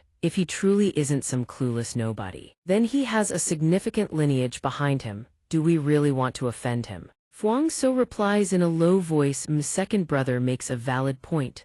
Liang Ao stands outside waiting, finding their prolonged absence strange. He wonders why have those two senior brothers been in there for so long. At that moment, Hualong and Fuangso walk out carrying the medicine vial, laughing heartily. "Sorry to keep you waiting, ha ha ha." Liang Ao asks in confusion, "What are you two senior brothers planning to do?" Hualong grins slyly, "Planning to do, heh." Fuangso declares, "Naturally, we're escorting you to the enforcement hall, junior brother." Feng Xiu raises the pill bottle and declares, "The principle of eating until full in one meal versus being full at every meal." "We understand." Liang Ao shrieks in horror, What is going on here?" At the Hall of Judgment, Liang Ao confesses his crimes. "Elder, everything has been thoroughly investigated," he says, kneeling before the elder and confessing honestly. "It was I who forged the escape formation. It was I who sought to hoard the spoils for myself. I despised Bai Yifan, so I deliberately framed him." His throat constricts in agony as he claws at his own neck, fighting to stop the words from spilling out, but the truth serum is relentless. "All of it was my doing. Bai Yifan has nothing to do with any of it." His mind screams, "Damn it, this truth potion." The elder's expression remains cold and impassive. There is nothing more to discuss. Failing to lead his team, and worse, framing a fellow disciple, his rations shall be docked for half a year. Bok Lok heads to Repentance Avenue to atone for 3 months. Lu Ao points toward Ok Long and Fuangso, crying out to the elder, "Wait, there are also 2 law enforcement senior brothers involved." In an instant, Ok Long and Fuangso slam Lu Ao's face into the ground, speaking with utmost deference, "Elder, your subordinate will drag him away this very moment." The elder continues, "Furthermore, Bai Yifan, for the rare treasures you have submitted, proceed to the front hall to collect 30,000 contribution points." Yifan clasps his fists in salute. "This one thanks the elder." The elder bellows his command, "Take him away." The 2 cloaked figures answer in unison, "Understood." Lu Ao tries to speak, but one of the cloaked figures clamps a hand over his mouth. All that escapes is a string of muffled, guttural sounds. Ok Long and Fuangso stroll over and clap Yifan on the shoulder, making nice, brother Bai. "If you ever run into trouble in the 5 Elements Holy Land, just say the word. We look after our own mutual benefit, eh? Us 2 brothers won't boast about much, but a bit of camaraderie we've got in spades. Hee hee." Yifan nods, "No problem." Deep into the night, Ok Long and Fuangso scoop up all the goods they had secretly skimmed from the exchange and carry them off. The 2 burst into gleeful laughter. "Heh. We struck it fat this time, getting paid from both sides. Truly a fortune. Big brother really is a genius." A large sack drops over the 2 men's heads. They shout in bewilderment, "What is this?" Covered by the sacks, they cry out, "Which bastard dares ambush your father here? Show yourself if you've got the guts." "Big brother, this sack won't tear. What do we do?" A brutal beating ensues. They desperately plead, Wait, who's there? It hurts. Stop hitting us. Spare our lives." The 2 are beaten black and blue, stripped of everything in their hands. They roar, "Hey, give us back our stuff. That's ours." "Yao, who the hell are you?" The masked figure leaps across the rooftops and vanishes into the night. Feng Xiu immediately asks, "Second brother, are you all right?" "Honestly, that attacker's power was a bit much." Only then does Ok Long come to his senses. He cries out in a panic, "Never mind that, where are the goods?" The black-robed figure speaks in an icy tone, "HMPH, we'll meet again." That black-robed figure is none other than Bai Yifan. He grins with a sinister smile. This is how Bai Yifan takes care of people. Lot simply can't handle it. At the 5 Elements Holy Land's Cultivation Technique Hall, Yifan arrives to meet the resident elder. The elder asks in astonishment, "You're saying you want to exchange for a human-grade Techniqueth Bull Demon Great Strength Law? Have you truly thought this through?" Yifan answers confidently, "I have." Elder, "Just hand it over." The old man shakes his head, "I advise you not to waste your efforts. Not only does this technique cost a tremendous amount of contribution points, but it is also cryptic, difficult to comprehend, and extraordinarily profound." The elder thinks to himself, "With your current realm, how could you possibly comprehend even the outermost layer?" Yifen smiles. That is not something elder needs to worry about. The elder hands over the book, adding a parting warning, take it. But remember, those who ignore the counsel of their elders suffer for it sooner than they think. Bull Demon, Great Strength Law. Yifen examines the manual, his face breaking into a satisfied grin. My realm has already advanced. And now I have a new technique to match. With that settled, Yifen heads to the Talisman Hall of the Five Elements Holy Land. He points at technique after technique on the bookshelf, this one, and this one too. Yifen hands his contribution point token to the shopkeeper and speaks in a deep voice, these I don't need, everything else, I'll take it all. The Talisman Hall elder's heart trembles. Where did this brat get so many contribution points? At the Five Elements Holy Land's Spirit Armory. Yifen calls out loudly, Elder, every weapon on this half of the wall. Pack them all up for me. The elder exclaims in shock, what? Yifen picks up a sword and examines it. This weapon isn't bad at all. He thinks to himself, about time for an equipment upgrade. Yifen walks out with a mountain of goods on his shoulder. The surrounding disciples erupt in discussion. Am I seeing this right? Is by Yifen cleaning out both the Talisman Hall and the Spirit Armory. Another disciple adds, even the town demon's sword, the legendary guardian treasure of the Spirit Armory, is gone. He steps out with a face full of satisfaction. The disciples exclaim, how many contribution points does this kid actually have? He smirks inwardly, HMPH, a number you lot wouldn't even dare dream of. At the Five Elements Holy Land behind the mountains. The scenery is picturesque with gentle breezes. He muses now with the Bull Demon Great Strength Law in hand. When stripped down to its essence, cultivating this technique requires finding a way for the meridians to absorb a massive amount of essence from Bull Demon clan blood. He pours a vial of liquid into his palm, thinking, bull blood back on Earth, you can get as much as you want. Then, extreme physical exertion is needed to convert that essence into the cultivator's own strength. At this moment, the Bull Demon clan's essence blood coats the surface of Yifen's skin evenly, and a faint crimson glow emerges beneath. Yifen hurls a stone, taunting the fiend beasts. This desolate wasteland only has you lot to keep this young master company. The fiend beasts give chase. He shouts provocatively, come on, you worthless punching bags. Before his words even fade, they've already closed in behind him, jaws gaping wide and screeching. Yifen glances back. Impressed, your speed is actually not bad. He throws a reinforced punch at one beast, take Thisme post-enhancement punch. The force behind his strike is overwhelming. The beast he hit is blasted backward, crashing into another. Both screech in agony. Yifen exhales, phew. Not bad at all. I can feel my meridians surging and boiling.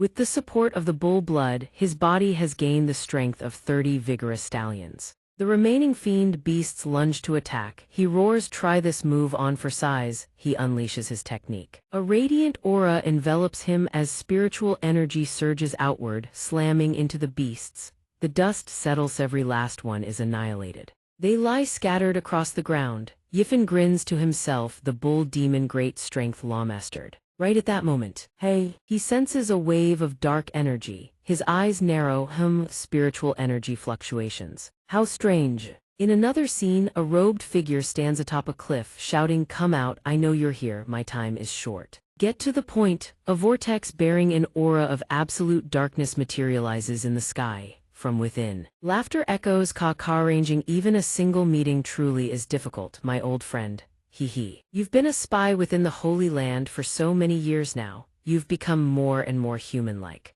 The moment the words leave, the revolving wheel demon sovereign reveals his true form. He taunts, one wonder shave you perhaps forgotten your true identity, eternal regret demon sovereign. The robed figure snaps icily, spare me the drivel. You used a transmission talisman to contact me because of the matter regarding the great sorrow demon king. Who was killed, wasn't he? Speak, eternal night demon sovereign. What exactly do you all plan to do? Yifen hides beneath a tree canopy watching everything unfold. He thinks, what is this? Inside the Five Elements Holy Land, a demon race spy. The revolving wheel demon sovereign speaks with fury, that wretch Jiang Lingjiver since becoming a core disciple. She has been smashing our demon treasures, no fewer than 100 of them. Now even the great sorrow demon king has fallen at her hands. Naturally, I intend to eliminate her swiftly, bring the demon god joy. Yifen is startled, the demon god, the robed figure questions, you want to kill her. You truly intend to kill her. Jiangling is the jewel of the five elements, Holy Lord's foremost core disciple, the pride of the Wood Hall. Aren't you afraid this will ignite a full-scale war between the two races? The revolving wheel demon sovereign responds with a vicious expression. That is precisely why I need you, one they trust. Surely you can devise a way to handle this matter more cleanly. The robed figure speaks gravely. 3 days from now, the outer disciples' spirit herb garden trial begins. In previous years, it was always overseen by Yan Yunsong. This year, the responsibility has been handed to Jiangling. If she makes a mistake, she'll be punished. Resigned to guard spectral grief cliff. Security there is lax, making her disappear would be far easier. The revolving wheel demon sovereign grins wickedly, haha, not a bad plan at all. The revolving wheel demon sovereign lays out his scheme. I'll prepare several spirit herbs. You find a way to plant them in the valley to lure in a group of elite disciples. I'll arrange a spirit beast to slaughter every last one of them. How does that sound? The robed figure smirks. Your mind works fast, I'll give you that. The revolving wheel demon sovereign laughs with glee. If every outstanding talent of the five elements holy land perishes, Jiangling will never escape the blame. Ha ha ha. The moment he finishes speaking, he fades from sight. Yifan has overheard every detail of their plot. He thinks to stumble upon such a vicious conspiracy by pure chance. I need to get out of here immediately. The robed figure senses an anomaly and shouts, something's there. He hurls an attack toward Yifan's position. Yifan panics, damn, I exposed. The mysterious figure's strike detonates with a thunderous explosion. He speaks in a low voice, HMPH, nothing there, was I merely being paranoid? Forget it, there's no living aura in the vicinity, I must have been overthinking. He gradually vanishes. Yifan teleports to another location, exhaling in relief. Phew, good thing I still had transmigration uses left for today. Nearly got myself killed. Yifan ponders to think the demon race is plotting every possible scheme against Jiangling. Absolutely not. I cannot let their spy succeed. He glances toward the cliff, but I have no evidence. If I rashly report this, it will only alert the enemy. A mere outer disciple eavesdropping on two great demon sovereigns and escaping with his life. No one would believe it, but I can't just turn a blind eye to this. It seems the only option is to personally investigate the spirit herb garden. Moonlight cascades across the land. 3 days later. At the spirit herb garden, a massive crowd has gathered. A disciple calls out, hey Brother Zhao. Long time no see, your strength has improved again. Brother Zhao answers proudly, naturally. The champion title of this spirit herb garden trial this time, it's mine. The other disciple mocks, ha ha, one compliment and you take it to heart. Looking at the bustling scene before them, Yifan marvels, so many people are they all here for the trial? It really is lively. Shen Xinyu explains, of course. If you perform well, there's a chance a Chinese letter will take notice and you could be promoted to inner disciple. Naturally. Everyone fights tooth and nail to participate.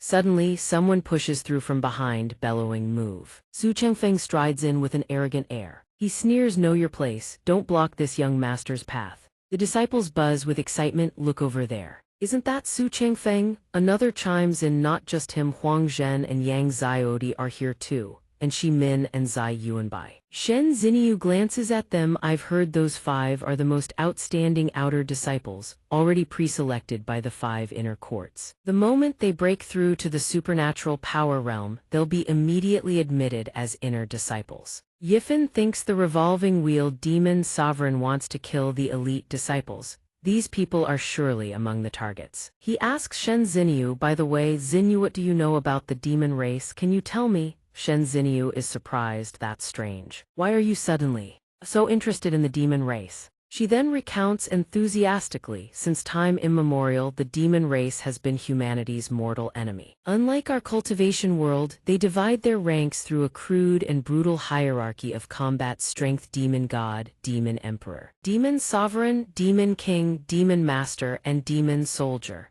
The demon god is the supreme overlord of the demon race. There is only one. Legend says his power is so overwhelming that no one has ever survived his hand. No one has ever seen his true face. Beneath the demon god serve 7 great demon sovereigns: eternal night, sun and moon, eternal regret, white bone, Asura, scarlet desire, and dark shadow. They are slaughter incarnate. There is no evil they won't commit. They are the greatest threat to humanity, second only to the demon beast clans. Yifen muses, so that's how it is. This matter is far more dangerous than I imagined. A commanding voice booms silence. Jiang Ling appears standing upon a radiant ring of spiritual energy that pulses with light. She speaks, "Dear junior brothers and sisters, the Spirit Herb Garden trial is about to begin. This year's trial falls under my full authority. I expect everyone to abide by the following rules." Everyone is struck dumb by her devastating beauty. A disciple murmurs, "So that's senior sister Jiang, the one they call the Eastern Beauty. She's absolutely stunning." Another adds, "Is this my first time seeing her in person? A true fairy, just as the legends say." Jiang Ling continues, "First, combat is encouraged during the trial, but killing is strictly forbidden. Purple Mansion Realm disciples in particular are not to freely attack disciples of lower realms such as the Marrow Cleansing and Aperture Opening realms. Second, the trial duration is 7 days. After the trial concludes, no one is permitted to remain. Third, any spirit herbs harvested must be placed in your storage pouch. After registering upon completion, you may keep them. Violations of these 3 rules will be punished according to sect law." Very Wealthiest year's Spirit Herb Garden trial begins now. The crowd surges toward the teleportation gate. Someone ahead screams, "Charge, I have to be the first to find the spirit herbs." Yifen and Liu Wei rush to follow the crowd. "Let's go," he says. Liu Wei nods. He is teleported into a dense forest. The moment he steps inside, he is utterly astonished. The spiritual energy is incredibly dense, so this is the Spirit Herb Garden. He looks around. Liu Wei is nowhere to be seen. He thinks, "We entered together, yet now I'm alone. We must have been randomly separated to different locations." According to Ah Wei, the Spirit Herb Garden was created by an ancient ancestor of the 5 elements Holy Land using supreme divine abilities. It spans roughly 100 li. The deeper one ventures, the greater the chance of finding spirit herbs, but the demonic beasts grow more dangerous as well.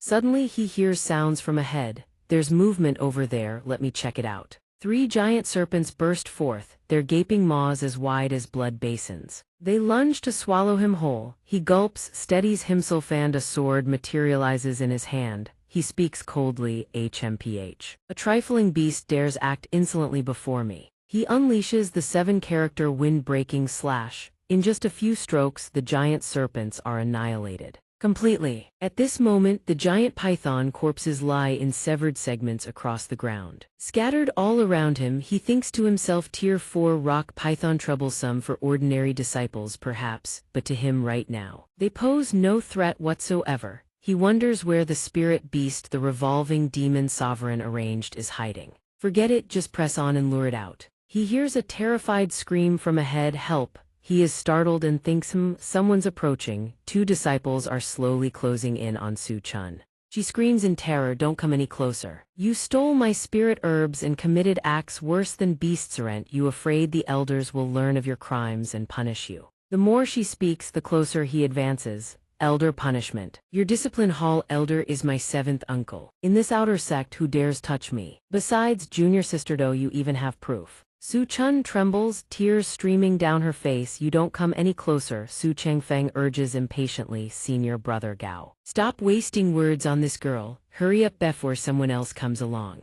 Gao Yang tears at her sash, laughing perversely. "No rush. Why don't we both have a turn? A brother like you deserves to enjoy himself too, ha ha ha." She screams in horror. "No." Su Changfeng grins. "Very well then. Many thanks for senior brother Gao's generosity." He thinks to himself, "Girl, if I hadn't been stuck on that mountain eating nothing but bland food for so long, why would a noble heir like me ever need to share a woman with this lowlife?" Suddenly a stone hurtles through the air and slams hard into the 2 of them. They cry out in agony, clutching their wounds as they bellow, "Who goes there? Which lowly, death-courting scoundrel dared to ambush us?" Bai Yifen strides out, stone in hand, and declares this spirit garden may not have much else, but beasts certainly abound. Gao Yang and his companion cry out in shock. Bai Yifen, Su Chun, weeping, begs, "Senior brother, please save me. Not only did they steal my spirit herbs, they even tried to." Gao Yang's face twists with malice. "You little brat, it's you again. Heaven has eyes, who would have thought I'd find you here?"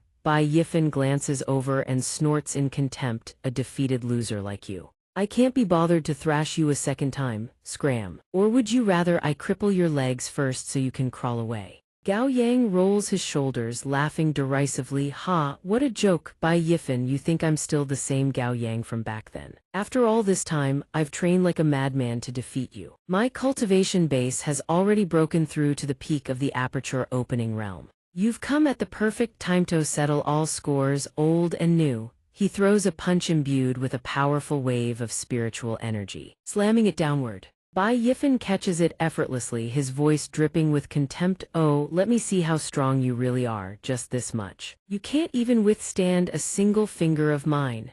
The man trembles violently, impossible's grown several times stronger than before. Bai Yifan presses a finger to his face and says in a low voice, I'm warning you for the last time, if I ever see you bullying the weak again, I will cripple you completely. Now scram. Having spoken, he flicks. The man hurtles away like a cannonball. His body flies through the air. He crashes to the ground several times before tumbling into the distance, leaving behind only his wretched screams. Aargh. Bai Yifan disdainfully wipes his hand. Pathetic trash. Hitting you only dirties my hands. As for this other beast over here, Bai Yifan advances. Su Changfeng cries out in fear. Bai Yifan, what are you going to do? He shouts hoarsely, I'm warning Yaomi's sister Wang Meng is now an inner disciple. He summons a blood-chi shield and adds, do you even know what it means to be an inner disciple? She'll become an elder of the Holy Land one day. She can order your death with a single word. And you'll have to. Bai Yifan says, are you threatening me? Having spoken, he swings his fist and strikes the man squarely. Su Changfeng collapses to the ground. Fresh blood trickling from the corner of his mouth. He thinks one single punch and my internal organs are already shattered. He's far more terrifying than before. Bai Yifan says with contempt, inner disciple, is that supposed to be impressive? Su Changfeng screams in terror, what are you going to do? Ah, it hurts, don't come any closer. Don't come any closer. Bai Yifan swings his leg and kicks him clean off the ground. The man flies through the air as Bai Yifan shouts, find somewhere cool to rot. Su Changfeng screams in agony as he soars upward, then crashes down into the lake. Bai Yifan says, the thing I despise most in this life is someone threatening me. The man plunges into the water, and countless bubbles rise to the surface. Glug glug. Bai Yifan picks up a storage pouch and clicks his tongue in admiration. Not a bad haul on those two. Not bad at all. What a pity all of it belongs to me now. Su Chun approaches, speaking softly, senior brother Bai. Thank you for saving me. If not for you, I fear I would have been ruined at the hands of those two. Bai Yifan responds, it was nothing. Not worth mentioning. Are you injured? He pulls out a stalk of spirit herb and says, take this to treat your wounds. It can help you recover quickly. The girl's eyes light up with joy. Su Chun covers her mouth in shock. Frost blaze golden coin grass. This is incredibly rare even at auctions. You'd hardly ever see one. Senior brother Bai, she asks in disbelief, you're really giving this to me? Bai Yifan turns away awkwardly and coughs a hummus. Your clothes have fallen. Ordinary spirit herbs aren't much use to me. I need higher grade ones. Su Chun exclaims, ah, I see. She hurriedly covers herself. Afterwards, Su Chun quickly regains her composure. If you want to find spirit medicines, just follow this river upstream and you'll find a medicinal garden deep inside. Only once you cross this forbidden river, it means tier 7 demon beasts could appear at any moment ahead. With our cultivation bases, we'd be like eggs striking stone. He ponders silently. The forbidden river might very well be bait set by the demon race. I need to investigate the truth for myself. Deep within the forbidden river, a loud voice shouts, brothers, look. There's actually a clear bright grass here. Our results from this competition will be extraordinary. Another disciple dashes his hopes. Don't celebrate too early. Look at what's beneath the spirit herb. Everyone hides behind a boulder and whispers, it can't be. The damned lion ape, with it guarding the clear bright grass, we don't stand a chance of getting it. Liu Wei and Zhang Tai hide behind a tree. Liu Wei whispers, Zhang Tai, what do we do? This lion ape is at least a tier 6 fierce beast. If we act rashly, the outcome won't be pretty. Zhang Tai replies, exactly, let's wait. Besides, more and more higher-ranking disciples are gathering here. Our strength isn't enough. We shouldn't ride the crest of the wave. Liu Wei laughs, that's right. The senior disciples will definitely make their move soon. Just being able to watch a battle like that is already worth it for us. Suddenly, a hand slowly reaches over from behind. A familiar voice rings out, Liu Wei. To have such awareness truly admirable. Liu Wei spins around and shouts. Who? Bai Yifan appears, patting Liu Wei on the shoulder approvingly. Not bad vigilance. Liu Wei exclaims in pleasant surprise. Brother Fan. Zhang Tai asks anxiously, where have you been? We've been looking everywhere for you. Liu Wei adds, that's right, it hasn't been easy for us to regroup these past few days. Shen Xinwu glances over and asks, Yifan, who is this young lady? Bai Yifan gestures, allow me to introduce. This is Su Chun. Also a newcomer from our batch. He turns to the others, this is Liu Wei, Zhang Tai and Shen Xinwu. They exchange cheerful greetings. Su Chun speaks up, greetings, senior brothers and sisters. After I was teleported here, those villains bullied me, fortunately. Senior brother Bai saved me, Liu Wei's group exclaims, so that's what happened. Then junior sister, let's all move together. On the cliff countless figures stand watching, among them is Su Changfeng at the Purple Mansion Realm first layer. He gives the order, Old Meng. Huyer throw rocks from the outside to distract the lion ape and lure it away. For the clear bright grass, Meng Fei at the Aperture Opening Realm, 8th layer, and Miao Huyer at the Aperture Opening Realm. 7th layer both leap down and shout, understood, leave it to us. Following the plan, they hurl 2 stones. The lion ape immediately focuses its attention on the 2 of them. Su Changfeng shouts, Huangba, Liu Fei attack from both flanks. Huangba at the Aperture Opening Realm 9th layer, and Liu Fei at the Aperture Opening Realm 9th layer charge forward with overwhelming momentum, no problem. Charge! Su Changfeng also launches forward, saying in a low voice, leave the front to me, maintain formation, breaking ranks. 5-pronged assault, the bellow in unison, die lion ape. Watching from the sidelines, the surrounding sigh. Ples marvels, Su Changfeng truly lives up to being a Purple Mansion Realm disciple. Powerful indeed, his assault leaves no gaps. Leading 4 Aperture Opening Realm disciples in such seamless coordination, they'll grind the lion ape down for sure. The lion ape roars, unleashing a devastating sound wave. Su Changfeng's entire group is blasted away. He cries out, a sonic attack, no good, we've been scattered. He is driven back by the sound wave, barely managing to drive his sword into the ground to steady himself. Damn it, how is the lion ape this powerful? The other 4 are not so fortunate. They are hurled into the air, crying out in despair, we couldn't even withstand a single attack. At this rate, we're all going to die at the hands of this lion ape. Its eyes flash with killing intent as it lets out a bloodthirsty howl. The lion ape charges straight at Meng Fei. He screams in panic, it's over, the lion ape is targeting me. The lion ape smashes a devastating fist down onto Meng Fei. His outer armor shatters into pieces. He screams in agony as his body hurtles like a cannonball into the cliff face. Everyone shouts in alarm. Meng Fei and the others are all gravely injured.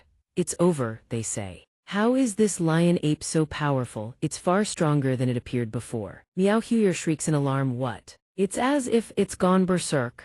He ponders silently, this tier 6 demon beast hasn't even awakened its spiritual intelligence. Yet it has triggered its berserker bloodline in a desperate situation. Su Chang Feng shouts urgently, run, get out of its attack range first. Miao Huyer immediately grabs onto Su Changfeng's leg. She begs, senior brother, take me with you, don't leave me behind, me leg was injured. The lion ape charges wildly toward them. He thinks in panic, it's over, if we head this direction and don't leave now, it'll be too late. Su Changfeng tries to wrench his leg free, shouting, let go, stop dragging me down. Miao Huyer clings to his leg with all her might, crying out in pain. His face darkens as he thinks, damn it, if I don't think of something, I'll end up as this monkey's meal too. Suddenly he glances behind him and mutters, someone's hiding over there. I've got it. Bai Yifan mutters in confusion, huh? What is he doing? Su Changfeng holds a piece of meat in his hand. Thinking this meat is saturated with spiritual energy, no spirit beast could resist it. He hurls it past Bai Yifan's position, for his own survival. There is no other choice. The lion ape sees the meat and freezes for a moment. The meat flies toward where Bai Yifan is hiding. Everyone cries out, no good, the lion ape is heading straight for us. The lion ape's massive form hurtles toward them. Jaws wide open in a deafening roar, Liu Wei's group shouts, Bai Yifan, watch out. Bai Yifan picks up the meat and charges directly at the lion ape. The others scream, brother Fan, don't. He reassures them, don't worry, just wait here for me. Bai Yifan waves the meat and shouts to lure the lion ape this way into the forest, you stupid monkey. the lion ape drools and gives chase. He clicks his tongue in approval. Tusk, tusk, tusk, very good, perfect. Liu Wei's group cries out in alarm. Brother Bai sacrificed himself as bait to save us. Is Yifen really going to be all right? That's the rank 6 beast. The surrounding disciples ask in confusion what's going on. Another disciple answers, it seems Bai Yifen lured the lion ape away. The disciple then shouts in horror, what? Bai Yifen willingly made himself bait. Liu Wei's group grows restless with worry. Liu Wei speaks up, I can't just leave him, I have to go check on him. Shen Tianyu volunteers, will go with you. Su Chun hastily raises her hand to stop them. Wait, Liu Wei, where are you going? It's far too dangerous ahead. Liu Wei says, Junior Sister Su, don't stand in our way, move aside. Zhang Tai speaks up, Junior Sister Su, we can't let Bai Yifen face danger alone. If you're willing to help, come with us, but if you're afraid, don't bother following. Su Chun falls silent. Her heart wavering, Su Changfeng saunters over, laughing with delight. Ha ha, Junior Sister Su, it's a good thing you're not going. By now, that Bai Yifen has probably been devoured by the lion ape, not even his bones remain. Going would be pointless. Su Chun turns her head, startled. Senior brother Su. Yao Huier, supported by Huang Ba, lashes out, you abandoned your own teammate and set Bai Yifen up to die. Have you no shame? Huang Ba snorts coldly, his expression full of contempt. Su Changfeng sneers, so what, I didn't force him to do it. If you keep yapping, I'll beat every last one of you into the dirt. Yao Huier seethes, despicable, a hypocrite hiding behind a righteous facade. Su Changfeng approaches the spirit herb. Su Changfeng cackles triumphantly, he. With this spirit herb I can have the elder refine a soul-nourishing pill to break through. Once I reach the supernatural power realm, my future will shine bright. Dirty tricks, what does it matter? Results are all that matter. Bai Yifen, oh Bai Yifen, I truly must thank you. At that exact moment, Bai Yifen arrives, treading across the water's surface. He roars, take your filthy hands off my spirit herb. He delivers a thunderous slap, sending Su Changfeng's entire body flying backward. AAGH. The onlookers see Su Changfeng struck with blood spraying everywhere and scream, ah. Good heavens, what just happened? Bai Yifen doesn't have a single scratch on him. That's right, I can't believe he came back so fast. Bai Yifen strides forward and plucks the spirit herb. He thinks, all this over a worthless spirit herb, and you dared to scheme against me? Consider it your misfortune. Bai Yifen says with contempt, this thing honestly doesn't look like it's worth a single blade of grass. I could casually grab something better from Earth. These people's jealousy is truly laughable. Liu Wei's group is overjoyed that Yifen has returned safely. Liu Wei calls out, Yifen. Shen Tianyu hurries over, are you all right? Brother Yifen, are you hurt? Bai Yifen says casually, what could possibly happen to me? That wasn't even enough to warm me up. Liu Wei laughs with relief, ha. That's wonderful, that's wonderful. Su Changfeng surfaces from the water, stunned, it's you, and you're still alive. Bai Yifen strokes his chin thoughtfully, then replies, oh. You mean that beast? By now it's probably having sweet dreams. The lion ape's massive form lies unconscious at the bottom of a deep ravine, its body covered in grievous wounds. The surrounding disciples stand dumbstruck, unable to believe what they're witnessing. A stunned silence falls over the crowd. Isn't he only at the aperture opening realm? How could he have escaped that beast? Was it just sheer luck? Su Changfeng grits his teeth in fury, thinking a mere newcomer legendary trash with nothing but yellow-grade talent dares to humiliate me. If I don't teach you a lesson today, how am I supposed to show my face in the Holy Land? He activates the Xuan Ice Claw and snarls, Bai Yifen, you yellow-grade trash, put down that spirit herb this instant. Or don't blame me for being rough. Shen Tianyu shouts, Senior Brother Su, you're a purple mansion cultivator. How can you stop at nothing to rob a junior of his opportunity? Su Changfeng lunges forward, Yifen, shut your mouth, today I'll just take what's his. What are you going to do about it? Bai Yifen sneers, you really won't shed tears until you see the coffin, will you? He raises his blood shield to block Su Changfeng's strike. The attack is effortlessly deflected. Su Changfeng gasps, what is that? Bai Yifen says with contempt, is this all the Purple Mansion realm has to offer? Truly pathetic, so weak that using even this technique against you feels like a waste. Su Changfeng stammers, what? What are you going to do to me? Bai Yifen begins channeling his power. Blood-red spiritual energy surges forth, warping the surrounding space. He intones in a deep voice, Bull Demon. He hurls a devastating punch with every ounce of his strength, slamming into Su Changfeng's body. Su Changfeng screams in terror, Bai Yifan, brother, spare me, I was wrong. Bai Yifan ignores his pleas and continues swinging. Great Tao art. Su Changfeng lets out a blood-curdling shriek as he's sent hurtling through the air. The surrounding disciples shout, senior brother Su was sent flying with a single punch. Another disciple exclaims in shock, heavens above. What just happened? You heard that right? Su Changfeng was beaten by someone who's only been a disciple for 2 months. That's insanely powerful. Bai Yifan approaches Su Changfeng and says, senior brother Su, didn't you call me trash before? How is it that you can't even beat a piece of trash? Doesn't that make you something even worse than trash? Su Changfeng trembles. What are you going to do? Don't try to hide behind the rules. It clearly states that Purple Mansion Realm disciples cannot attack Aperture Opening Realm disciples. Bai Yifan responds sternly, the rules state that Purple Mansion Realm cannot strike at a lower Aperture Opening Realm disciple. But nowhere does it say that an Aperture Opening Realm disciple cannot fight back against a Purple Mansion Realm disciple. Su Changfeng cries out, don't you dare! A piercing scream from Su Changfeng echoes across the space.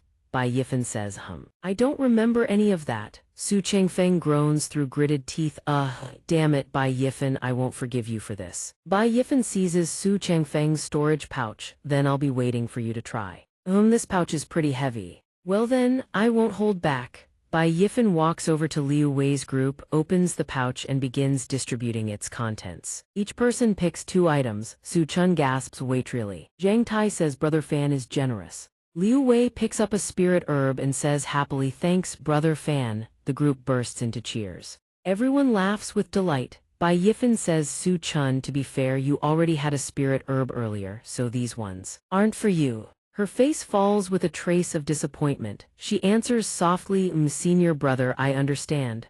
Meanwhile, Su Changfeng draws a blade. His eyes burning with murderous intent, thinking no matter the cost, no matter what price I must pay today, I will kill you. Suddenly, a blood-colored warhammer crashes down from above. He screams in agony, stop! Bai Yifan turns, surprised.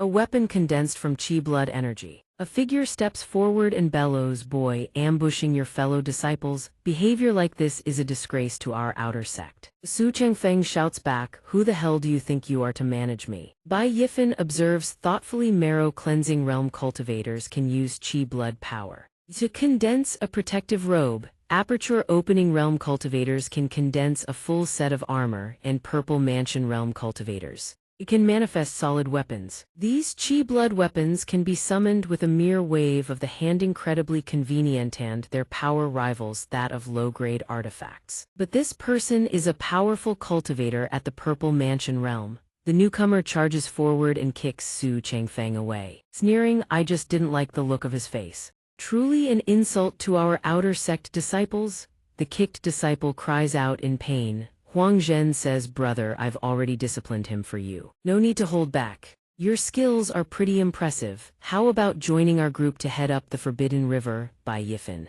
asks in confusion. Form a group, the high-grade spirit herb zone in the Forbidden Valley. One of them explains, right, Harith, high-grade spirit herb zone is sealed within this barrier. Everyone needs to channel their spiritual power simultaneously to break the restriction. The group gathers their strength. Ready on 2. 3 charge, Look, the barrier.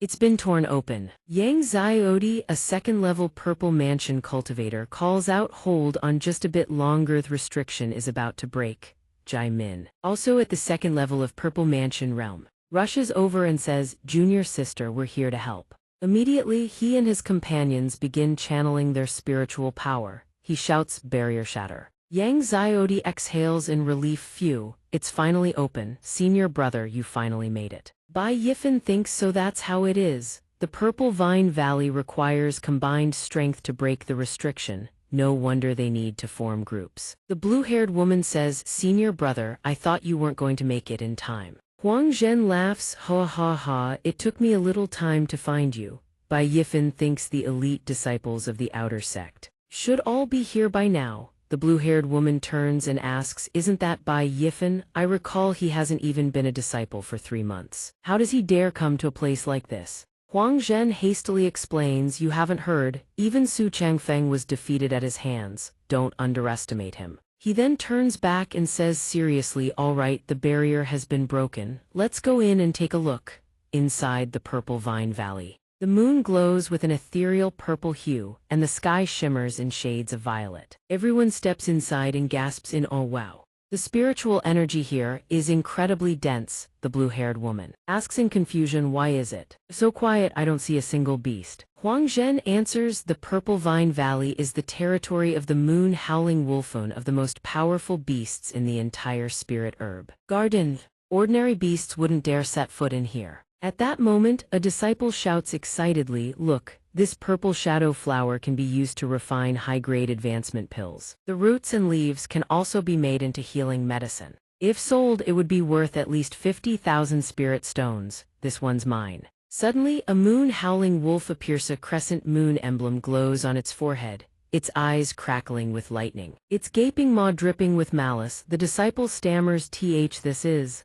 Bai Yifan shouts a warning, "Watch, it's an ambush." One disciple is struck and killed instantly. Everyone screams, "What's happening? Look, what's that lurking in the darkness?" Everyone cries out in terror, How is this possible? We just entered and we've already run into it." A howl tears through the Ira. Howling moon wolf appears. "It's here, a level 7 demonic beast. Everyone run for your lives." A young man wielding a hammer rises to his feet and shouts, "What's there to be afraid of? The strength of a level 7 beast only matches our human race's purple mansion realm. With this many people, are we afraid we can't deal with it?" The howling moon wolf closes in. Everyone, the hammer-wielding youth charges forward. That's right. A howling moon wolf's pelt can sell for 10 to 20,000 spirit stones. I want to gouge out its eyes to cultivate a certain pupil techniquedant. Anyone dare compete with me? Yifan thinks it's not that simple. The aura of this demonic beast is extremely strange. The howling moon wolf bears a vicious grin. Bai Yifan says with a grave expression, "Demonic beasts are not spirit beasts. They haven't awakened spiritual intelligence. How can they display human expressions?" The hammer youth boasts, "Ha, another attack is it? Just now, I'm a whole major realm stronger than that disciple was." The blade-wielding youth stares blankly. "What are you saying? How is that possible?" Huang Zhen, at the 3rd level of the internal strengthening realm, was slain in the blink of an eye by the howling moon wolf. The howling moon wolf unleashes a deafening howl, sending a shockwave that scatters everyone.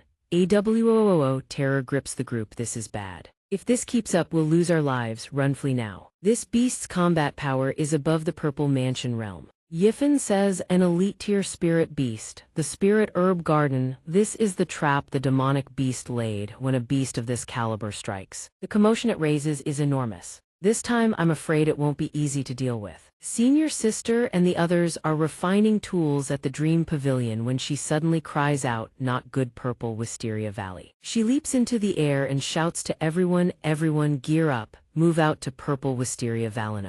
Purple Wisteria Valley. Everyone is bewildered, unable to grasp what's happening. Senior sister Jiang, "What happened?" "Wait for us too." At Purple Wisteria Valley, everyone huddles behind a massive boulder. Someone says, "What do we do, even if all of us attack together? We might not survive a single swipe of that spirit beast's claw." A girl cowers beneath the rock, trembling. "If this goes on, sooner or later we'll all die here." "I don't want to die yet." A young man snarls, "Damn it. That beast herded us here but refuses to strike. Is it toying with us on purpose?" The howling moon wolf stands outside, howling into the wind. The girl asks, "Do you hear that? What's it doing?" The young man says, "That howl, it sounds like it's calling for companions."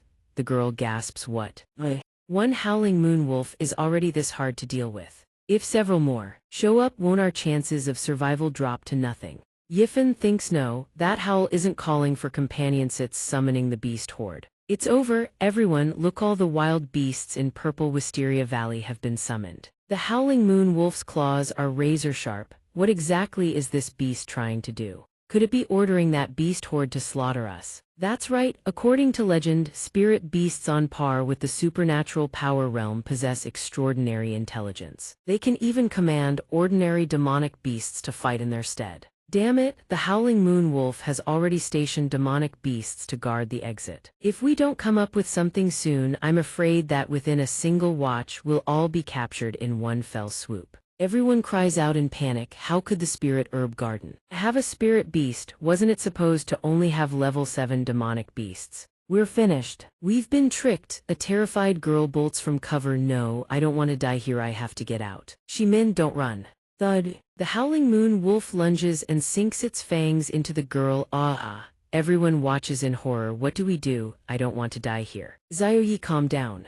Yifen thinks even the elite disciples have lost their composure. If this continues, it's over. If it were just me against the howling moon wolf, I'd have room to maneuver, but now I have to ensure this many people get out alive. And yet that beast just sits there with its eyes closed, arrogant as a meditating master. That's right, the roles of hunter and prey have already been reversed. It seems like it's trying to lure a bigger fish through us. There's not much time left. The longer this drags on, the worse it gets for us. We can only rely on cunning. Yifen leaps out and shouts, everyone stay behind the rock and don't move. I'll find a way to deal with them. Everyone screams in panic. By Yifen, are you courting death? Come back. Yifen shouts, everyone focus your spirit and calm your chi. He hurls something into the air. Howling moon wolf. All you beasts, taste the might of this. Everyone clamps their hands over their noses. Wait, that's, the smell, it's overwhelming. What on earth is that stuff? Can it really deal with this beast horde? The howling moon wolf catches the scent and stares. It seems to have no effect. Wait, look, the beasts behind the howling moon wolf, they are collapsing. Everyone exclaims, it's working, we're saved. They're toppling and retreating.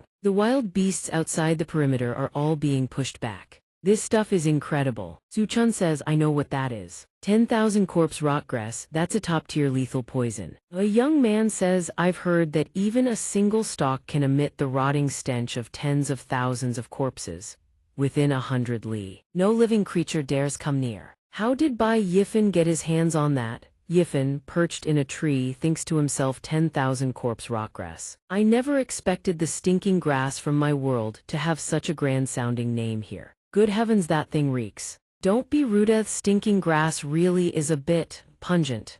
Yifen thinks, knowing I'd be taking the spirit herb garden trial. I collected these beforehand as a precaution. The ancients used stinking grass to repel wild beasts against these creatures. Even if the effect is minor, it's still better than nothing. Zhang Tai, covering his nose, praises Yifen. By Yifen, you are absolutely brilliant. Senior brother Bai is incredible. The wild beasts have all keeled over. Every beast in the encirclement has collapsed. Yifen lands on the ground and says, the minor threats are dealt with. Next it's your turn, howling moon wolf. The beast rises and stalks toward Yifen, its face twisted with malice, green eyes blazing as it snarls. Everyone watches from behind the rocks, wondering if Bai Yifen can truly defeat it. The howling moon wolf lunges. Yifen draws his sword and clashes head-on with the beast. Who knows, but he's our only hope of survival. Blazing flames slash. He raises his sword and cleaves horizontally but fails to cut through the howling moon wolf's hide. It's that tough, Yifen exclaims in shock, a full power strike and all I managed was to make it flinch. The howling moon wolf lets out a mocking laugh. Yifen snarls, that expression again, damn it. I even aimed for the weakest point, its belly, and this is all I can do. The wolf lunges with a deafening roar. By Yifen, watch out, it's charging. The wolf's claws slash downward. Yifen dodges with a floating step. I need to find a way to restrict its movement. An idea strikes him, this is the only option left. Come, Yifen drives his sword straight into the howling moon wolf's maw. A young man cries, that's insane. Even if it severely wounds the howling moon wolf, he'll lose his arm in the process. After that, there won't be any chance of winning. Yifen's hand darts in. Now take this. Suchun gasps, that's. Yifen rips something out from inside the howling moon wolf. Blood chi blade die. Everyone erupts, the howling moon wolf is dead. How can Bai Yifen use an ability that surpasses his realm? A young man stammers, could it be a breakthrough? He broke through in the heat of battle. Bai Yifen, purple mansion realm. The long-haired youth cries out in disbelief, we won, we were actually saved by Bai Yifen. Xiao Dai asks, he just joined the sect not long ago, how is he this strong? Yifen grins, heh. So this is the feeling of condensing chi into a weapon in the purple mansion realm. Not bad at all. A sinister laugh echoes through the valley. Yifen narrows his eyes, that voice. He spots something ominous, a demonic beast manipulating the spirit beast, still attempting to revive the howling moon wolf. The soul beast radiates a dark aura. It charges, the soul beast coils around the howling moon wolf and ignites. Ah, it burns, it burns. Lazuli demon fire erupts. Demonic flames roaring to life. No, I won't accept this. Senior sister arrives and shouts, Everyone, are you all right? A voice calls out, finally you've arrived.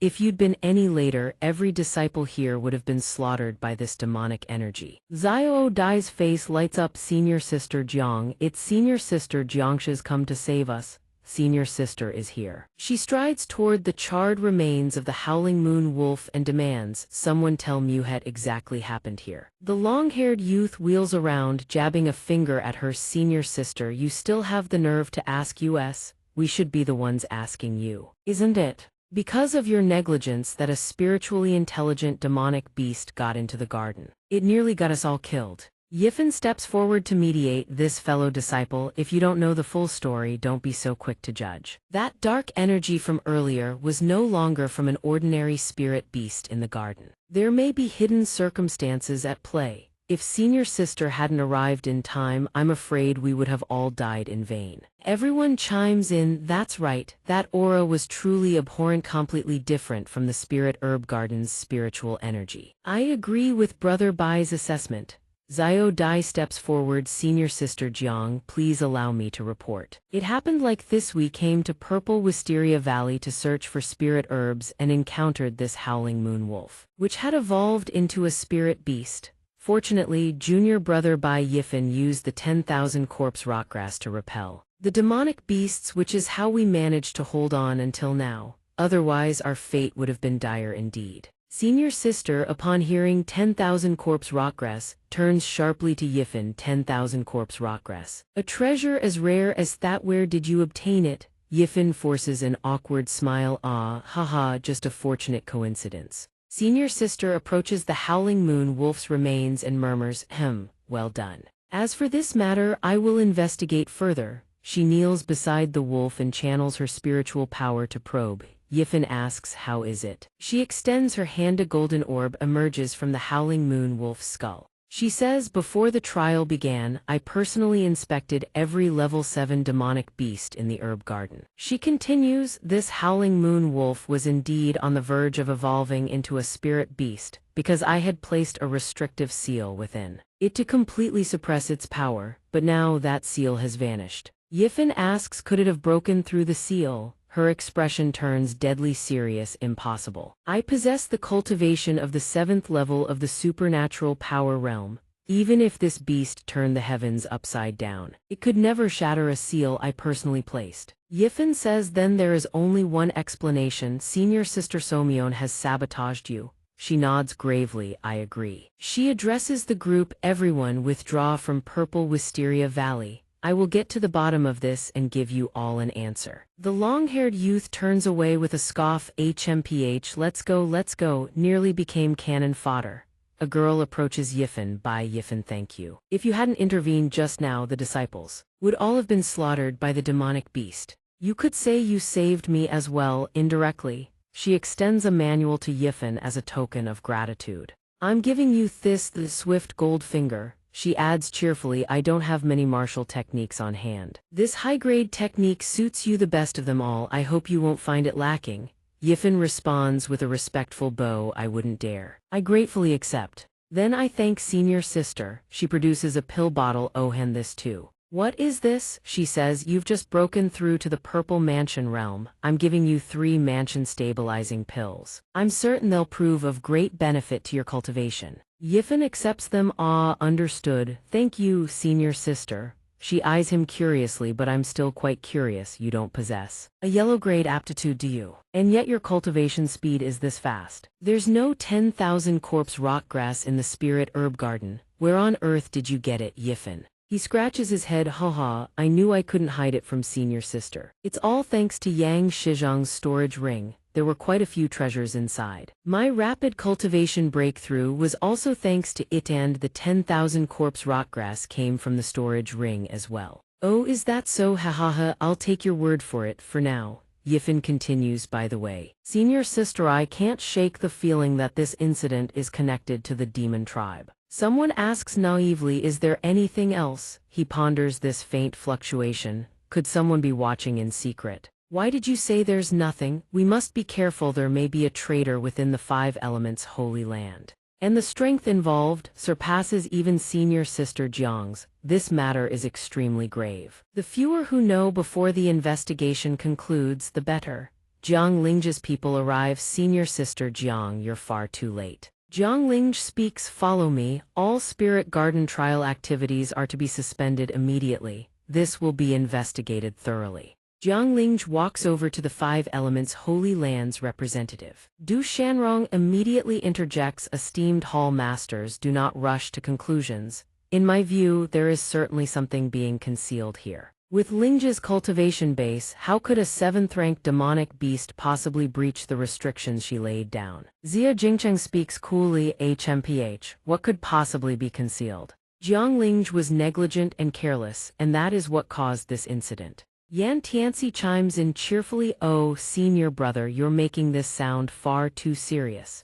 In the hundreds of years of spirit herb garden trials, there have always been deaths. Several dozen disciples participate each year, and this year's death toll hasn't even exceeded 10. It hardly counts as a catastrophe, does it? Xia Jingcheng says, HMPH, but according to this old man's knowledge, had Jiang Ling arrived even one step later, even more of our outer sect elite disciples would have been slaughtered. She nearly committed a crime deserving of heavenly punishment. Du Shanrong steps forward and turns to Xia Jingcheng. Even so, not long ago, Ling slew the great sorrow demon king of the eternal night demon sect. That is a great merit. In my view, leniency is warranted.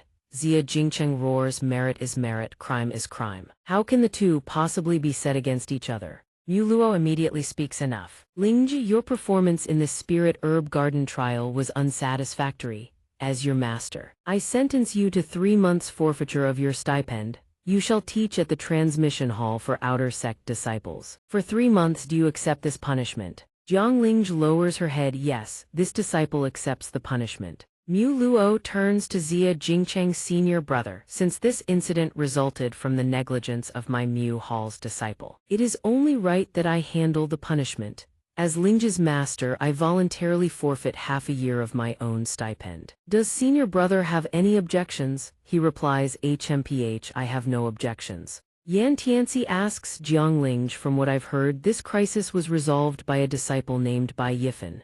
Is that correct? She says, reporting to Hall Master Yan, that is indeed the case. Du Shanrong praises Bai Yifan, then turns to Yan Tianxi. He's only been here a short while, yet he's already achieved so many feats. His cultivation base has advanced as fast as lightning. It seems this person possesses extraordinary innate talent. I wonder how he'll develop in the future. It truly piques one's curiosity. A pity senior sister isn't Harish would certainly be the most intrigued. Bai Yifan sits in his room muttering, just who's been talking about me behind my back, he ponders.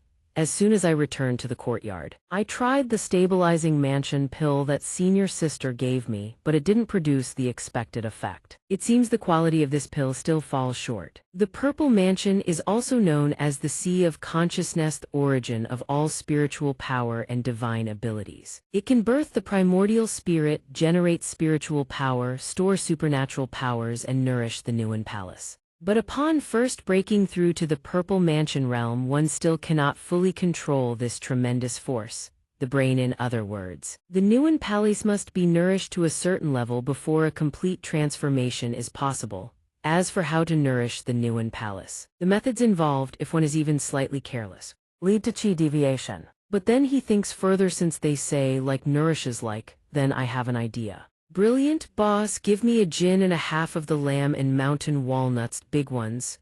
He picks up a walnut and examines it, on earth. Walnuts are the ultimate brain supplement. He can only hope that, as he suspects, walnuts in this world can also exert that effect. He closes his eyes, his head begins to emit wisps of smoke. Spiritual chi sinks into his danshan, enveloping the primordial spirit. He feels it power is gathering within the Nuan Palace. An hour later he opens his eyes. Spiritual chi swirls around him, wreathed in smoke. He senses it great success. The power within his body now fully obeys his divine sense. He picks up the gold-shattering scripture to review. Next comes the secret manual senior sister gave him to simplify back on earth. Back to the present, he sits in his room and yawns. Man, it's been ages since I've been back. Now that I've got this much money, I should find some time to kick back and enjoy myself here for a few days. He picks up his phone, better not miss any important messages. He opens his phone and sees a message from his mother's son. The scenery in Manchester is gorgeous. Next time. Our whole family absolutely has to come here together. How's mom's health? Very good, don't worry. His parents smile warmly at the photos and their sister Guo too. It seems everyone is doing well. Then I can rest easy. Another message arrives from Tang Rong. Are you free on November 1st? November 2nd, I have something I want to ask you. November 11th, it's been several days. Why haven't you replied to my messages? November 15th, what's going on? He still doesn't understand. How strange, Miss Tang. Why has she sent me so many messages? He replies to Tang Rong, sorry about that. I've been swamped lately. I just saw the messages. Is there some kind of problem? Suddenly, a knock comes from outside. Bai Yifan thinks, who is it? I just got back to Earth in the dead of night. And someone's already looking for me. What a coincidence. Bai Yifan opens the door and sees Sheng Hui standing there. Bai Yifan says, long time no see. He stares in shock. Sheng Hui, what are you doing here? The two head out to a bar in Hangcheng and clink glasses. Bai Yifan and Sheng Hui sit down, drinking and talking. I came to Hangcheng on business. So I looked you up, pretty loyal, right? Since when did you start driving a big rig? This ride is my dream car. Mine.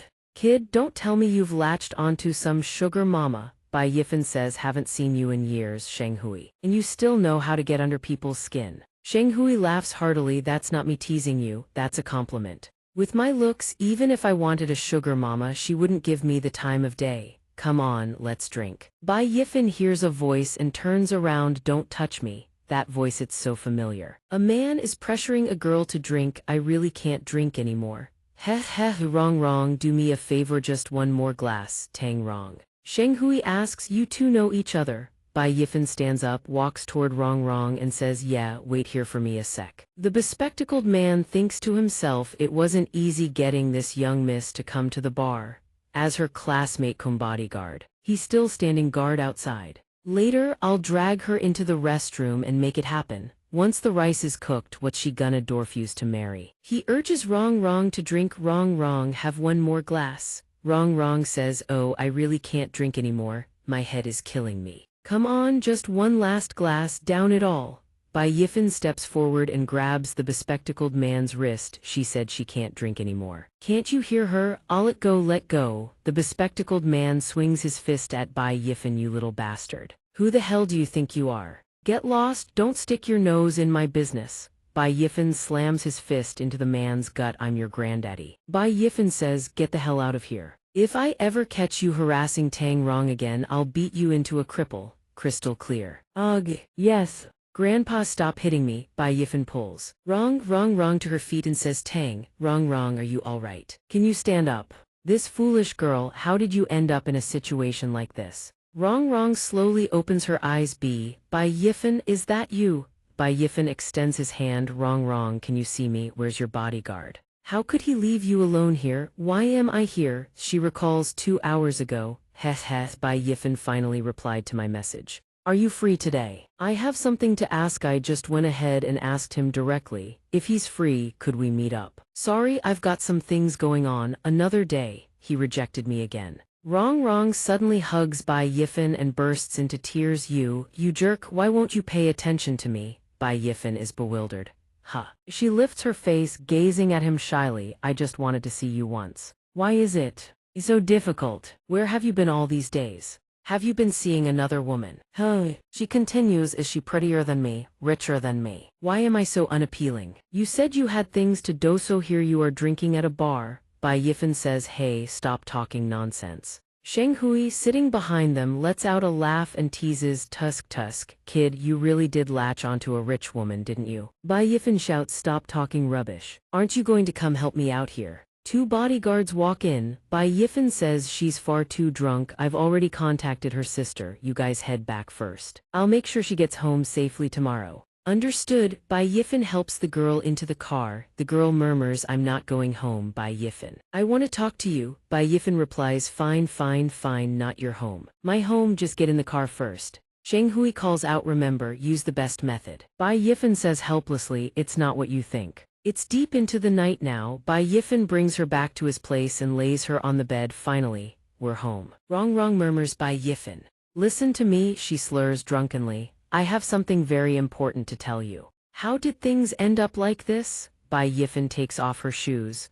A man and a woman alone at midnight, there's no explaining this even with a mouth. The girl startles awake, sits up, sees Bai Yifan and asks groggily, where am I? Bai Yifan says, Miss Tang, take off your shoes and go to sleep. Whatever it is, tell me tomorrow. Bai Yifan thinks, this girl, what on earth happened to her that she insists on saying it in person? Rong brings her face close to Bai Yifan's. Bai Yifan asks, startled, Rong, what are you doing? Rong says, don't talk, just listen to me. The bashful girl murmurs, Bai Yifan, I want to tell you, actually I and you.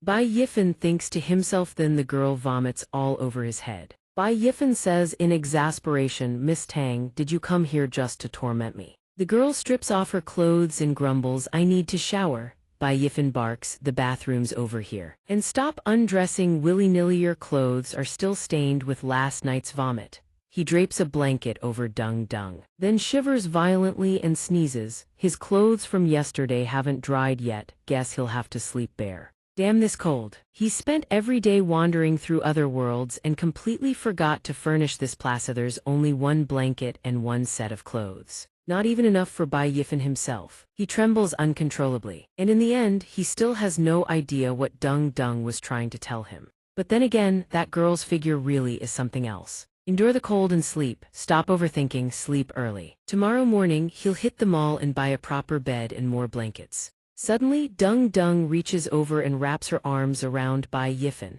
Bai Yifan, this time you're finally close to me. Dumbfounded, this is so unlike the Dung he knows. Hasn't she fallen asleep yet? Dung holds him tight and whispers, Bai Yifan, do you know, ever since that day you've been on my mind constantly. He replies, Dung. She cuts him off shyly, don't turn around, I'll be embarrassed. She clutches him even tighter. All this time I haven't had the chance to see you, if only I could see you again that would be wonderful, but you always remain impossible to understand, so close yet so far. Holding you right now, this is the first time it feels real. She continues softly, from childhood until now, everyone always obeyed my every whim. I've never felt the urge to see a man like this. I think I must have fallen for you. Bai Yifan thinks, this girl, she presses on, I want to know for certain whether what I feel toward you is just admiration or something deeper. So tonight, can you lie in the same bed under the same blanket with me? Bai Yifan stammers, Dung, this Dung. You've had too much to drink. Do you even know what you're saying? She insists, no, I'm perfectly sober. Please. Bai Yifan sits up. The girl asks, Bai Yifan, are you leaving? She begins to say, if you think I'm, but before she can finish, Bai Yifan seals her lips with a kiss. He murmurs, a true gentleman never refuses a lady's request, especially when she's in tears. The two of them entangle in a passionate embrace. Morning sunlight pours through the window. Bai Yifan stirs awake. So exhausted, stayed up way too late last night. He rolls over and finds the space beside him empty. Where's Dung? Where did she run off to so early in the morning? He picks up his phone and finds a message from Dung. Bai Yifan, after last night I've thought things through clearly. I truly do like you. But I need some time to sort out my feelings. Also about last night, don't tell my sister yet. He exhales sharply. They say a man puts on his pants and forgets who came to his bed. But here it's the complete opposite. Tesha's the one who bolted. I was starting to think this was some kind of romance novel. Bai Yifan's thoughts spiral, damn, he's in trouble. If Miss Tang, that overprotective older sister of hers, finds out what happened between him and Dung last night, he'll be skinned alive. No, worse. He'll be stripped bare and thrown to the wolves. He completely forgot about the gap between their families. He snaps back to the other world, to his residence on the Wangu continent. Bai Yifan channels his chi and fires the shattering gold finger. The needle-like projectile streaks through the air and strikes a bird soaring high above. The bird plummets from the sky. Bai Yifan muses, ever since the shattering gold finger was deconstructed and optimized through Earth's analytical methods, it has become extraordinarily effective for long-range strikes. He examines the bird's beak. A wound is precisely targeted. Furthermore, the force can be adjusted with pinpoint control, he realizes. He releases the bird and lets it fly away. The next time I face a powerful enemy, I'll have one more ace up my sleeve. Suddenly, a beam of emerald light descends from the mountaintop. Bai Yifan spots it instantly. That's the heavenly sound signal from Five Elements Mountain. A man sprints toward them. He shouts, Elder Fan has summoned all outer disciples. Something big must be about to happen, Bai Yifan says. Let's go see. Everyone gathers. The elder's voice booms across the assembly, all outer disciples hear me. We have just received intelligence that Hoyun, the demon lord of the Asura demon sect, has razed a border town of the Yan kingdom to the ground and captured 180,000 civilians.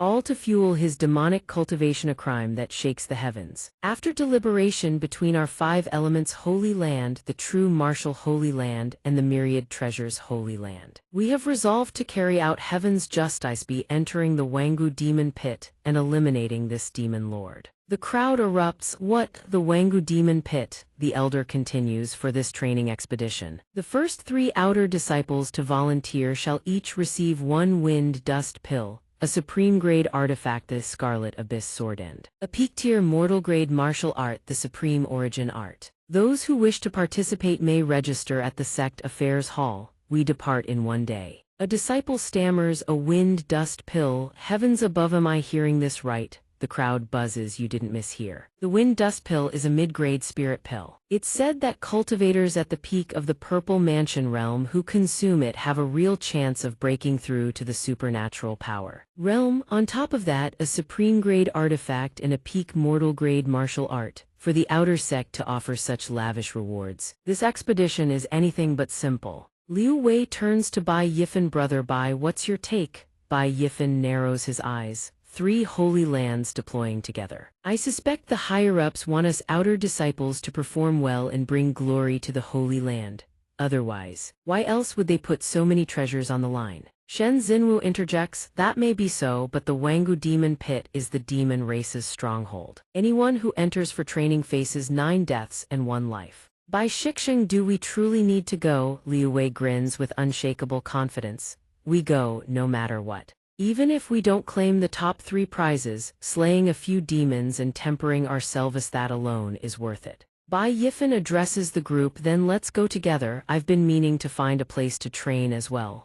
But inwardly, a dark thought gnaws at him. Could this expedition be the work of a mole embedded deep within the Holy Land's leadership? If that's truly the case, then this mission is far more dangerous than anyone realizes. Zhang Tai speaks up, since we've decided to go, we can't just walk in empty-handed. We need to stock up on combat gear.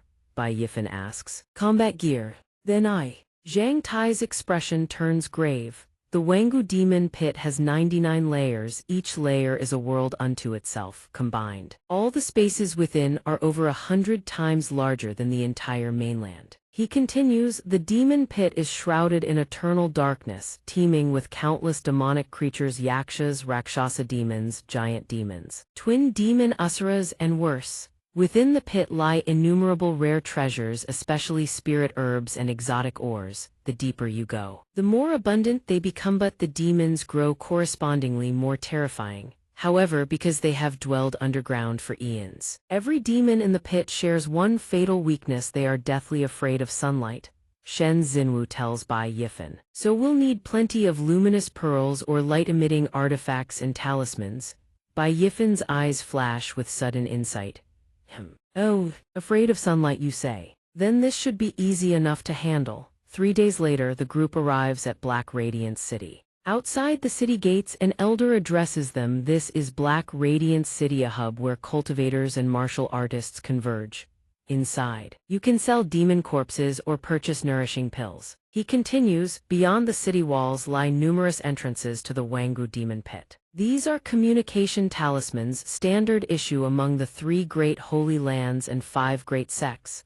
When you're in mortal danger, channel your spiritual energy into one. If fate is kind, perhaps someone will come to your aid. Disciples of the Marrow Cleansing Realm shall train on layers 4 through 5. Aperture Opening Realm disciples shall train on layers 6 through 7.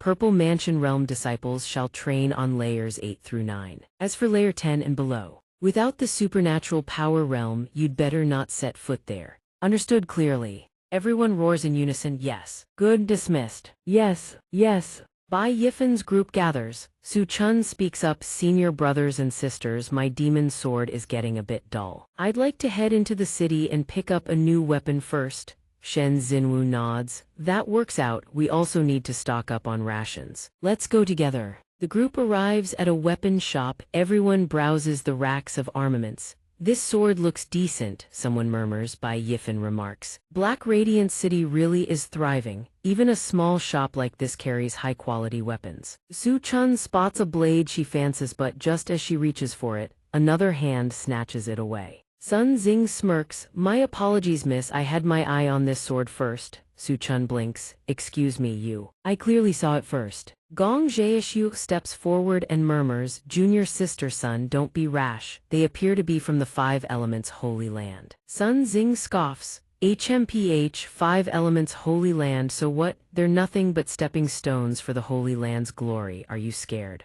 Bai Yifen observes and mutters, where did this ignorant fool crawl out from? Another one here to farm experience. Liu Wei points at the girl and says coolly, miss, you'd best watch your tongue. Even as stepping stones. We belong to a holy land already leagues stronger than whatever third-rate sect you crawled out of. Sun Xing's face twists with rage. What did you just call us? Open your dog eyes and look carefully. The Elephant Armor sect is a second-rate sect officially recognized by the continent. Liu Wei lets out a mocking laugh. Second-rate? Isn't that practically the same as third-rate? After all, in the eyes of Holy Land disciples, you're all chaff. Sun Xing snarls and draws her sword, lunging forward. Who are you calling chaff? You're courting death in a blur. Bai Yifen extends his blade and rests the edge against her throat. Stop! His voice is cold steel. I, Bai Yifen, have never struck a woman. But I also don't tolerate women who cause trouble without reason.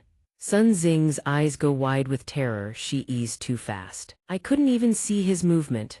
Bai Yifen presses the blade closer. Drop the sword, then get lost. They depart without another word. Sun Xing glares at their retreating backs and spits. HMPH, just some worthless scrap of metal. What's so special about it? Let's go. Junior sister Su. Su Chun seizes the sword eagerly. Hurry, take it, she beams. Thank you, senior sister Bai Yifen. Seeing how timid Su Chun still is, Bai Yifen says bluntly, Junior sister Su, you need to train harder. If you don't, people will keep bullying you indefinitely. Once we enter the demon pit, not everyone will be able to follow and protect you at every moment. Su Chun nods meekly. I understand now. Shen Xinwu comforts her gently. Aya, Bai Yifen is just worried about Yaohe, doesn't mean to scold you. Even raw iron must temper itself to become steel. Just train hard from now on. Yes, senior sister, I understand. Meanwhile, Sun Xing returns to camp and the moment she kneels before her superior. A vicious slap sends her sprawling. Trash, you've humiliated the entire sect. She clutches her swollen cheek. I'm sorry. Elder Xiang, I brought shame upon us. The Elephant Armor sect elder's voice is thunderous. Have I not warned all of you, in Black Radiant City? Do not act rashly without absolute certainty, especially against the Five Elements Holy Land. He sinks into his chair, massaging his temples. The Five Elements Holy Land has been declining for years. There's a real chance they'll be demoted to a first-rate sect at the upcoming Grand Assembly. And when that happens, one of the 10 great Holy Land positions will be up for grabs. Although our Elephant Armor sect is second-rate with the true martial Holy Land backing us, that seat is not beyond our reach. He slams his fist on the table. And yet, at this critical juncture, you go and disgrace the sect, losing to a mere outer disciple of the Five Elements Holy Land. He fixes her with a lethal glare. I don't care what method you use, you will reclaim our honor. Fail me and I will hold you personally accountable. On the outskirts of Black Radiant City, Bai Yifen traces a circle on the ground with spiritual energy. This is the spot. An entrance to the Wangu Demon Pit lies just outside the scythe, closest one to our position. Everyone, get behind me. Is everything ready? All set, everyone move out. The 6th layer of the demon pit is eerily quiet. The demonic creatures in this area have thinned out. After we finish off these, we'll take a short rest. Every monster that dares to show itself is swiftly cut down by the group. Not a single one escapes. Soaring wind slash. Zhang Tai's fist connects with a thunderous impact. The demonic beast hurtles backward and crashes into the ground. Go die. Liu Yi laughs, ha ha, these past few days we've reached the 6th level. The number of demon beasts we've killed is at least 800. If not 1,000, this place truly lives up to its name as a gathering ground for the demon race. Zhang Tai snorts, HMPH, even if more come, they're no match for us. Shen Xinwu spots something and exclaims, look, I found a demon spirit tree. Zhang Tai glances at the tree and says, not bad, you can tell at a glance it's extremely precious. Shen Xinwu replies, this thing can sell for a sky-high price. Since you've all gotten yours, I certainly can't fall behind. Bai Yifan steps forward and says, everyone, it's about time we divided the spoils. Let's part ways here, I'm heading down to the 7th level to have a look. Your cultivation bases haven't stabilized yet, stay here. Liu Wei asks Brother Fan, you're heading down. Bai Yifan strides forward. Liu Wei pats his shoulder and says, I came to the demon pit to train too, I can't just stay in the safe zone doing nothing. Bai Yifan says, away. Your strength is the greatest right now. Take good care of Xinwu and the others. Liu Yi happily agrees, don't worry. Su Chun approaches and whispers to Bai Yifan's senior brother, Bai, could you stay a few more days? I haven't gotten a single demon herb. Bai Yifan replies, have a way, lead everyone to search. The demon pit is vast, there are surely plenty more treasures. Oh. Liu Yi immediately says, relax Su Chun. We all have spirit herbs already, the next one's yours. Su Chun replies softly, all right. Meanwhile, at the 7th level of the demon pit, thighs level is hell itself. Can't beat it, I truly can't beat this level 6 demon beast. This Yasha is absolutely terrifying. A man hiding behind a boulder observes in horror and says, the senior brothers who came before me couldn't even withstand 3 moves from this. Yasha, they lost their lives here. The young man mutters in a panic, what trial, what reward, I should just sneak away while they're not looking.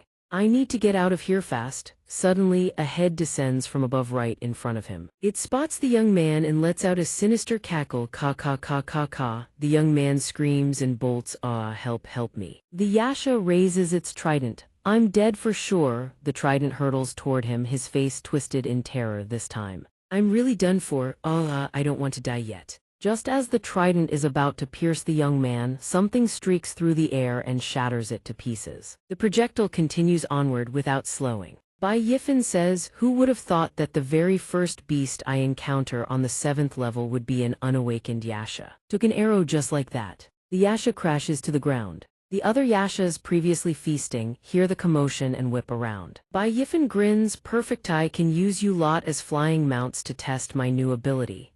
The young man, still trembling with relief, stammers, I was saved. Bai Yifan steps on the fallen Yasha's head and smirks, come on then, let me play with you all. The Yashas charge at Bai Yifan from behind. He glances over, only this many. The young man collapses to the ground, this is bad. They've all been drawn over here. Young friend, do you have any luminous treasure on you? Bai Yifan replies, no, I don't need such things. The young man trembles, what are you even saying? Senior brothers stronger than you have already died here. It's over, with this many, there's no way we can escape. Without another word, Bai Yifan activates his drifting mist step. Flames begin to bloom around him. He says calmly, relax, it's only a few of them. The flames surge forward and engulf the Yashas. Barely enough to warm up, Bai Yifan charges into their midst, his blade flashing, heads topple to the ground one after another. The young man's jaw drops, what? Bai Yifan shoots him a glance, strength can't be judged by appearances.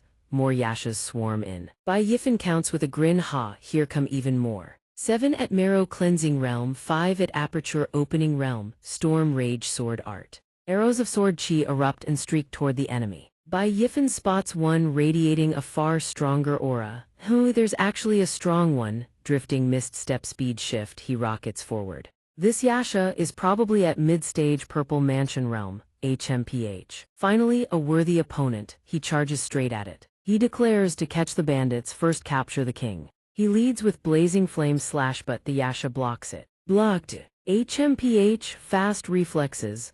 Bai Yifan switches techniques in that case, try this on for size. He drives a palm strike clean through its belly. Shattered golden finger evolves, shattered golden palm obliterates it. Ha, too easy. The young man stares in utter disbelief. He actually killed a Purple Mansion Realm Yasha in the blink of an eye. What the? The remaining Yashas turn tail and flee in terror. Is this man really from our sect? That's absurdly powerful. Bai Yifan raises his hand and fires another volley at the fleeing demons. He launches a single barrage, every last demon falls. Then stay here forever. Shattered golden finger rapid fire, all dead. The young man gapes in sheer terror at Bai Yifan's overwhelming might. Incredible, this man is truly a monster. Bai Yifan muses to himself. Yashas can be used to refine artifacts, capture a pair, earn 200 contribution points. Not that I'm short on contribution points, but might as well. He turns to leave, muttering, shattered golden finger is already this effective. Maybe I should train all 10 toes too. The young man shouts after him, wait, great one, please take me with you. Bai Yifan lies back and stares upward, lost in thought. Since then, 2 full days have passed. He has encountered no small number of demon creatures. Deep underground twin-headed demons, black water hounds, demon serpents, rotting corpses, armored insects. 3 or 4 packs of Yashas as well, all slaughtered. He lies there whistling, muttering to himself, the entrance to the 8th level, where on earth is it? I'm getting tired of bullying the weak on level 7. Suddenly he senses something stir. His transmission talisman lights up. He picks it up and frowns. What's this? Someone's calling for help. It seems to be coming from over there. Elsewhere, 2 of Miao Huini's junior sisters are seized by Zhao He and Sun Xing. Miao Huini shouts, Zhao He, Sun Xing, release my 2 junior sisters. What exactly do you want? Zhao He laughs coldly. Sister, you foolish woman, did you really think your 5 elements holy land still has the grand prestige it held hundreds of years ago? You're dead last among the holy lands and about to lose the title entirely. What face do you have left to act so high and mighty? Zhao He sneers, exactly. I hear the spiritual veins of the 5 elements holy land have dried up and its coffers can barely cover expenses. You don't even need to report it to the 100 sects alliance. Your whole sect will collapse before long. Ha ha ha. Sun Xing orders, throw down every transmission talisman and weapon on your bodies, or I'll kill them on the spot. One of the girls bursts into tears. Sister Huini, save us. Miao Huini discards her transmission talisman and weapons. Fine, don't hurt them. Sun Xing cackles, ha ha ha, burn them. Now let's see how you call for help. Sun Xing's lackeys close in, surrounding them completely. Miao Huini demands, what do you want from us? We've done everything you said. When will you release us? Zhao He replies with a sinister grin, what do we want? Listen careful, Strip, don't make me say it twice. Yes, take off your clothes, let us have a good look. Every last stitch. Sun Xing shoves the girl aside. Tusk, senior brother, hurry it up. He leers. We'll step aside first. The fat one laughs gleefully, ha ha ha. You holy land female disciples always so proud and aloof. Today let me see for myself how you're any different from common brothel women. He sneers. Miao Huini spits, Yao scoundrels, all of you are nothing but animals.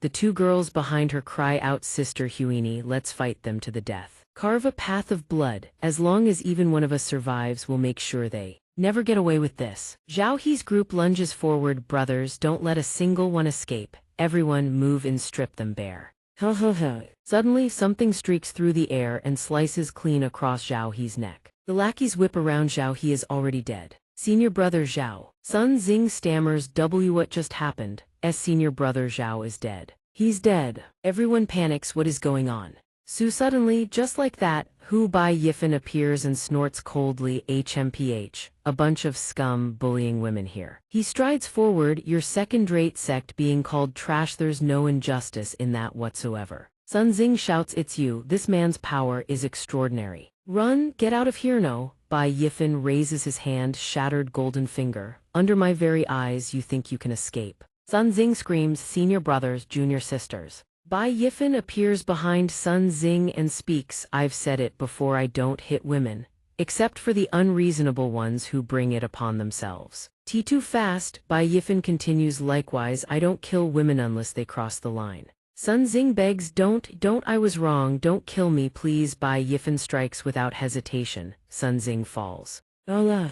The forest falls utterly silent. Miao Huini steps forward and bows, junior brother Yifan, thank you. Without you, we would have been in grave danger today. Those beasts from the xianxia sect, who knows what they would have done?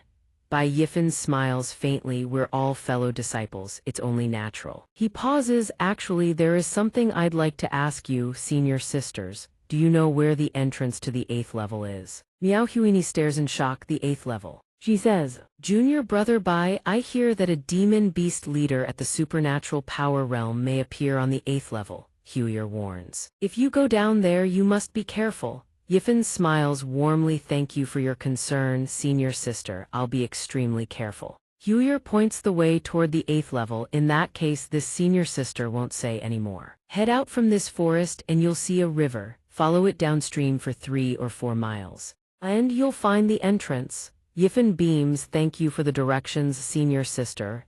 Take these xianxia horns. Consider them a token of my gratitude. Thank you all for telling me. Huier exclaims, wow. Thank you. Yifen then produces a bottle of spirit beast milk and hands it to Huier. Also, here is some spirit beast milk. Drink it, and your recovery speed will increase significantly. This can't be milk. Spirit beast milk. This is a divine remedy for restoring chi and blood. This single bottle is worth at least 7 to 8 million soul stones. Junior brother Bai is truly, incredibly generous. Yifen bids everyone farewell and prepares to advance toward the 8th level. Nothing else. No final words before you leave. Huier calls out, take care, junior brother, let's keep in touch when you have time. The other girls chime in. Yifen. He's righteous, generous, and handsome. He. Indeed very handsome. Wang Tang and Gao Yang watch from the shadows behind them. Wang Tang snarls, damn it, it's that brat again. By Yifen, his luck is absurdly good. Besides spirit beast meat he even has spirit beast milk. I'm starting to wonder if he looted an entire spirit beast carcass. A figure steps out from behind a tree and sneers, I knew I couldn't count on you for anything, brother. Wang Meng scoffs, brother, you truly are useless. Wang Tang asks Menger, what are you doing here? Gao Yang takes one look and grins, Wang Tang, you have such a beautiful sister and you never mentioned it. This young miss has certainly caught my. His eyes suddenly go wide with shock. Menger's sword flashes free from its sheath and presses against Gao Yang's neck in one fluid motion. Gao Yang panics, spare me young miss, she snaps, shut your mouth. Her eyes blaze with killing intent, you rabid mudache, one more step toward this young lady and I'll carve your head clean off your shoulders. Gao Yang trembles violently, why yes, I wouldn't dare. Get lost. Wang Tang then turns to his sister Menger, aren't you an inner disciple? Then why are you still down here? Also your cultivation has advanced. Menger replies coolly, I just came out of seclusion. I've reached the late-stage purple mansion realm now. This time, I'm following the elders to the 9th level of the demon pit for tempering. Menger glares, didn't you promise to teach that brat Bai Yifen a lesson for me? Yet when you saw him, you didn't dare make a move. Wang Tang scratches his head sheepishly, Menger, let me explain. Gao Yang grinds his teeth. Wang Tang argues, with our current strength, even if we find Bai Yifen, we might not be able to eliminate him. You have no idea how strong he really is, never takes a loss. Menger sneers coldly, HMPH, who said anything about killing him yourselves? I have a foolproof plan that will leave him with nowhere to bury his bones. Meanwhile Yifen has reached the passage to the 8th level. He gazes into the distance, that lake center over there, that must be the entrance to the 8th level, right? Suddenly, the token at his waist begins to glow. He mutters, you've got to be kidding me. Someone's sending a distress signal. Without hesitation, he surges forward, no time to waste, Somio needs saving. Forget it, saving lives comes first. He rockets toward the signal's source. A desperate scream pierces the air, help, save me. He lands instantly and sees Su Chun being swarmed by night specters. He frowns, what is she doing here? Su Chun shrieks, don't come closer. Get them away from me, help. He unleashes the shattered gold finger, obliterating the night specters in a single strike. He thinks Su Chun weren't they supposed to be training on the 6th level? How did she end up on the 7th? The night specters crumble to dust under his technique. Su Chun cries, I'm saved. She rushes forward and throws her arms around him, senior brother Bai, it's you. What are you doing here? I should be asking you the same thing. Where are Liu Wei and Xinwu? Why aren't they with you? Su Chun bursts into tears, sob, senior brother Bai, please you have to hurry and save them. Liu Wei has go. We ran into a xianxia pack leader, it chased us without relent. Zhang Tai, senior brother, and senior sister Xinwu are all dead. Liu Wei is holed up in a mountain cave right now. Sob sob. Senior brother Bai, please hurry and save him. Yifen's face drains of color. Zhang Tai and Xinwu are dead. How did you end up on the 7th level? Su Chun stammers, the 7th. This is the 7th level. Heaven's Eye was in such a blind panic. I wasn't watching where I was going and somehow ran all the way to the 7th level. Yifan roars, enough talk. Where is Liu Wei? Lead me there now. Alright, Su Chun leads Yifan into a cave. Senior brother Bai, he's right in there. He's trapped deep inside this blood cave. As Su Chun guides Yifan deeper into the cave, she murmurs, why is there no sound coming from inside this cave at all? Could it be that Liu Wei has already? Yifan cuts in, don't worry, let's go in and take a look. The two venture deeper into the cavern. It's pitch black in here. No matter, just stay behind me. Yifan catches a whiff of something foul wafting from the depths. He frowns, what is this reeking stench? Su Chun, trailing behind him, trembles. Senior brother Bai, slow down, it's so dark in here, I'm scared. She seizes the moment to make her move, but Yifan spins around in a flash and clamps down on her wrist. He snarls, HMPHSO, your true colors finally show. She yelps, ah, W, what are you doing? Yifan holds up the talisman between his fingers, let me see. A body-fixing talisman, were you trying to trap me? Su Chun forces a trembling smile. Senior brother Bai, what are you talking about? It was so dark that I just pulled out an illumination talisman to light the way. I must have grabbed the wrong one by mistake. Yifan seizes her by the throat, do you take me for a 3-year-old child? Zbika, what is really going on here? Su Chun chokes, cough, I don't know. Senior brother Bai, I truly don't know. Yifan's fury erupts, you dare deceive me. I sensed something was off from the very start. A mere mid-stage marrow-cleansing cultivator like Yaohao, could you possibly have reached the 7th level without a scratch? Quite the miraculous luck, wouldn't you say? His grip tightens like a vice. Talk now. Where are Liu Wei and the others? Su Chun screams, save me. An explosion rocks the cavern. Yifan shouts, the entrance seats collapsed. Boulders crash down and seal the exit shut, choking off all light. In the suffocating darkness, a chorus of high-pitched shrieks erupts. Scree, scree, scree, scree. Yifan hisses, what is that sound? The screeching intensifies. A swarm of demon bats bursts from the shadows. He hurls Su Chun aside and roars, demon bats. Blood-sucking, cough, cough, cough. So this was your scheme all along, to drag me to my death with you. Su Chun trembles in terror. No, let me go. How could this? You promised me. You said if I helped you, you'd set me free. Outside the sealed cave, Menger laughs triumphantly. Ha ha ha. This Su Chun truly is an utter fool. Zhang Tai, Liu Wei, and Shen Xinwu lie bound on the ground. Menger sneers, she actually believed every word we said. Pathetic. 2 hours earlier. Zhang Tai and the others are bound, all 4 of them forced to kneel before Menger. She snarls, on your knees, speak truthfully. Zhang Tai spits defiantly. HMPH. What exactly do you want? Slaughtering fellow disciples is a grave violation of sect rules. Don't you fear we'll report this to the elders? Jiangting laughs, ha ha ha. In truth, I bear no grudge against any of you, but who told you to be on good terms with Bai Yifan? I'm merely using you as bait to deal with him. Shen Xinwu snarls, HMPH. Despicable scum like you, resorting to such contemptible schemes, we will never let you have your way. Wang Teng steps forward and addresses Shen Xinwu, whether you comply or not is your choice, but I can offer you one chance. Whichever one of you volunteers to lure Bai Yifan here, I spare their life. Shen Xinwu roars, get lost. Don't make things worse for yourself. Liu Wei bellows, go to hell. Even if I die, I will never betray my brothers. Wang Teng kicks Liu Wei, sending him skidding across the ground. Good, some backbone do you, then die. URGHARGH. Liu Wei. He's still alive. Wang Teng then presses his sword against Zhang Tai's neck. What about you lot? You want to die too? Zhang Tai answers without flinching, kill me if you dare, do your worst. Exactly, you think we're afraid of the likes of you? Go ahead. Menger then turns her gaze to Su Chun. Fiu lot aren't afraid of death. Junior sister Su Chun, what about you? Menger steps closer and speaks in a honeyed voice. Junior sister Su Chun, all you have to do is agree to lure Bai Yifan here. We'll let you go free and gift you a demon grass herb on top of that. What do you say? Think about it, how long have you been following those people around? And until now you haven't found a single spirit herb, have you? Do they truly treat you as one of their own? Whereas if you help us, you don't need to carry any guilt. Once Liu Wei and the rest are all dead, no one will ever know. And you'll return safely to the Holy Land. Moreover, after this you'll be one of us. Did you know that I'm an inner disciple? As long as I have your back, no one at the Holy Land will ever dare bully you again. Zhang Tai roars, I spit on you, woman, stop wasting your breath. Junior sister Su Chun is absolutely not that kind of person. Su Chun whispers to herself, her voice trembling, what should I do? Wang Teng smirks to himself in the shadows, it's all thanks to our Menger's brilliance, who else could have devised such a cunning plan. This time Bai Yifen has nowhere to run, not even the heavens can save him, Menger says, no need to elaborate. Very well, I must return to my elder identity to avoid arousing his suspicion. The rest is in your hands.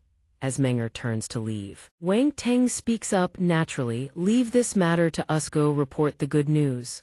Meanwhile, Bai Yifen and Su Chun are trapped inside the cave, under siege by a swarm of blood bats. The individual attack power of the blood bats isn't particularly strong, but with this sheer number, even a late-stage Purple Mansion realm cultivator would struggle to deal with them. Bai Yifen picks up a talisman and says coldly, but if you think this alone is enough to take my life, you severely underestimate me. He raises the talisman and declares, this shield spirit talisman is the most powerful defensive talisman in my possession. For a short time, it can block all incoming damage. Su Chun begs Bai Yifen desperately, cough, cough, cough, Bai senior brother, please, I'm begging you, let me in, I don't want to die. Bai Yifen asks her coldly, tell Muho sent you to frame me. The girl stammers, it was Wang Teng and Gao Yang. And a woman I don't recognize, I've told you everything, please let me in. Bai Yifen says, oh, when exactly did I ever agree to save you? What? Su Chun panics, what do you mean, senior brother? Let me in, you're not the kind of person who would watch someone die. Bai Yifen shoves her away, get lost. Get lost, ahhh. She clings to him and begs, Bai senior brother, I was wrong, please. Save me, I don't want to die, I really don't want to die. The blood bats descend upon her in a frenzy. Ugh. HMPH, she who schemes against others ultimately reaps what she sows. Bai Yifen says with a smug grin, when heaven creates sin, there is still room for survival. When you create your own sin, there is no escape. That is the final lesson senior brother teaches you. AAAHHH. Wang Teng hears the screams and sneers. Did you hear those miserable shrieks? Ha ha ha, that brat Bai Yifen must be dead in there by now. Gao Yang grins with unrestrained delight. He says, Tusk, what a pity, all those resources of his buried in that cave forever. Wang Teng says killing that brat was no easy task. Senior brother can't ask for too much. As for the rest, set up the self-destruction talismans and leave them here to fend for themselves. Bai Yifen sees the overwhelming swarm of bats and mutters, Tusk, troublesome, there are far too many, this shield won't hold much longer. As he speaks, he unleashes his techniques. Sure, using the ancient realm ring to return to Earth would be simpler, but I came to the demon pit to temper myself. If I flee at the first sign of danger, what kind of man would I be? He channels every ounce of energy into his hands and roars, come forth blood chi blade. He grips his sword and soars upward, slashing down each blood bat one by one. The bats plummet, chit. The blood chi blade and his movement technique work in perfect harmony. Together, they let me move with devastating speed and unleash strikes with even greater killing power. No matter how many demon bats there are, they all die. The spirit fire talisman ignites. He slams out a palm strike. A blazing dragon of flames surges toward the swarm. Chit, the bats are incinerated into nothing. He exclaims, now that's what I call power, a feast for the iceburn, all of you. He grins and says, now then it's time to deal with those bastards waiting outside. He senses something and snaps, what though? A massive blood bat ambushes him. Damn it. There's an even bigger one hiding in here. The bat attacks him relentlessly. A sonic wave impact. The sonic blast is too powerful. The chi and blood in my entire body are being shaken apart. The echoes, he staggers and cries out, not good. The sound waves are bouncing off the cave walls, amplifying the echoes several times over.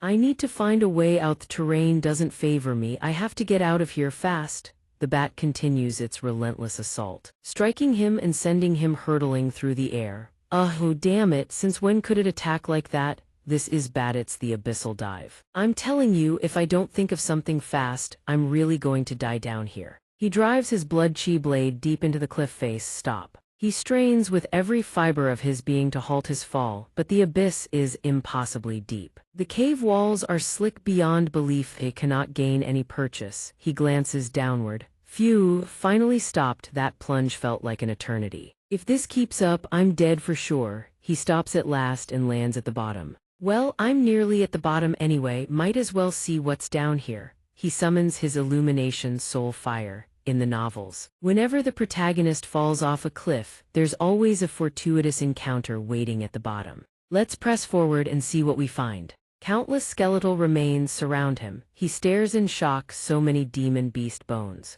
Xianxia demon beasts, and even numerous human cultivators. Could it be that a great war between humans and demons once raged in this place? These corpses. Bai Yifan approaches one of the demon beasts for a closer look. Let me examine this.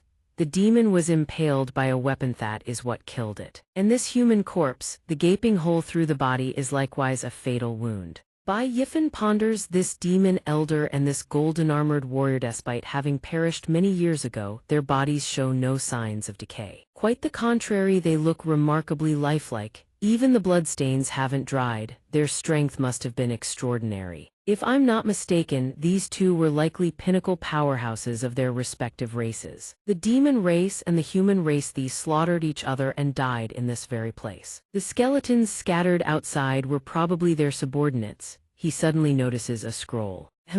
What is this? He picks it up and unrolls it. This scroll is radiating an incredibly powerful energy wave. A voice suddenly echoes through the darkness, "Young friend." He spins around instantly. Who's there? The voice came from the deceased warrior. The warrior speaks, "Excellent, excellent. This emperor has clung to existence with a single wisp of remnant soul for over 9,000 years. Final Asomion worthy has arrived, after more than 9,000 years. A single remnant soul persisting for over 9,000 years. 7. A 10th layer supernatural power realm powerhouse could never achieve such a feat. Young friend, what is your name? Where do you come from? Bai Yifan bows slightly and replies, "This humble one is Bai Yifan, a disciple of the Five Elements Holy Land. A powerhouse of this caliber, even reduced to a mere wisp of remnant soul, demands the utmost respect." The warrior speaks, "The Five Elements Holy Land.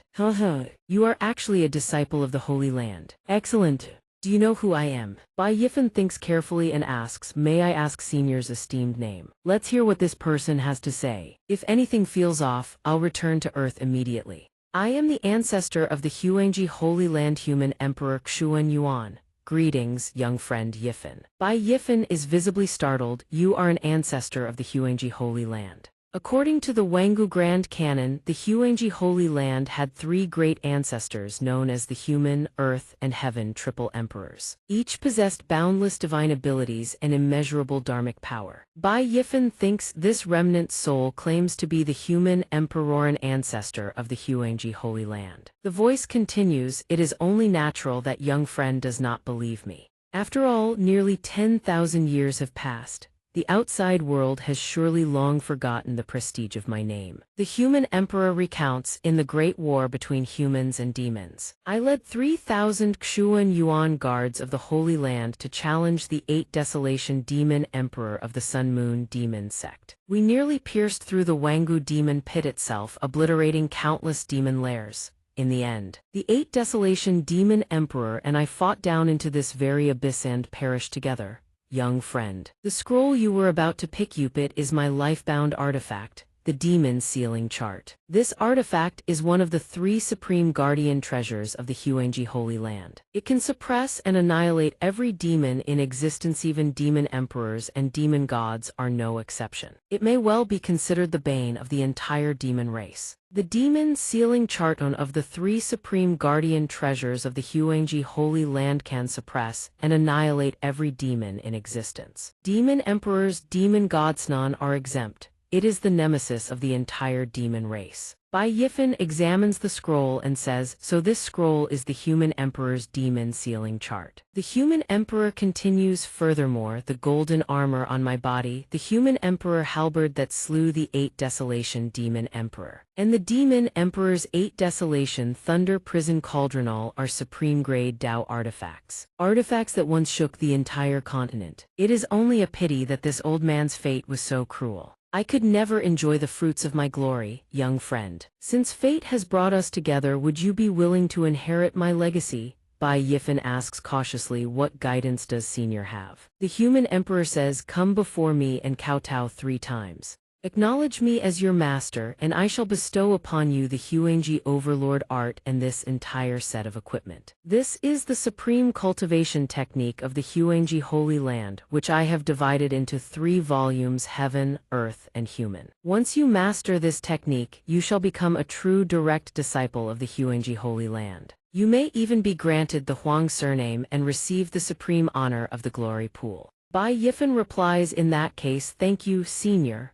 The human emperor grins with a sinister smile. No need for thanks. The fact that you and I meet here is a grand destiny. Quickly kneel and I shall immediately transmit the technique to you. The future of the human race depends entirely on you. Bai Yifan steps back and says, HMPH, something isn't right. The human emperor blinks. What are you doing? Bai Yifan says with a smug grin, senior. You wouldn't be pretending to transmit a technique while secretly waiting for the right moment to seize my body, would you? The emperor scoffs. How preposterous. I am the human emperoron of the strongest powerhouses of the human race. Why would I ever attempt to possess the body of a junior like you? Bai Yifan turns his back and says, perhaps I was overthinking it. But I am a disciple of the 5 elements Holy Land. Without my sect's approval, acknowledging another master would be an act of disloyalty. Spare me your inheritance, I don't need it. Senior, you should just wait for someone more worthy. He turns to leave. The human emperor lunges at him. You little brat, get back here. He coils around Bai Yifan and snarls, this emperor has waited 10,000 years. Do you think I'll just let you walk away? No, surrender your body to this emperor. Just as I suspected, a conspiracy indeed. Good thing I haven't used today's interdimensional travel yet. Bai Yifan twists the ring on his finger and vanishes, returning to Earth. Return. In the next instant, he materializes on his warm, familiar bed. I'm back. If I hadn't been on guard, I'd have become nothing more than his puppet by now. He prepares to sleep, planning to rest at home for a bit before gathering some artifacts to deal with that old monster. But then the human emperor's remnant soul materializes before him. Old man, you mean this emperor? Bai Yifan hears the voice and demands, who's there? The human emperor exclaims, where is this place? How is this emperor here? Damn Yao, what kind of sorcery did you use on this emperor? There isn't a single trace of spiritual power left. Bai Yifan says in a daze, What is going on? This wraith is the human emperor. He actually transmigrated here as well. The human emperor speaks. What kind of artifact is this that it can emit such brilliant radiance? Why has this king never seen anything like it before? Bai Yifan suddenly realizes something. Wait, I remember that apart from cultivation techniques, anything brought from the continent back to Earth would dissipate, so why? Why can this remnant soul still? Bai Yifan raises the ancient ring to examine it, then murmurs, it seems the secrets of this ancient ring hold far more than I ever imagined. The human emperor shouts furiously, hey brat. Why is this happening? What in the world is this place? Return this old man's spiritual power at once. Bai Yifan pulls out a vacuum cleaner. You're deafening me. I'll just lock you in here for now. Aargh. What kind of soul-devouring artifact is this? As the sun climbs high, the human emperor, trapped inside a glass container, bellows, you outsider, you scoundrel, release this king at once. Bai Yifan says flatly, stop wasting your strength. Listen. From now on, I ask one question, you answer one.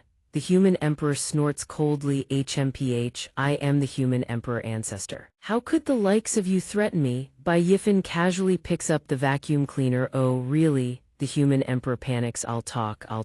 Just put that soul-sucking artifact away first. Hurry, put it away. Bai Yifan leans in and asks, you're truly the human emperor ancestor of the Imperial Supreme Holy Land? The human emperor replies, of course, could such a title be faked? Bai Yifan presses on, as the leader of the human race, why would you harm your own descendants, resorting to every scheme imaginable just to seize their bodies? The human emperor answers bluntly, you try being imprisoned in the abyss for nearly 10,000 years. As long as I can reclaim my freedom, why the hell would I care about morality or conscience? He asks again, then tell me, beneath the abyss, how many artifacts have been damaged, how many are still usable? I don't lack cultivation resource, what I'm short on are artifacts and martial techniques. The human emperor answers calmly, my human emperor halberd and human emperor armor, along with the thunder prison pavilion of the 8 desolation demon emperor, have all been damaged. Their artifact spirits have been destroyed as well, completely useless. Hearing this, Bai Yifan picks up the container holding the human emperor and says, then keeping you around is pointless. Might as well scatter your soul and send you on your way.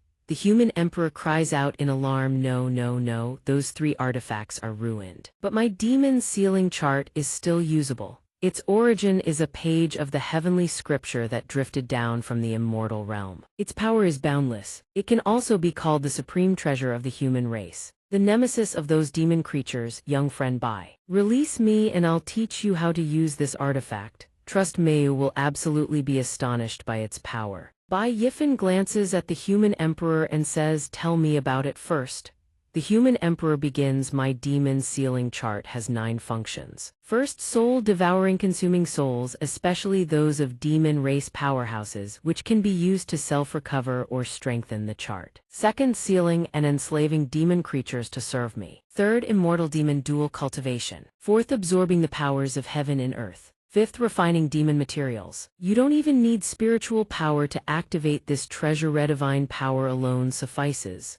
Hearing this, Bai Yifan says, oh, that does sound quite impressive, the human emperor. Seeing Bai Yifan pull out his phone, the human emperor yelps, eek, what kind of artifact are you pulling out now? Bai Yifan turns on his phone and waves dismissively, relax, relax, keep going. Didn't you just say you'd transmit the supreme divine technique of the Imperial Supreme Holy Land to me? Isn't it also called the Grand Hegemon's World Map or something? Go ahead, tell me now, the more detailed the better, once you're done transmitting. I'll release you. The human emperor thinks this brat, fine, a true hero knows when to bide his time, once this emperor regains freedom. I'll make this punk pay. In the vast open space, the human emperor begins transmitting the technique. The Imperial Supreme Hegemon chart is divided into 3 sections: Celestial Emperor, Earthly Emperor, and Human Emperor. I am the human emperor, so I only possess the human emperor's portion. Second, in summary, whoever cultivates this technique will become impervious to blades and spears, immune to water and fire, unaffected by poison, and resistant to all physical transformations. This is the profound mystery of this cultivation method. Bai Yifan listens with growing interest. This cultivation technique is truly incredible. The transmission continues, not bad at all. The human emperor, utterly exhausted, finally done. This emperor is drained. Bai Yifan says casually, all right, now that you've finished, you're of no more use. Don't worry though, since our meeting was fate. I'll perform a proper send-off for your soul. The human emperor shouts, what? You plan to burn the bridge after crossing? Without my guidance, how could you possibly memorize such a complex divine technique? You can forget about ever mastering it. Bai Yifan holds up the recording for the human emperor to see and says, you need to circulate qi to the intersection of the 4 major meridians. Therefore, the most critical step is opening that meridian convergence acupoint. He chuckles, my lord, times have changed. The human emperor. Helpless, this mortal world is truly terrifying. Bai Yifan places the human emperor into the furnace and says, if I release you, there's no guarantee you won't harm the remaining disciples of the human race. Now enter the path of death and reincarnate swiftly.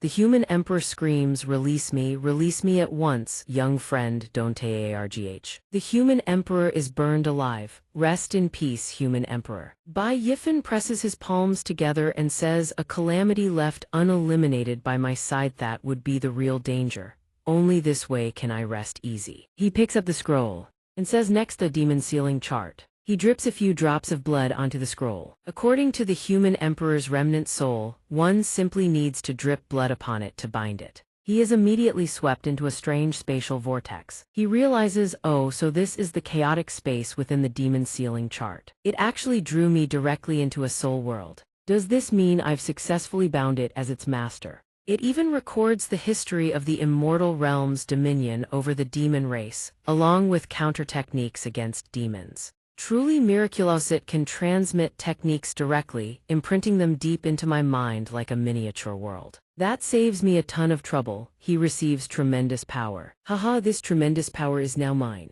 Looks like I need to find some demonic creatures to test it on. The 8th level of the Wangu demon pit. Everyone is being swarmed by demon wolves. Alus, Argi, Oof. Everyone can barely hold on, senior brother. There are far too many shadow blood demon wolves. We won't last much longer. Hold your ground. Do you want to die here? Everyone is pushed back to the cliff's edge. But senior brother, there's a sheer drop behind us. We have no way out. One of them wails, "O ancestors of the Holy Land, please manifest your divine grace. Your disciple has yet to take a wife, has not fathered children. Memorized every rule of the Holy Land by heart, greed, lust, gambling, not a single transgression. Not one. Please save me, I don't want to die." Everyone hears something and turns. What's that rumbling? Thud, thud, pseudo no, the old wolf pack hasn't even been cleared. And a new wave of demon wolves is here. They tremble with fear. Damn it, could today truly be the day we die here? This is all our fault for being too greedy, coming to the 8th level far too soon.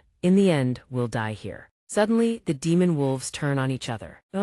Growling and howling, they stumble and fall. Brothers, stop crying, something isn't right here. The two of them ask in confusion, what do you make of this? The demon wolves are slaughtering each other. Everyone looks, something's off here. The shadow blood demon wolves that arrived latter, they have golden pupils. Bai Yifan appears and says, ha ha ha, Xuanyuan human emperor, you didn't lie to me. With the demon sealing chart, these demonic creatures can indeed be easily subdued and thoroughly turned into demon slaves. Last time, after using the ancient ring to return from Earth, I quickly dealt with that wolf pack leader. But after emerging from the cave, Wang Teng, Gao Yang, and the others had all vanished without a trace. So next, golden characters begin appearing on his neck. Strange golden script. His eyes flash with blinding golden light. The red-eyed demon wolves are swiftly cut down by Bai Yifan's controlled wolves. Someone shouts, everyone look, the original pack has been wiped out. There, hooray, how did they all get killed?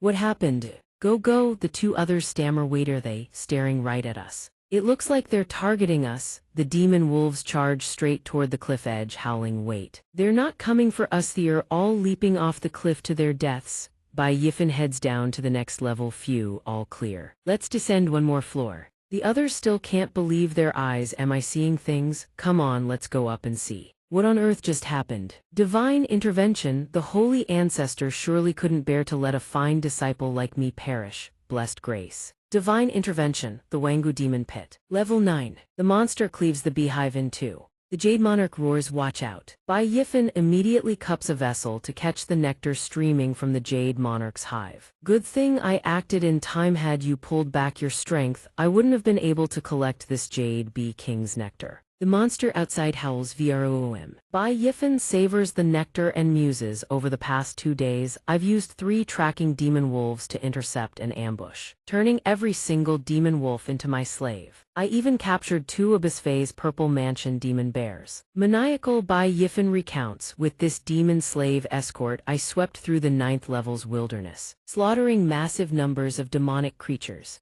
Wild boars, black armor demons, 3-headed hounds, even the lethally venomous abyss wormsand every time one falls. I can enslave a new demon creature to replace it. Constant fighting strength, always maintained. If I could command an entire demon army within the Wangu demon pit, then vast territory sweeping across the 4 directions, no, that is exhilarating beyond words. Whoever dares offend him, he'll simply unleash an army of demons to flatten them all. He continues, thinking, Wang Teng, you arrogant fool, even in death you'd never have guessed that when I fell into desperation, fortune would arise from disaster, and I'd obtain the supreme demon sealing chart of the human race. Just you wait, dare to set me up, and I'll make sure you die ugly deaths. He suddenly hears something. He glances over and says, a ghost. What sound is that? He advances toward the source and sees a massacre. What's going on? People from the 3 great holy lands and 5 great sects have all gathered here. A golden-armored warrior shouts. We can't kill it, retreat. The fire cloud demon monkey's lair is just ahead. Bai Yifan exclaims in shock, what? This is the fire cloud demon monkey's lair. The mission to hunt the fire cloud demon monkey. Heavens, that's the task the elder assigned to the inner disciples before they left. This must be the place. He leaps down to investigate. It's rare to witness such a grand spectacle. Let me get closer. He spots a spectacular 2-headed flying xianxia at the purple mansion realm. The moment he descends, a xianxia swoops right over his head. Haha. He says, I just set foot on flat ground and already ran into a demonic beast. The monster density on the 9th floor is insane. He speaks calmly, since you've come to me, become my strength. he commands 2 demon wolves to attack. Demon wolves tear that yaksha apart for me. Giarea. The yaksha panics and bolts. HMPH, you still want to run, abyssal demon bear. Knock it down for me. The abyssal demon bear is at the purple mansion realm. Absolutely insane. Dealing with you lot isn't even a warm-up. As easy as flipping a palm, the yaksha is struck with a deafening boom.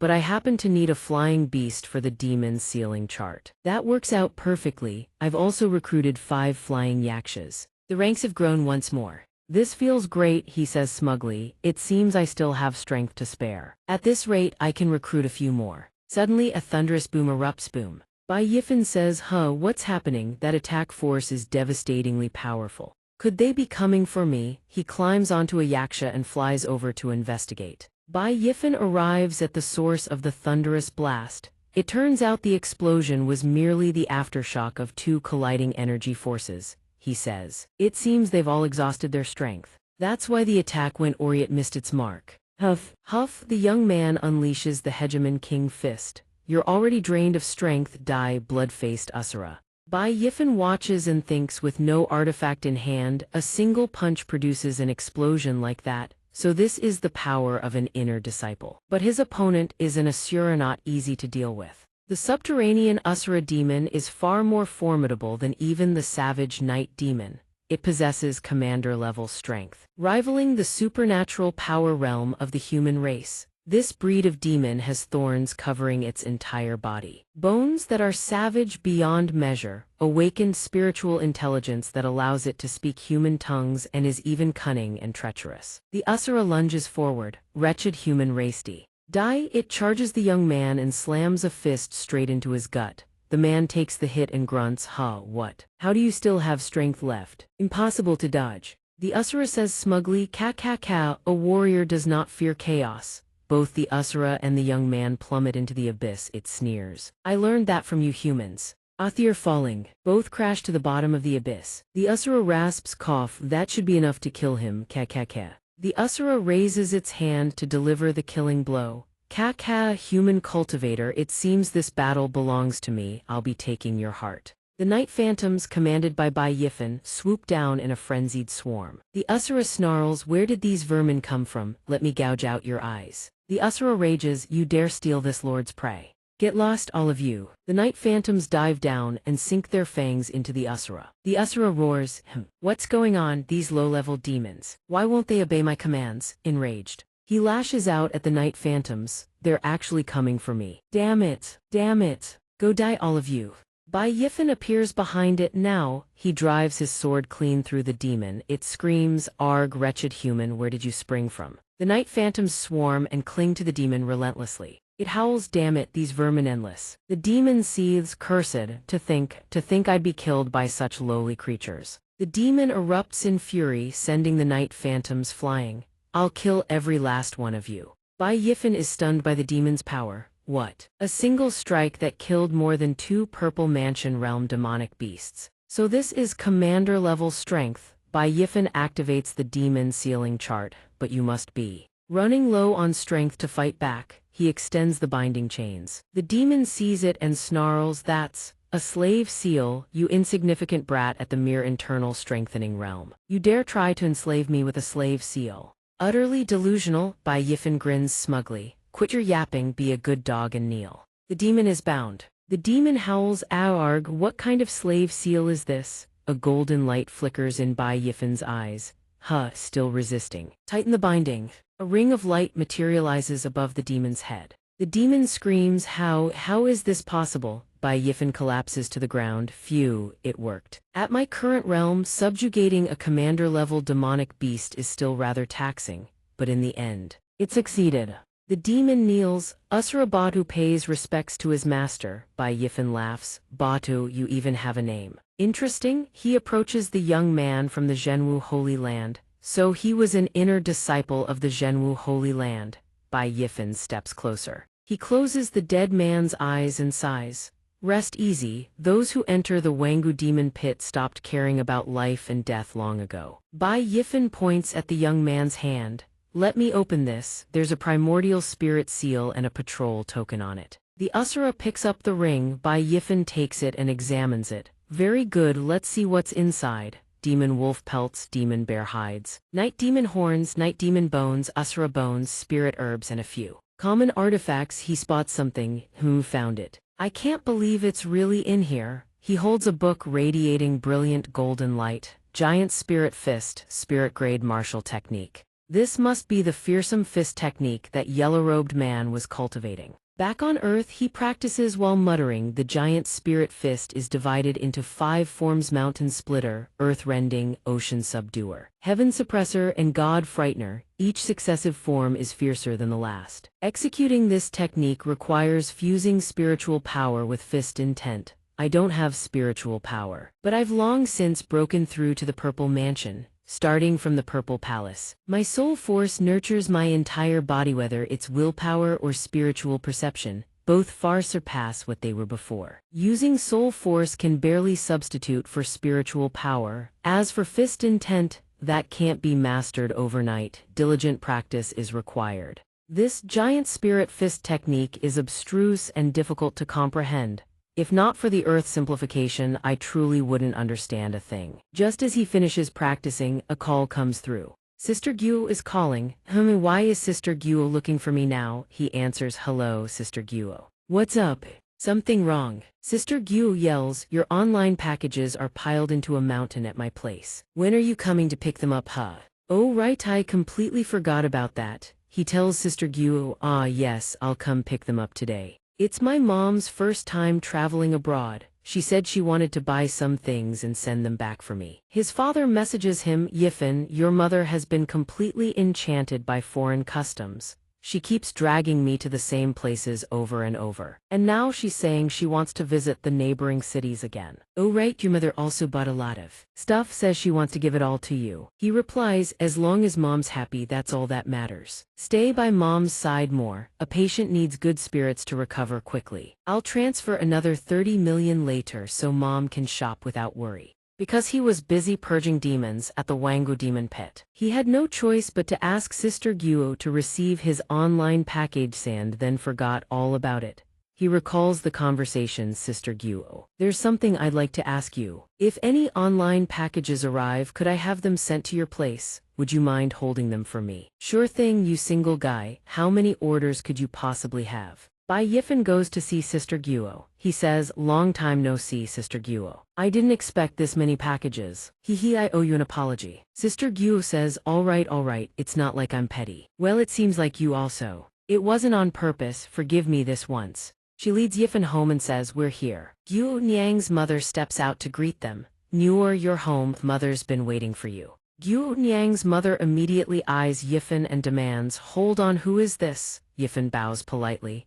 Greetings, Auntie. I'm one of Sister Guo's tenants. I'm Bai Yifan, sorry for the intrusion. Guo Niang's mother raises an eyebrow. A tenant. Just a tenant, and yet he's this close to our Noor. His looks are passable, I suppose, but not a single designer label on him. One glance and you can tell he's a poor nobody. Sister Guo protests. Mom, don't be like that, he's practically a friend of mine. Her mother scoffs. A friend? Don't go making friends with people like that. She drags another young man inside and announces, never mind all that. Noor, let mother introduce you to a fine young man. This is Zai Donking, you two get acquainted. Zai Donking bows slightly, how do you do? A pleasure to meet you. Sister Guo blinks in bewilderment. Hello. Sister Guo turns to her mother and lowers her voice. Mom, didn't we already agree on this? Don't keep bringing some random guy home every other day. Why are you doing this again? Her mother waves her off. Look at yourself, you are already 30, no longer a child. If your mother doesn't worry about you, who will? Don't worry. I've thoroughly vetted this young man. His character is absolutely more reliable than the last one. Yifan watches from a distance, muttering helplessly with those lecherous eyes of his. Reliable, my foot. All 4 of them settle into their seats. Guo Niang's mother launches into her pitch. Noor, listen to mother, young Zai here truly is flawless. Just past 30 and already has his own company. Business keeps growing bigger and bigger. Zai Donking preens modestly. You flatter me, Auntie, my little enterprise is really just a small operation.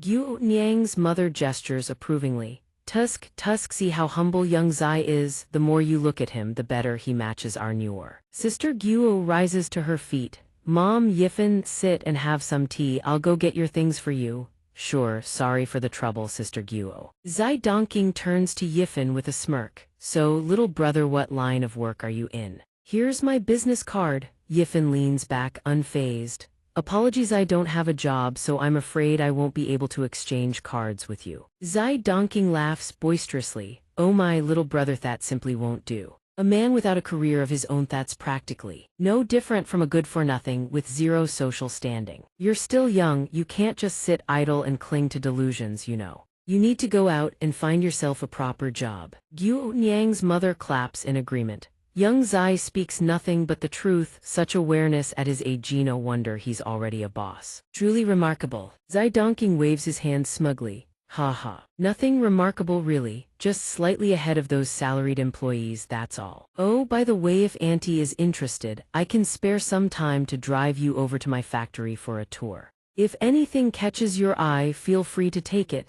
Guo Niang's mother glances at the car keys. I just noticed your car outside. That's a Buick, right? Or is it a Mercedes-Benz? He spins the key fob with a grin. Auntie, it's only a few $100,000, nothing fancy. Hardly worth calling eh. What kind of car was that again? Besides, a car is just a tool for getting around. He turns to Yifen. Young guys like little brother here probably prefer something like a Mercedes. Right? Yifen shrugs. Sorry, I don't study cars and I don't care about brands. As long as it gets me from point A to B, that's fine by me. Guo Niang's mother thinks to herself, HMPH, just as I suspected. This brat has nothing to his name besides that face. No job, no house, no car, doesn't even know what a Bugatti is. Zai Dongqing makes a show of glancing at his watch. Oh my, look at the time. I need to get back to the company right away. Guo Niang's mother notices the timepiece. Young Zai, that watch of yours, I think I've seen it on television, starts with an R. It costs several $100,000, doesn't it? He grins broadly. Heh, it's nothing. Really worth mentioning. Hardly worth Auntie's attention. Sister Guo returns carrying several packages and sets them before Yifen. By Yifen, your large parcels are all in the backyard. Some of them are labeled as insured valuables. Check and make sure everything's in order. All right, looks like these were all shipped from abroad. As she approaches, she catches her foot on a chair leg. She stumbles forward. And the parcels topple over. Oh no. In an instant, Yifen shoots out his hand and catches her. Careful, he steadies her in his arms and asks with concern, "Are you all right?" She gasps. Collecting herself quickly, she replies, "Thank you, Yifen, I'm fine." Nearby, Zai Dongqing seethes internally. Damn it, that brat beat me to it. Sister Guo kneels to gather the fallen items, guilt washing over her face. I just hope your things aren't damaged. He answers cheerfully, it's fine, let me open them and take a look. Zai Dongqing lounges in his chair, sipping tea without a care, thinking to himself, TCH, whatever that brat's got, if it breaks, it breaks. It's not worth much anyway. Yifen pries open a box, a blinding gleam spills forth. He says casually, oh, it's just an ordinary watch, I don't really wear these things much. Zai Dongqing does a double take, spitting out his tea, his eyes bulge as if ready to pop from their sockets. He shrieks, that's a Patek Philippe. Guo Niang's mother wrinkles her nose. What brand is that? Never heard of it. Zai Dongqing nearly jumps from his seat. It's a watch brand worth over 10 million. Sister Guo notices the cracked glass face and covers her mouth. Oh heavens, the crystal shattered, I'm so sorry, Yifen. He replies calmly. It's nothing, if it's broken so be it, it's not worth much anyway. As long as you're not hurt, that's all that matters. Zai Dongqing stares at him, utterly dumbfounded. Brother, do you even hear yourself? That's a Patek Philippe, not worth much. Are you serious? Yifen slides a box across to Sister Guo. Oh right, Sister Guo, here, take this bag. My mom told me to gift it to a friend, but honestly none of my friends have the right style for it. You've been helping me receive packages all this time. Consider it my way of thanking you. She hesitates. I shouldn't, this doesn't feel right. Zai Dongqing's jaw drops. Limited edition Hermes and Chanel luxury goods, just giving them away to Guo Niang's mother. Guo Niang's mother places a hand on his shoulder. Young Zai, are you all right? He forces a grin. Oh fine, I'm fine. I just nearly choked on my tea, that's all. Yifen turns to him with genuine concern. Brother Zai, are you feeling unwell anywhere? Want me to take you to the hospital? Zai Donking's gaze drifts to Yifen's car key and he whispers under his breath, that emblem on the key. That's a Bugatti. Gu Niang's mother overhears, she clasps her hands over her mouth. Little Fannier car, isn't that a supercar worth over 10 million? Now that's a real supercar. Zai Donking's spirits crash and burn. He thinks grimly, it's over, I can't compete with this. Yifen loads the parcels into his car and turns to Sister Guo sincerely. Sister Guo, thank you so much this time. She eyes the vehicle nervously. By Yifen, are you sure everything will fit? Won't it ruin the seats? Zai Donking mutters under his breath. A Bugatti turned into a cargo van. A Bugatti repurposed as a delivery truck. This is a first even for me. Yifen waves it off. Don't worry, it'll fit, and even if it scratches the seats, no big deal. After all, Brother Zai said it himself, a car is just a tool for getting around, right? Zai Donking chokes. This brat using my own words against me. Yifen starts the engine and calls out, I'm heading off. The car rockets forward. Mud from the ground sprays up, splattering all over Zai Donking. He shrieks, Ugh. Gu Niang's mother waves after the car. Little Fan, come visit whenever you have time. He calls back, of course, everyone head inside. Meanwhile, at the 9th level of the Wangu Demon Pit, Yifen throws a punch called the Giant Spirit Mountain Splitting Fist. Instantly, a streak of crimson chi rockets forward. It detonates on impact, sending rocks and earth flying in every direction. He marvels inwardly, damn, that's some serious firepower. Crimson spiritual energy still drifts through the air like mist, he thinks to himself. Even though I'm only using soul power to drive the fist technique, the force is already this devastating. Once I step into the supernatural power realm and cultivate divine abilities that channel true spiritual power, the results will be even more terrifying. At that moment, Batu drops to one knee, head bowed in reverence. Congratulations, Master. Your talent is truly extraordinary. Master, a spirit-grade fist technique, so swiftly fills this subordinate with deepest admiration. Yifen waves his hand. Rise. A thought strikes him. He turns back abruptly. That's right, aren't you a demon creature of the supernatural power realm? Can you wield spiritual power? Batu answers without hesitation. But of course. Yifen's eyes gleam. Then show me. Batu lowers his head respectfully. At once, Master. He unleashes the Asura cross slash and bellows, go. Two blades of sword chi spiral into each other, slicing straight ahead. Yifen studies it analytically. So it channels spiritual energy through bare hands like blades, releasing sword chi with raw momentum. Let's see how powerful it actually is. Before he finishes the thought, the strike obliterates an entire row of trees ahead, sending them crashing down. His face pales. Holy, that's strong. The Asura creature explains reverently, Master, this is the divine ability of my Asura clan, the Asura cross slash. When facing an enemy, it is sufficient to annihilate a foe an entire realm above oneself. He continues, allow me to demonstrate another technique. Blood sphere art, countless crimson orbs materialize around him. He thrusts both palms forward, roaring, go. In an instant, the blood spheres streak forward like a volley of crimson comets. He explains this technique fuses blood essence with spiritual power. It can withstand the charge of 10,000 soldiers. The spheres erupt into a column of explosions 1,000 zhang high. Debris rains across the desolate landscape. Yifen's eyes widen. Damned blast radius is enormous. He watches slack-jawed as the creature unleashes technique after technique. This is the Asura instant kill art, the Berserker rush step. The heavenly abyss of torment, the elder Asura god-slaying slash, the blood spirit mountain-splitting art, the demon god heaven-rending claw. Earth-shattering explosions tear through the wasteland. Shockwaves warp the very air itself. Batu finally pauses, slightly winded, and exhales. Phew, how was that, Master? Yifen nods approvingly. Not bad at all. The supernatural power realm's divine abilities are truly formidable. If you and the yellow-robed man hadn't fought each other to mutual destruction, I could have had 10,000 lives and still never subdued you. A smirk curls across his lips. He thinks, it seems I've tamed a monster whose combat prowess far exceeds the norm. Batu immediately shakes his head. Master, you give me too much credit. Compared to the soul annihilation grand formation that the fire cloud demon laid beneath the city to slaughter human cultivators, my meager strength is nothing worth mentioning. Yifen's expression turns sharp.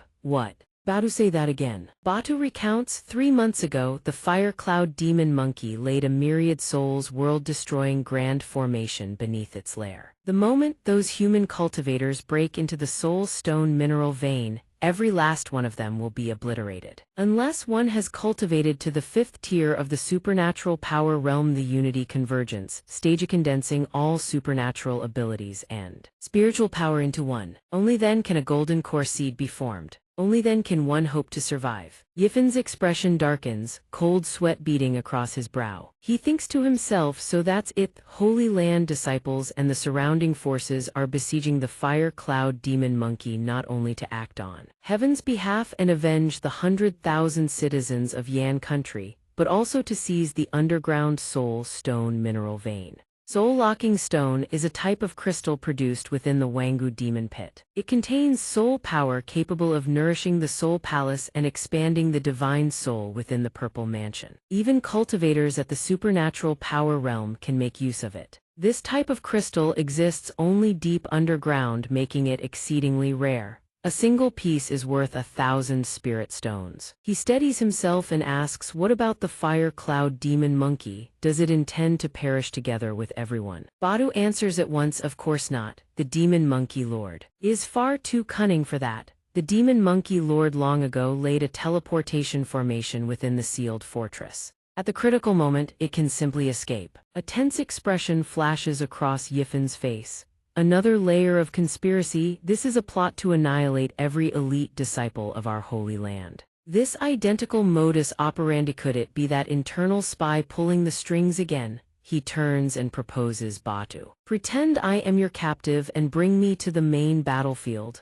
Batu answers respectfully, as you command. At the main battlefield, looking down from above, the scene below is utter chaos. The demon beast army and human cultivators clash in a violent melee. Dust and debris choke the air, rocks shatter and fly in every direction. Battle cries of kill echo through the ranks. Yi Xiaoqiao plunges her sword straight into a monster's gaping maw. She roars, damned demon, die. At that moment, Sidhu swoops in. Flying over with Yifen clutched in his grasp. Yifen screams in terror, senior sister, save me. She spins around in shock. It's that kid by Yifen. How did he get captured here? Xiaoqiao glances at the two behind her and orders Lassen Zinger. Cover me, I'm going in for the rescue. They respond immediately, understood. Without hesitation, they activate the Gale Leaf Wood Formation Rise. A massive green vortex materializes in midair. Riding the gusts, Xiaoqiao soars upward, thrusting her sword straight towards Sidhu. She roars, demon fiend, face me, release our people at once. Sidhu dodges in fright and hurls Yifen downward, gasping that sword chi is terrifying.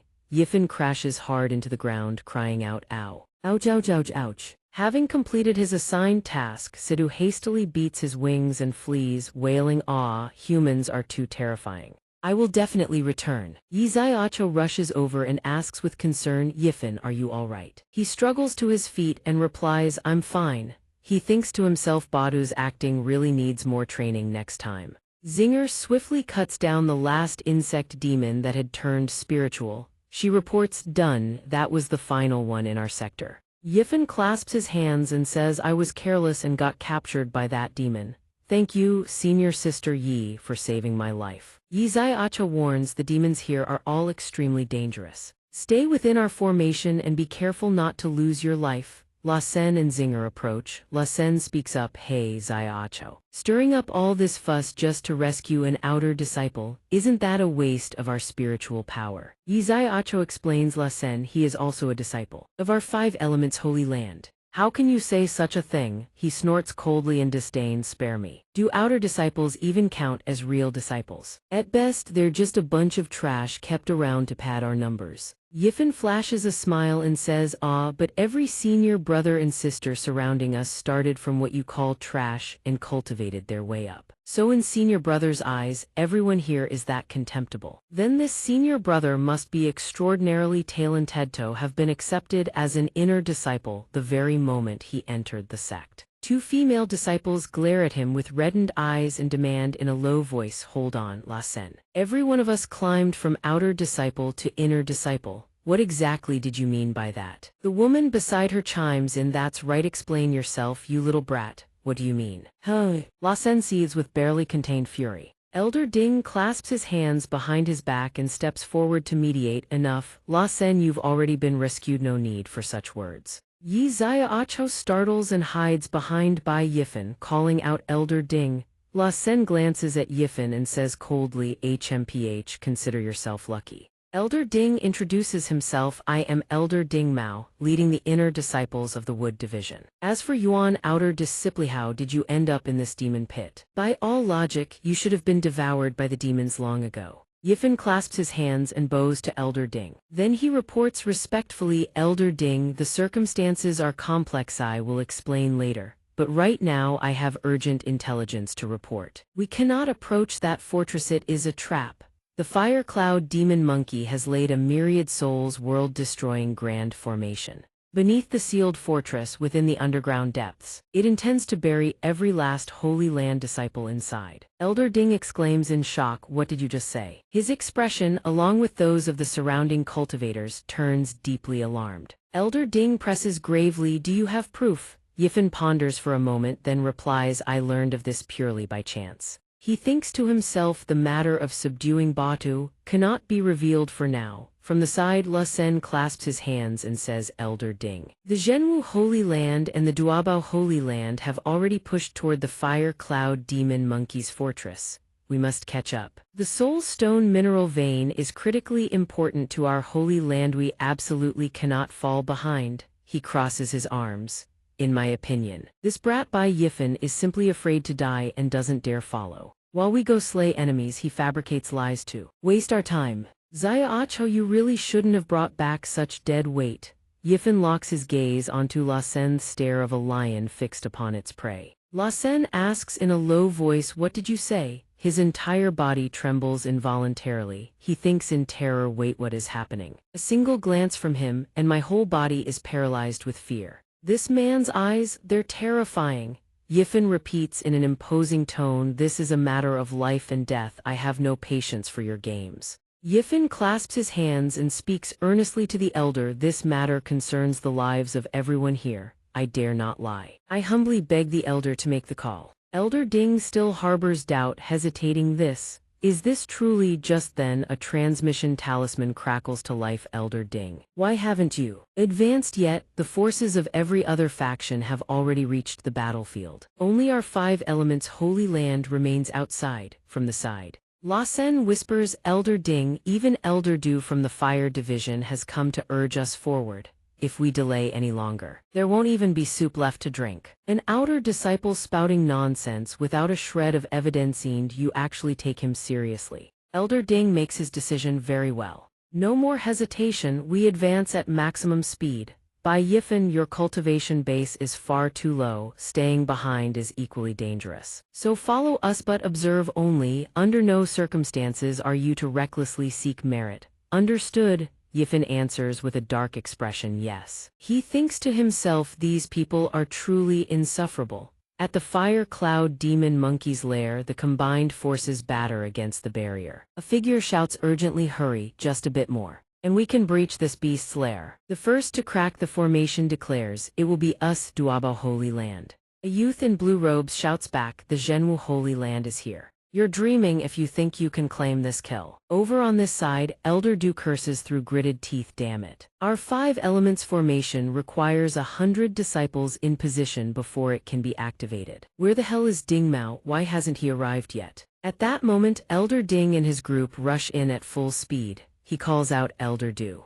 My apologies, we are late. Elder Du berates him loudly, you fool, you've been dragging us down all this time wasted for nothing. Can't you see the sealed fortress is about to be breached by the other 2 holy lands? He then turns to the disciples and orders sternly, all disciples, listen up. Charge toward the demon fortress at full speed. They respond in unison, yes. Bai Yifan's expression turns exceedingly ugly. He thinks, damn it, I can't let them advance any further. They're about to enter the attack range of the Myriad Souls world-destroying formation. All of this is to save your wretched lives. Let me show you just how fearsome this thing truly is. He releases the seeds. Instantly, countless explosions erupt behind the group, sending rocks and debris flying in every direction. They cry out in alarm, what was that? At that moment, Elder Du frowns, not good, it's the heavenly punishment 7-cord pods, everyone halt. He warns, these plants have limited destructive power. They won't cause serious injuries, but if their pollen enters your meridians, condensing soul power and spiritual energy becomes extremely difficult for a time. Everyone, be vigilant. Stay alert. Elder Ding curses, damn it, could this be the work of another faction trying to slow us down? A look of quiet satisfaction flashes across Yifen's face. He thinks the heavenly punishment 7-cord pods are nothing more than impatience flower seeds, taking advantage of the rest period. I went and gathered a large batch of wild bean fruits, testing them one by one until I found the perfect method. Something that can halt an entire squad without actually harming anyone. Heh, these little bombs should hold you up for a while. Once the myriad souls world-destroying formation activates, you'll understand my painstaking intentions. The explosions from the impatience flowers still haven't subsided. The group is repeatedly blasted away by the shockwaves, crying out in pain. Elder Du shouts to rally them, everyone hold your ground, this is the enemy trying to stall our advance, we absolutely cannot let them succeed. At that moment, from atop the towering spire, a surge of blood-red spiritual energy of terrifying magnitude erupts outward. Elder Du whips his head around in shock. This energy is... A disciple beside him murmurs in confusion, what just then? A bone-chilling cackle tears through the void. KKK, you wretched cultivators, all of you, die. Earth and rock begin to collapse. The crowd screams in panic, save us, help. The laughter grows more and more horrifying. Kekekekek. Then, countless waves of energy erupt outward with the tower at their center. Every voice within the tower falls silent. The tower dissolves into nothingness. Bodies lie scattered across the ground in utter disarray. A coughing sound rings out, cough, cough, what in the world just happened? Elder Ding struggles to his feet, gasping. The fire cloud demon monkey within the city unleashed a horrifying wave of destruction energy. Surveying the battlefield, corpses of countless disciples lie strewn across the ground. He exclaims in shock, say, apart from the disciples of our 5 elements holy land, everyone else has been annihilated. La Sen collapses to the ground in terror. Stammering this, what kind of power was that? Is it possible only we remain? Yifen lets out a breath and snorts coldly. Just in time, he thinks to himself, today's deed is truly a boundless merit. At that moment, Dean Kaimu's figure materializes, asking 2 elders. I detected violent spiritual power fluctuations in this area. What happened here? Elder Ding answers nervously, Dean Kaimu. We were ordered to besiege the fire cloud demon monkey's lair, but apart from our 5 elements holy land, every other sect has been wiped out. Ding! The elder's face drains of color as he murmurs, it's true, the 10,000 soul world-destroying formation, it really existed. Kaimu furrows his brow, the 10,000 soul world-destroying formation. Elder Ding explained this. What exactly happened here? Speak the truth at once. Elder Ding replies respectfully, Dean Kaimu. I received intelligence from a disciple claiming that the fire cloud demon monkey intentionally lured cultivators from the 3 great holy lands to siege its city, planning to trap and exterminate all elite disciples in one fell swoop. I harbored doubts and detoured to verify the intelligence, which is why I was delayed in joining the main force. As it turned out, what seemed like calamity was a blessing in disguise. We narrowly escaped death. Dean Kaimu raises an eyebrow in surprise. Oh. Which disciple provided that intelligence? At that moment, Bai Yifen steps forward and stands before the dean. Answering clearly, it was this one, an outer disciple, Bai Yifen. The dean studies him, silently committing his features to memory. So it's an outer disciple. And this is the one Jiang Ling spoke of last time. No matter how I look at him, he seems like nothing more than a brat who just stepped into the purple mansion realm. And yet he has somehow achieved extraordinary merit time and again. Perhaps this brat's identity isn't so simple after all. He falls silent. Deliberating, I'll investigate his affairs later. I can't sense the corpse of that fire cloud demon fiend, it must have escaped. At that moment he bellows, rise. A green dragon coiled around soul stones soars into the air. The disciples gasp, exclaiming in astonishment, soul stones, so many soul stones. He speaks with an authoritative voice, all disciples, heed my order, clear the battlefield, collect the soul stones and hand them over. If anyone still lives, spare no effort in treating them. The disciples answer in unison, yes, sir. The dean turns to Yifen and praises him. By Yifen, this time it was fortunate that you were here, otherwise the 5 elements' holy land would have suffered devastating casualties. You have rendered a great merit this time. Upon our return, I will report this to the Grand Elder, and the Academy shall reward you handsomely. He bows respectfully. This one thanks the dean. Over to the side, Yixiacho approaches. She places a hand on his shoulder and praises him. By Yifen, your intelligence was actually spot on. You're really something else. This time we went through a great ordeal without dying and even found so many soul stones. The deans will certainly be overjoyed. Just wait for your reward. He scratches his head bashfully and grins. That's great then. La Sen sneers through gritted teeth. HMPH. Nothing but dumb luck. What's there to be smug about? Yifen immediately fires back with a taunt. Senior sister Yi, do you smell that? There's a sour stench hanging in the air. Could it be that something in the demon pit has cultivated into a spirit? Yixiacho raises her nose and sniffs the air. Is there? She says. I don't smell anything. La Sen gnashes his teeth. He curses through clenched teeth. Damned brat. Bai Yifen turns and walks away. He addresses his senior sister. Since the matter has been resolved, I'll take my leave first. I still have affairs to attend to. Yixiacho hurries to block his path. Wait, Bai Yifen, why the rush? Where are you heading? A dangerous aura flickers behind him. As if someone is saying, going to collect debts? La Sen furrows his brow and curses inwardly. Damn it, making such a spectacle. Let me see what you're really up to. Outside the Wangu demon pit, Gao Yang asks anxiously, Wang Teng, do you think they'll be able to trace this back to us? Wang Teng replies calmly, Senior brother Gao, what's done is done. Being afraid now is a bit too late, wouldn't you say? He grins sinisterly, lifting his teacup before continuing training in the demon pit. A few disciples dying. Isn't that perfectly normal? Even if other disciples know we killed them, would they dare lay a finger on us? At that very instant, a stone hurtles straight toward Wang Teng. The teacup in his hand shatters on impact, water splashing everywhere. Bai Yifen saunters in casually. You two were awfully easy to find. Wang Teng exclaims in shock. Bai Yifen. Wang Teng stares as if he has seen a ghost crawling back from the 9 abysses, panic seizing him. How is this possible? How is this brat still alive? Shouldn't he have died in the demon pit long ago? Yifen sneers coldly. What's wrong? Seeing me alive, are you surprised? Wang Teng jabs a trembling finger at his face. Impossible. Bai Yifen, you can't still be alive. He lunges forward in a flash, seizing Wang Teng by the throat. Wang Teng chokeshigas. Bai Yifen speaks in a frigid voice. There is nothing I cannot do, he declares. Wang Teng shouts, let go of me. Bai Yifen asks coldly, what did you do to Liu Wei, Zhangtai? And the others? Wang Teng answers stubbornly, you want to know? Why not ask the king of hell yourself? His pupils constrict. Fury surging. What did you just say? Wang Teng smirks triumphantly. You want to kill me? Take a good look around you. In broad daylight, do you really dare? By now, a crowd of disciples has gathered, murmuring among themselves, why did he attack him? Another chimes in, what's he doing? Wang Teng threatens coldly, HMPH, I'll tell you the truth, me little sister is already a purple mansion realm cultivator at such a young age. The Holy Land has taken notice of her. If you dare touch a single hair on my head today, little sister, I will crush 10 of your bones for everyone. If you don't believe me, try it. Bai Yifen sneers with contempt. Ha, purple mansion realm. Am I supposed to be scared? He begins condensing his spiritual energy. Wang Teng's eyes widen in shock, condensing chi into a weapon. Purple mansion realm. When did you break through to the purple mansion realm? A sword materializes from pure spiritual power.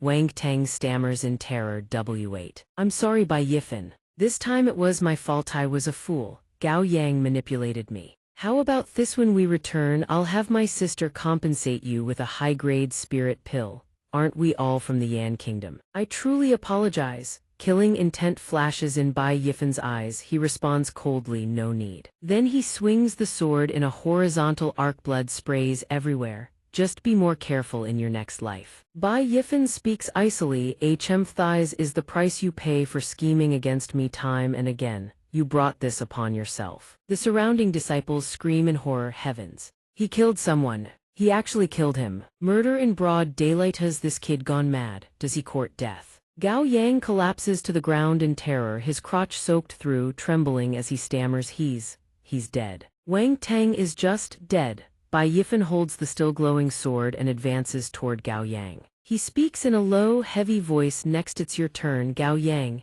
Gao Yang scrambles backward, his voice trembling. Don't come closer, I was wrong. Spare me. At that moment, Yi Xiaocho arrives from afar and shouts, Bai Yifan, have you lost your mind? What have you done? I followed you because I didn't trust Yuan to think you'd actually kill someone in Exchange City. Don't you know Exchange City is under the protection of the 10 Great Holy Lands and the 100 Sects Alliance? He replies calmly, Senior Sister Yi, I know exactly what I'm doing. Her face is wrought with anxiety as she shouts. You know nothing. Slaying fellow disciples you'll pay with your life. He seems utterly unconcerned, is that so? Then wait until I'm done with this beast. She is stunned speechless by his calm composure, stammering, You, why must you do this? From a distance, La Sam watches as Yi Xiaocho confronts Bai Yifan. He murmurs to himself, hath his fools gone mad? Does he think that because he earned a bit of merit, he can do whatever he pleases? Treating sect rules as nothing, just wait until the elders deal with him. What's he even going to do now? Gao Yang pleads desperately, Bai Yifan, I was wrong, I truly was wrong. For the sake of our shared discipleship, please spare me. Bai Yifan gazes down at him and asks, I'll ask you this, what did you do to Liu Wei and the others? Where are their graves? Gao Yang breaks into a cold sweat, frantically denying, we didn't. No.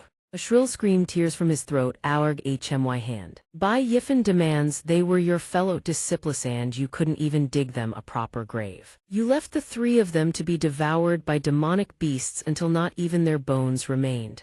Gao Yang writhes in agony, I was wrong. I truly was wrong, spare me. Bai Yifan raises the sword high and speaks in a frigid voice, save your words of repentance for the underworld, go tell them yourself. He swings the blade down, but a surge of spiritual energy intercepts it. A voice rings out, stop. Elder Du and Elder Ding arrive on the scene. Elder Ding erupts in fury, Bai Yifan, this is not a place for you to run wild. Come with us now. Standing before the punishment platform, he thinks in astonishment, so this is the punishment platform. Countless stone pillars jut upward there, pointed tips arranged in a hollow circle, with tens of thousands of thunderbolts crashing down endlessly from above. Below, a long stone staircase stretches upward. He stands on the steps, gazing up, and thinks, I once read in the Wangu Grand Canon that whenever the punishment elder interrogates criminals, it is always conducted upon this very platform. Yifan ascends step by step, secretly marveling these stone stairs are forged from specially refined materials. Every step he takes, he feels an immense suppressing force bearing down on his feet, heavy as 1,000 jinn. The 3 enforcement elders shout down at the disciple below, do you acknowledge your crime?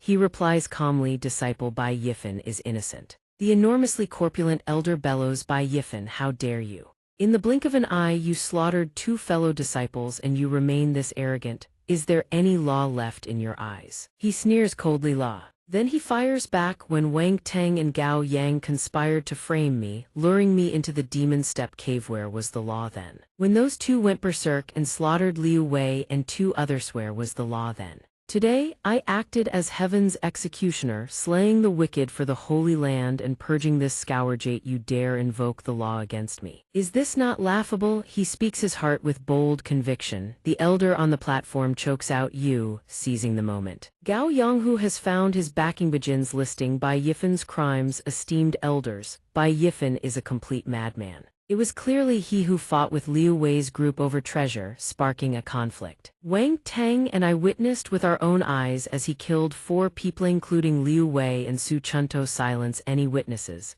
he ranted, himself hoarse. Desperate to kill them all and tie up loose ends, that is when he dared to commit murder. At the relay station, the elders intervened just in time, and only then did I barely escape with my life. Mo Ying sneers, Gao Yang, your ability to twist black into white grows more skilled by the day. The burly elder asks, what say the 2 of you? The purple-robed elder intercedes, although Bai Yifan has committed a crime, he has rendered great merit to the Holy Land this time. I believe his merits and demerits can offset each other. The female elder immediately rebuts, impossible. Murder is murder. How can merit be used to cover up crime? Below, Gao Yang assumes a pitiful expression and drops to his knees, shouting, this Bai Yifan has gone too far. I beseech the 3 elders to uphold justice for me. The burly, corpulent elder speaks enough. Bai Yifan, the fact that you killed someone on the road is undeniable. As for Liu Wei, Su Chun, and the other two, they are dead and cannot testify. You also cannot prove your innocence. At that precise moment, a sudden voice rings out. Who says the dead cannot testify? He startles, barking, "What? Who goes there?" An uproar erupts. Liu Wei, Zhang Tai, and Shen Xinyu stride forward, shoulder to shoulder. Liu Wei speaks respectfully. "Elder Lin, the three of us have come to testify on behalf of Brother Yifan." Shen Xinyu waves her hand, calling out cheerfully, "Yifan, long time no see." Gao Yang exclaims in shock, "Huh? How are you not dead? How is this possible?" His face drains of color, cold sweat erupting across his brow. Bai Yifan glances at the newcomers and flashes a grin. "Yo, Liu Wei, you lot sure took your sweet time." The burly elder demands, "Liu Wei, Zhang Tai, Shen Xinwu, you're supposed to be dead." Liu Wei replies, "Not only are we alive, we cultivated within the eternal demon pit and even broke through." The elder speaks. Bai Yifan, "What in the world happened? Allow me to explain what transpired." He snickers coldly. "The truth is, several days ago within the eternal demon pit, Zhang Tai and the others were bound and held captive." Liu Wei shouts furiously, "Those two beasts actually dared to murder their own fellow disciples." Shen Xinwu reminds him, "Save your breath for cursing later. If you're too loud and attract the demon creatures, we're all dead for certain." At that moment, a rustling erupts from the underbrush. Everyone screams in terror. What was that? A white rabbit bursts out, and they all exhale in relief. "Seriously, just an ordinary rabbit." Then the rabbit sprouts razor-sharp fangs, its body swelling to monstrous size, eyes glowing blood red. It charges madly toward Liu Wei's group. They shout, "Damn it, the rabbit's growing." "Wait, there are no ordinary rabbits in the eternal demon pit." Liu Wei lets out a blood-curdling scream. "We're done for." In that instant, a blast of qi rockets through the air and sends the rabbit hurtling backward. Liu Wei gasps, "Huh?" Zhang Tai asks, equal parts worried and curious, What just happened? What was that thing? What just exploded over there?" Bai Yifan emerges from a stone cave and says, "Am I late?" The group's faces light up as though they've seen a deity descend, and they call out in unison, "Famji." Bai Yifan. He strides forward, untying their bonds while softly inquiring about what happened. "Su Chun told me everything. Are any of you seriously hurt?" Shen Xinwu replies, "Mostly surface wounds except for Awei. He refused to cooperate with them, so they beat him the worst." Liu Wei answers with a grin as if he just won a fortune. "I'm fine, Famji. Glad you're all safe." His voice drops low, hard as iron. "I'll handle these pieces of trash myself. Head back first. I'll scout deeper into the pit. And when the time comes, I'll settle the score with them." Shen Xinwu exclaims in shock, "What? You want to go even deeper? Then we're coming with you." Zhang Tai grits his teeth. "That's right, I want to follow you to crush those beasts with my own hands."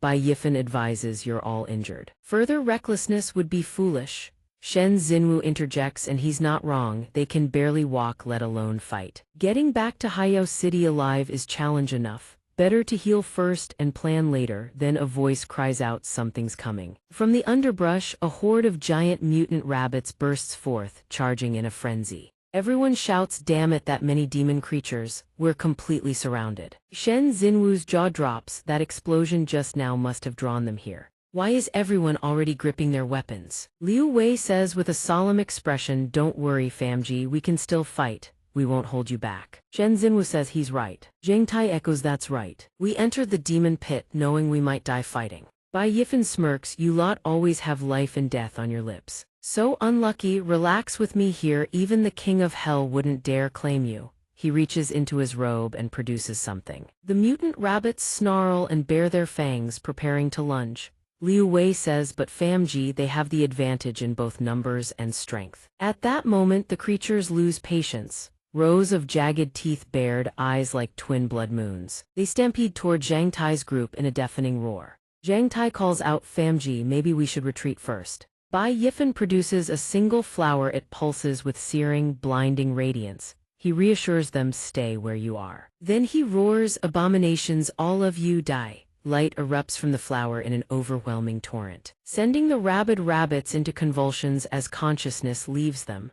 The group, blinded by the brilliance, screams, "Damn it, what is this thing? It's blinding." Zhang Tai and the others cry out in admiration, "Incredible, truly powerful." Over 100 demon creatures disintegrate simultaneously into ash. Bai Yifen gazes ahead and exhales, phew, that was close, it's done. The group gathers around, staring at the flower in his hand in utter amazement. Famji, you're far too powerful. What Dharma treasure is that? I've never seen anything like it. Shen Xinwu covers her mouth, eyes wide with astonishment. This is the Xianxia blazing sun flower, a supreme treasure from the primordial era long thought lost to history. Bai Yifen speaks, before we set out, didn't you all say we needed light-emitting artifacts? This is my preparation. Shen Xinwu says with full admiration, Famji, you're incredible. Demon creatures universally fear the light. This Dharma treasure radiates an overwhelming, blazing brilliance as fierce as a scorching sun. Even sweeping through the depths of the demon pit would pose no difficulty.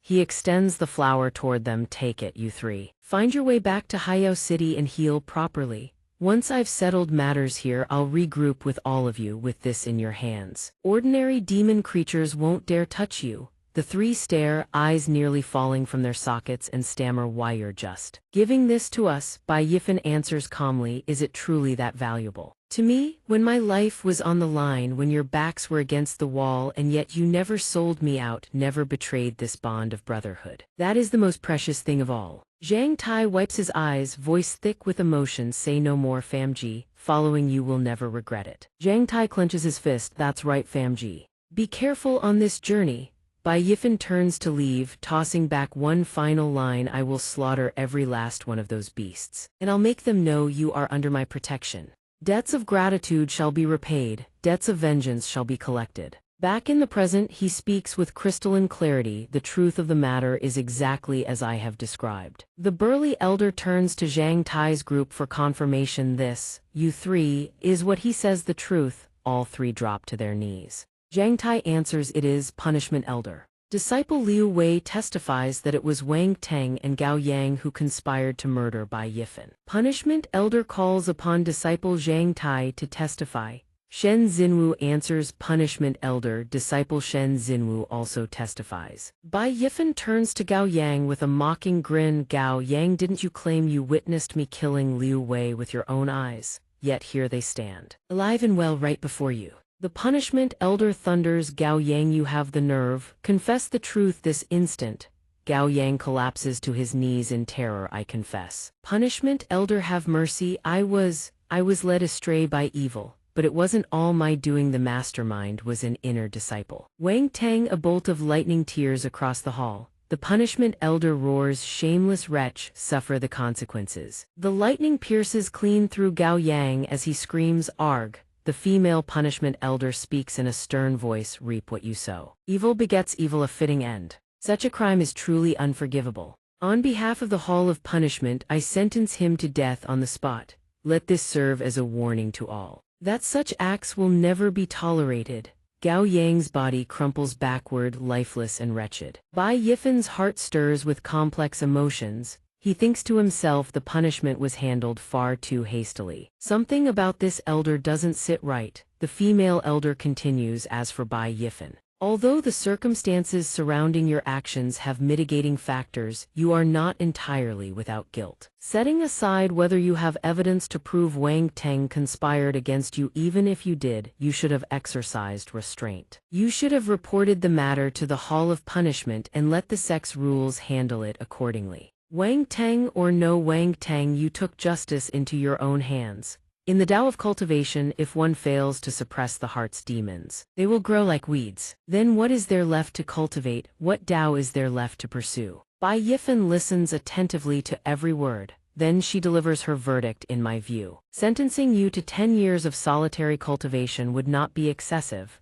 Liu Wei's group erupts. What? We won't accept this. This is unjust, Famji. Shen Xinwu chimes in, that's right, how can the punishment be so severe? Bai Yifen's voice turns cold. Elder, you've certainly reached your verdict with great haste. But tell me, if I were to contribute a Dharma treasure to the Holy Land, what then would the ruling be? She exclaims, what did you just say? He raises the Xianxia blazing sunflower high above his head, kneels and speaks in a deep, resonant tone, if I recall correctly. The Eternal Grand Hall once decreed, should any disciple present rare celestial treasures or heavenly materials to the Holy Land, their punishment may be commuted. I wonder, does that decree still hold? I am prepared to contribute these primordial era treasures, the xianxia blazing sun flowers.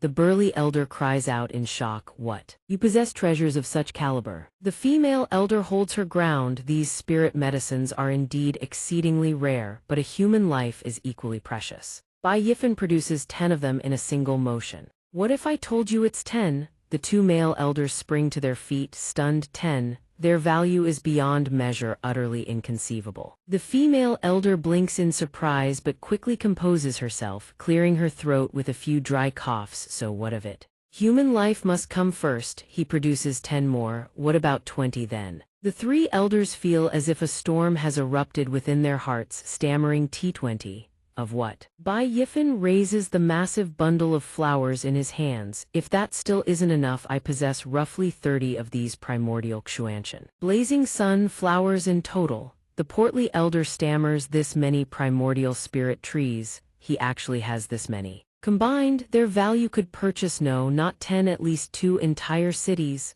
The female elder, her former air of superiority completely shattered, leaps to her feet. So many precious medicines, where on earth did you get them? Bai Yifan holds the bundle of flowers with a grin. Haha, this junior stumbled upon them by chance when I fell into the abyss of heartlessness. The burly elder turns to the female elder and asks, what's your decision? Bai Yifan sighs theatrically. It seems the esteemed elders have no interest in these. What a pity. Then all these primordial treasures will simply follow me into the earth. He scatters every rare artifact and treasure across the ground, feigning regret. And all this equipment as well. I had originally planned to exchange it at the sect affairs hall for contribution points. What a waste. I suppose it all goes to the grave with me. Wait, hold on, stop right there. Don't you dare bury them. The purple-robed elder Vai En urgently warns Elder Hong, these primordial medicinal treasures are extraordinarily rare. And besides, he has demon creature materials of this caliber as well. If he destroys them, it would be an immense loss for the Holy Land. We must stop him at once. He then glances toward Bai Yifan and whispers, this kid Bai Yifan located 30 xianxia blazing sun flowers for the Holy Land. That alone is no small merit.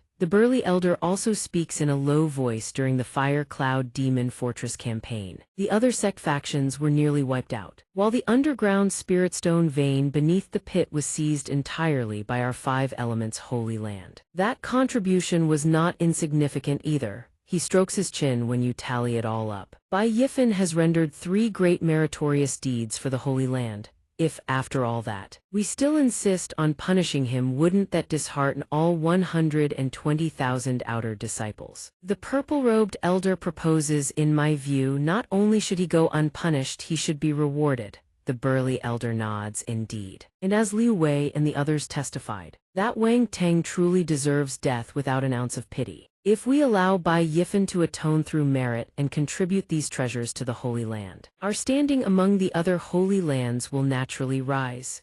He then turns and asks Elder Long, what is your opinion? She responds helplessly, since the two of you have already made up your minds, why bother asking for mine? The burly elder then announces in a solemn voice, Bai Yifan, you have contributed 10 primordial xianxia blazing sun flowers to the Holy Land. This constitutes the first great merit earned within the eternal demon pit. Your intelligence saved the disciples of all 5 courtyards from certain death. This constitutes the second great merit. Bai Yifan answers respectfully, this disciple is grateful, elder. These 2 great merits shall be rewarded with 3 true essence pills and an additional 50,000 spirit stones. Liu Wei's group exclaims with satisfaction, that's wonderful. Bai Yifan then speaks with deference, this disciple is grateful for the elder's generosity. However, Bai Yifan has one additional request that I humbly ask the elders to grant.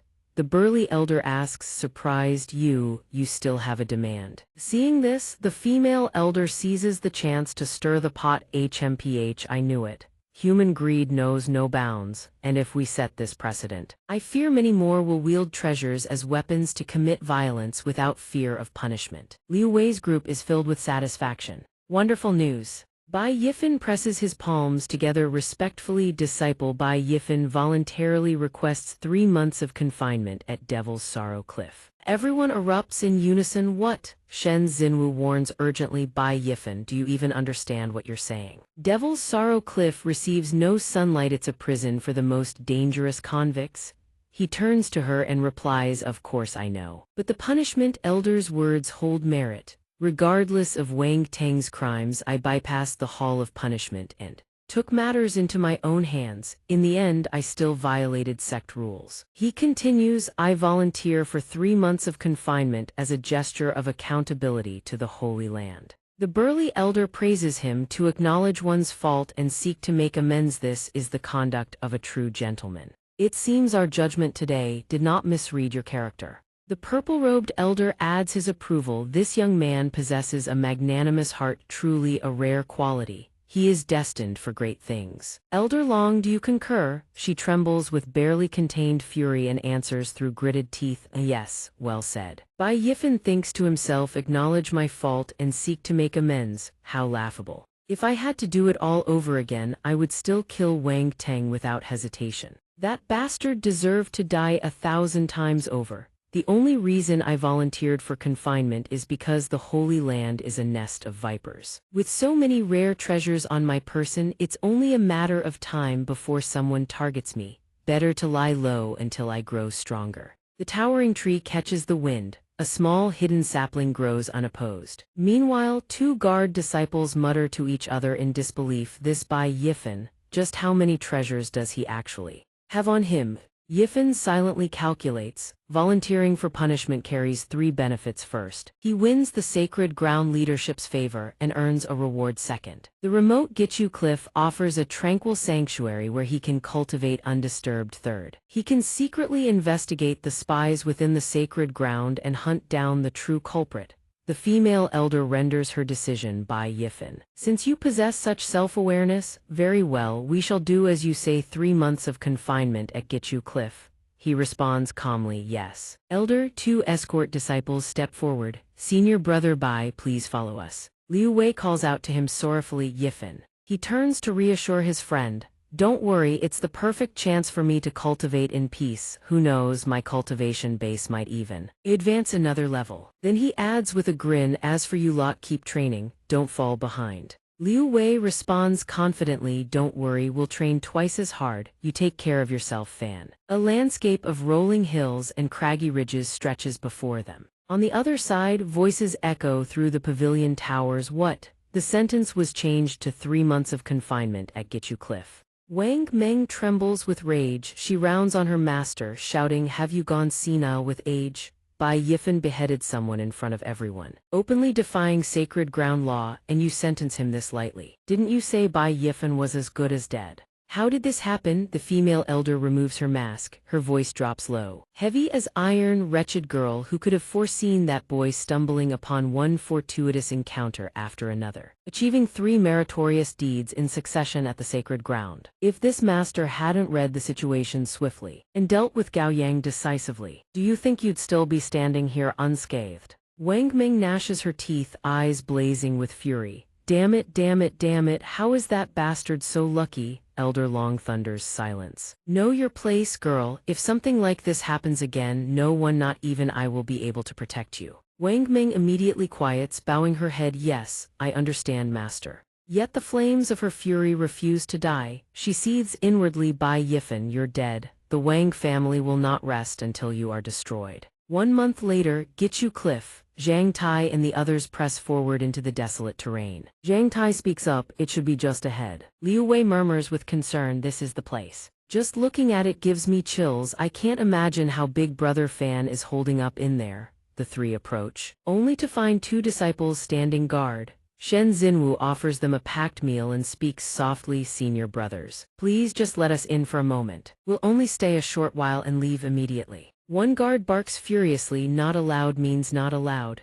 Do you think this is a marketplace where you can haggle? Gichu Cliff houses the most dangerous criminals. If anything happens, we won't be able to bear the consequences. The other guard waves them off. Move along. Shen Xinwu deflates. I suppose, Zhang Tai sighs, placing a hand on her shoulder. Forget it. Let's head back for now. Liu Wei glances back toward the brooding cliffs and exhales. It's already been a whole month. I wonder if Big Brother Fan can endure it. Shen Xinwu chimes in worriedly. I've heard Gichu Cliff is scorching hot during the day, utterly stifling, and at night, the cold cuts to the bone. Bone-piercing winds. Big Brother Fan looks a bit frail as it is. How can he possibly survive in there? Liu Wei adds, and that's not all. I've heard the place is starved of resources, not just eating one meal without knowing when the next comes, but having to coexist day in and day out with snakes, insects, rats, and ants. He imagines what Bai Yifen must be gnawing on and grimaces. Ugh. Yifen, that doesn't look appetizing at all. They all cling to one another, wailing, then they shout in unison when Big Brother Fan gets out. We're throwing him a grand feast, we'll fatten him right back up. Everyone shouts together, exactly. At this very moment, however, on Earth, Yifen sits comfortably on a couch, munching on buttered popcorn. He watches a little piglet on the screen and muses what the eyes see must be the truth. He glances down at his round, protruding belly, practically ready to give birth, and mutters, dangerous. If I keep indulging like this, I'll really become Liu Wei too. Back in the other world, Zhang Tai and the others weep as they turn to leave. They depart. Why, Big Brother Fan is so pitiful. Shen Xinwu urges them through tears. Let's go already, let's go. Dongling stands off to the side, watching in silence, and lets out a soft sigh. Bai Yifen, why must you suffer like this? 2 months later. Two senior brothers' stern voices ring out. Remember, when you leave, you'd better reform yourself, do good deeds, and accumulate virtue. Understood? He strides out slowly, then calls back loudly, see you later. No, better yet, let's never meet again, Big Brother. The moment they catch sight of his figure, the entire group freezes, rooted to the spot in shock. Zhang Tai whispers, Big Brother Fan, he's out. Shen Xinwu responds flatly, I can see that. A long beat passes before they snap out of it. Their eyes widen in disbelief. Wait, Big Brother Fan, how come you look? Shen Xinwu beams. Oh. Did you get stronger? He stands bare-chested, sculpted muscles on full display. Powerful muscles, a chiseled 8-pack that radiates raw magnetism. He asks with a smirk, what, you don't recognize me anymore? At Bai Yifen's residence, the group raises their cups in jubilation. Here's to Big Brother Fan's freedom, everyone shouts in unison. Zhang Tai grins so wide his face might split. Never in my wildest dreams. We thought you'd be starving and freezing in there. Who knew you'd actually made progress in your cultivation? Shen Xinwu's face blossoms like a spring flower as she chimes in excitedly, exactly. Liu Wei even said he'd been training hard these past months, planning to show you up when you got out, but it turns out you've outpaced him entirely. Liu Wei scratches his head, blushing, stop teasing me. I was just afraid my cultivation would be too low and drag Big Brother Fan down. Then he smirks, besides, don't tell me you two weren't in a rush to break through yourselves, that's why you decided to become Dao companions. Zhang Tai and Shen Xinwu flush crimson as if a nerve had been struck dead center.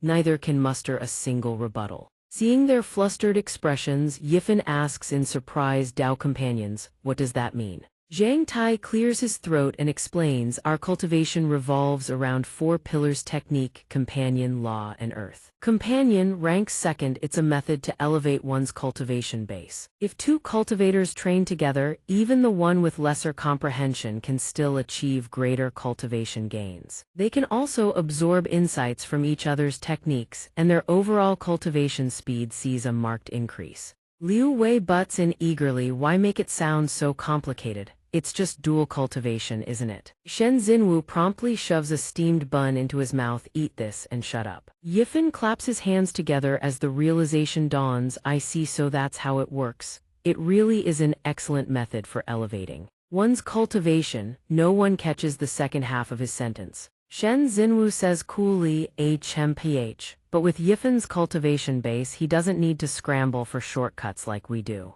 In my opinion, he could even participate in the Outer Sect tournament next month. He blinks, puzzled. The Outer Sect tournament. Zhang Tai eagerly explains, it's an annual event hosted by the Sacred Ground, a competition to reward Outer Sect disciples. I've heard the prizes are incredibly generous. Quite a few Outer Sect disciples have even used it as a springboard to break through into the Divine Ability Realm's secret realm. Yifen's eyes light up with excitement. Interesting. When the time comes, let's all go explore it together. But before that there's one more thing I need to take care of. At the affairs hall he stands before the entrance, musing ever since I got back from the Wangu demon pit. It's been one thing after another, Gichu Cliff, confinement, I never got around to processing my haul. The loot from my expedition. He steps inside and calls out, "Excuse me, I'd like to redeem materials collected from the Wangu demon pit." An elder in a golden robe, his beard and hair streaked with silver, responds without looking up. Just set them on the table." His expression is one of utter boredom. HMPH, another ordinary outer sect disciple, with a cultivation base like his. What decent materials could he possibly have? Yifen scratches his head sheepishly. "I have quite a lot. I'm not sure how many contribution points they'll be worth." The elder cracks one eye open. "Just show me." He scoffs inwardly. "A lot? How much could an outer sect disciple possibly have? I'd wager it's nothing more than..." His thoughts are immediately shattered by a gasp of shock. "What?" Yifen places a massive pile of horns on the table. "These are 800 horns harvested from Yasha's. All collected by me." The elder's eyes bulge. He slams both palms on the table. "What? 800?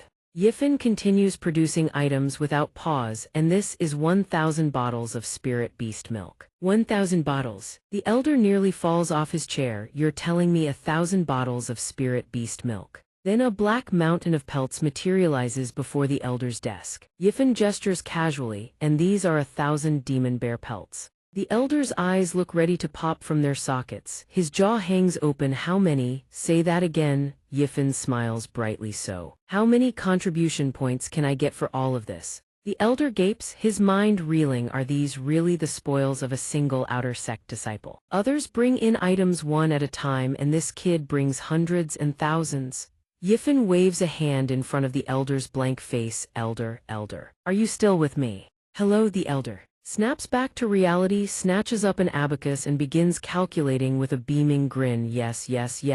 Let me tally this up properly." Yifen nods. "Sure, take your time." The elder announces the final figure. All of this comes to a grand total of 240,000 contribution points. The disciples queuing behind him whip their heads toward each other. "Did I hear that right? 240,000 contribution points. Can an outer sect disciple really pull off something like this?" Yifen accepts the points with a grin. "Many thanks, elder. The contribution points have been received. I'll take my leave now." He muses inwardly. "Actually, I still have dozens of Usura bone spikes in my possession. If I brought those out too, the commotion would attract the attention of the sacred grounds upper echelons. Better to keep those for later." He rests his chin in his hand, pondering. "My giant spirit punch has already been trained to near completion. The time has come. It's time to search for a higher grade cultivation technique, and my weapon could use an upgrade as well, something worthy of my current strength. I'll find time to visit the martial arts pavilion and make a swap." Just then a hand reaches out and blocks his path. By Yifen. "Wait a moment." He startles. Dongling speaks softly. "There's something I need to discuss with you. Let's find somewhere quiet to talk." He blinks. Caught off guard. "Senior sister." "Oh, all right, follow me." At Bai Yifen's residence, Dong Ling sits at the table and looks around in amazement. "This is my first time visiting an outer sect disciple's quarters. I never expected the spiritual energy here to be this rich. It's even denser than where I live." He explains at once. "I added some spirit energy enhancing herbs to the room, senior sister. You're welcome to take some with you when you leave." Yifen places a cup of tea before her and offers. "Senior sister, you've been waiting. Please have some tea." Thank you." She lifts the cup and inhales its aroma, eyes widening. The fragrance is exquisite. She takes a sip, and the flavor catches her completely off guard. She can't help but praise. "This is delicious. What kind of tea is this? I've never tasted anything like it." He smiles. "It's milk tea, just regular tea blended with a bit of spirit beast milk. If you like it, I'll make more for you next time." He thinks to himself, truly, no woman alive can resist the allure of milk tea. She steers the conversation back. "Right, the reason I came to see you today is because I have a gift for you." She lays several items on the table. His eyes widen. "Oh, this many?" She introduces them one by one. "This is a quasi-spirit tool flying sword named Spring Pear. It's controlled with soul force. One thought is all it takes to activate it. Even from 100 paces away, it can sever a person's head." He picks up the sword and marvels, a truly fine blade. And this is the Jengjin Sword Manual Spirit Grade quality. I specifically selected it from the Inner Sect's Divine Ability Pavilion. The introductory forms can be practiced starting from the Violet Palace realm. He replies, "Senior sister, you even specially selected martial techniques for me, you're truly considerate." She then presents a pot of spirit herbs. This is gold needle grass, a spiritual herb that aids in cultivating the Jengjin Sword Manual. As for the last two items, each bottle contains 2 Pilsun God-Devouring Pill and 1 World-Forgetting Pill. Both can help you break through to the Divine Ability realm. He looks at the 2 pill bottles with undisguised excitement. What? There are pills like these? She gives a thumbs up in confirmation. Indeed. But their effects differ greatly. This God-Devouring Pill, as long as you consume it, within 1 year at the earliest or 3 years at the latest, you will certainly break through to the Divine Ability realm. The success rate is virtually 100%. His jaw drops. 100%. That powerful, she says with forced nonchalance. Not bad. This pill forcibly tears open the dormant potential of your primordial spirit. The gateway to divine abilities, but plainly, it's like forced growth. But after using the God-Devouring Pill to break through to the Divine Ability realm, the path beyond is essentially sealed. It becomes nearly impossible to surpass the 3rd layer of divine abilities without extraordinary fortune. He asks then, what about the World-Forgetting Pill? She explains, the World-Forgetting Pill is the finest reward from this expedition into the demon pit. This pill is gentle in nature. Its efficacy lies in purifying the mind and spirit. It won't instantly push you into the divine ability realm. Instead, it consolidates your foundation. Yifen, looking guilty, points to himself. Senior sister, all of this is for me. She takes a sip of tea and answers, yes. The day you left Gichu Cliff, I had intended to visit, but Master suddenly assigned me a mission and I missed the chance. You saved so many disciples of the 5 elements sacred ground. I believe you should not have been punished. Quite the opposite, you deserve to be rewarded. He says, eyes glistening with emotion, senior sister, you're too kind to me. At that moment, he notices her gaze fixed upon him. Why are you staring at me like that? She immediately turns her face away in embarrassment, avoiding his eyes. She regains her composure, back to business. By Yifen, I must remind Yaogavan your yellow grade aptitude. Breaking through to the divine ability realm is as difficult as ascending to the heavens. Yellow grade aptitude qualifies one only for menial servant disciples, and for a menial servant disciple to rise to inner disciple. In the entire history of the 5 elements sacred ground, there has never been such a case. He speaks boldly, senior sister, you don't believe in me. How about a wager? She asks, puzzled. What wager? Wager on my yellow grade talent without relying on the God-Devouring Pill. I can still step into the divine ability realm. He declares loudly, as if swearing an oath, within half a year. If I break through to the divine ability realm, senior sister agrees to become my Tao companion. How about it? She is stunned by his proposal. What?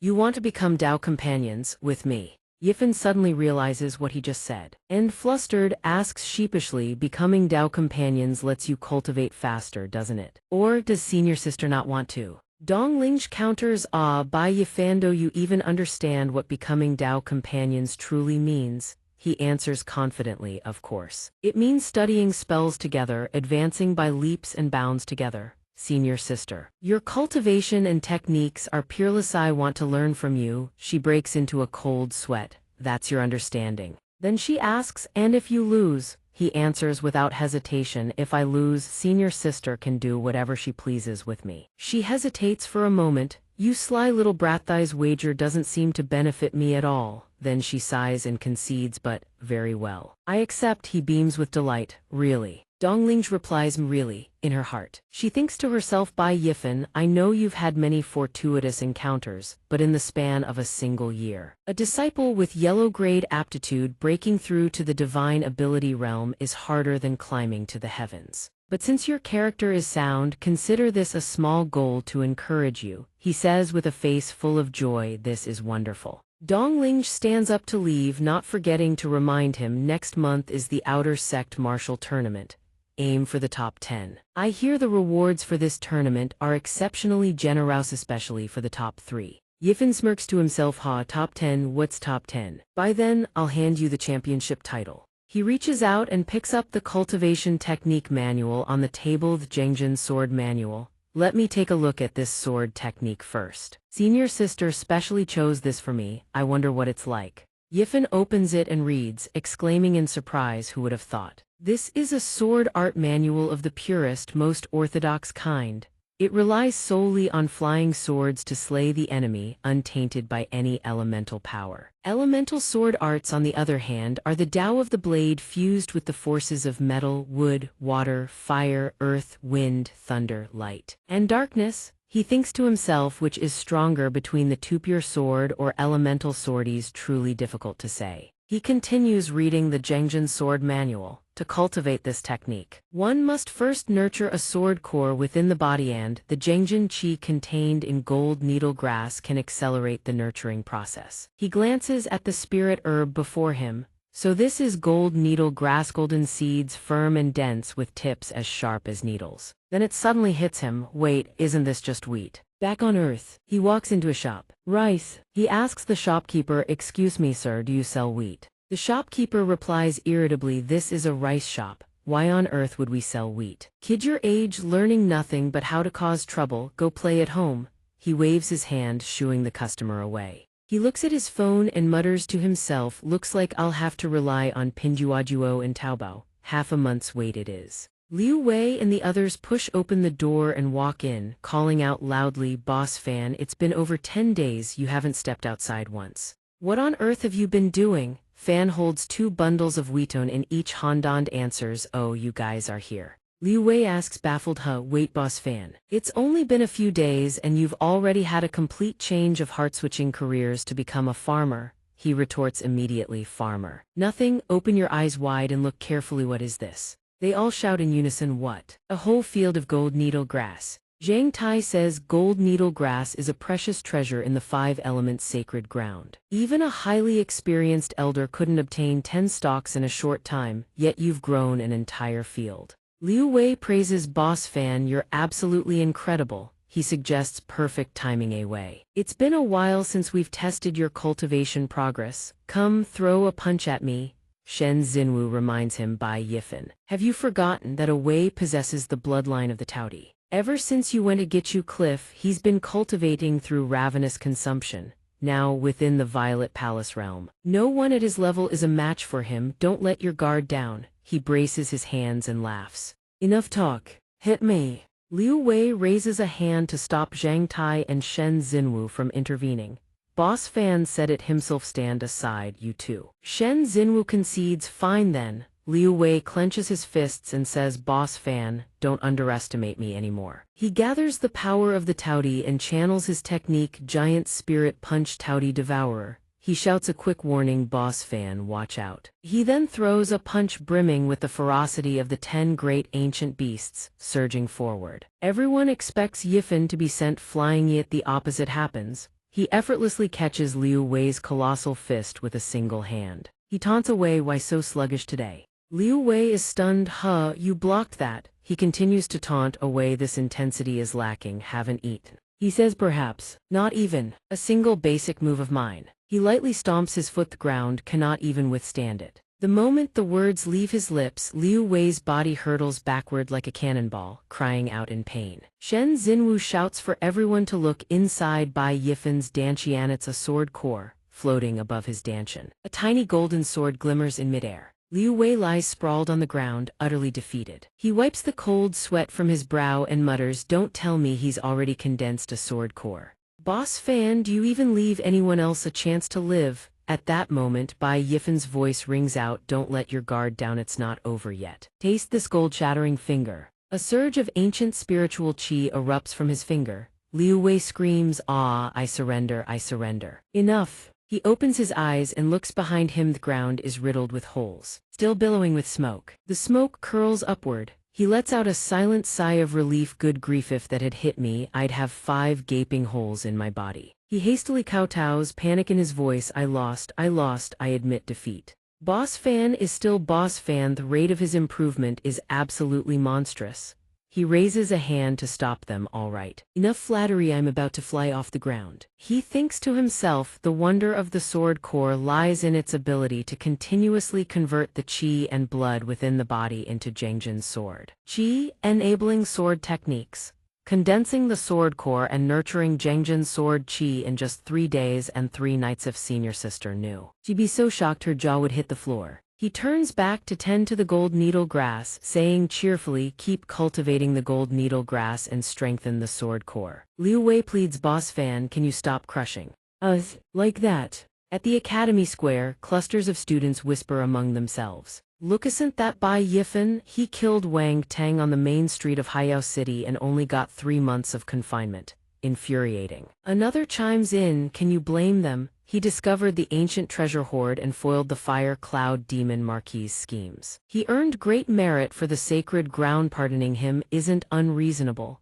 Yifan exhales softly. Infamous fame is still fame. I suppose I'm quite the figure in the outer sect now, aren't I? At that moment, a voice calls out, Junior brother Bai, please wait. Zai Yuanbai ranked 5th on the Violet Palace Realm Power Rankings, peak of the Violet Palace Realm. He approaches with his saber slung over his shoulder. Long time no see, still as spirited as ever. He asks, with your strength, you should easily secure a spot in the top 20 of this martial tournament, right? Yifan is taken aback and exclaims, top 20. Senior brother Zai, are you joking? Zai Yuanbai chuckles encouragingly. Your performance during the trial at the Wangu Demon Pit was witnessed by everyone. Stop being modest. Yifan responds clearly, senior brother, you must have misunderstood me. When I said top 20, whom exactly are you underestimating? Zai Yuanbai is stunned, speechless, jaw hanging open. A man with a tattoo near his eye steps forward and rebukes, Zai Yuanbai, you give this brat far too much credit. Without the strength of the late Violet Palace realm,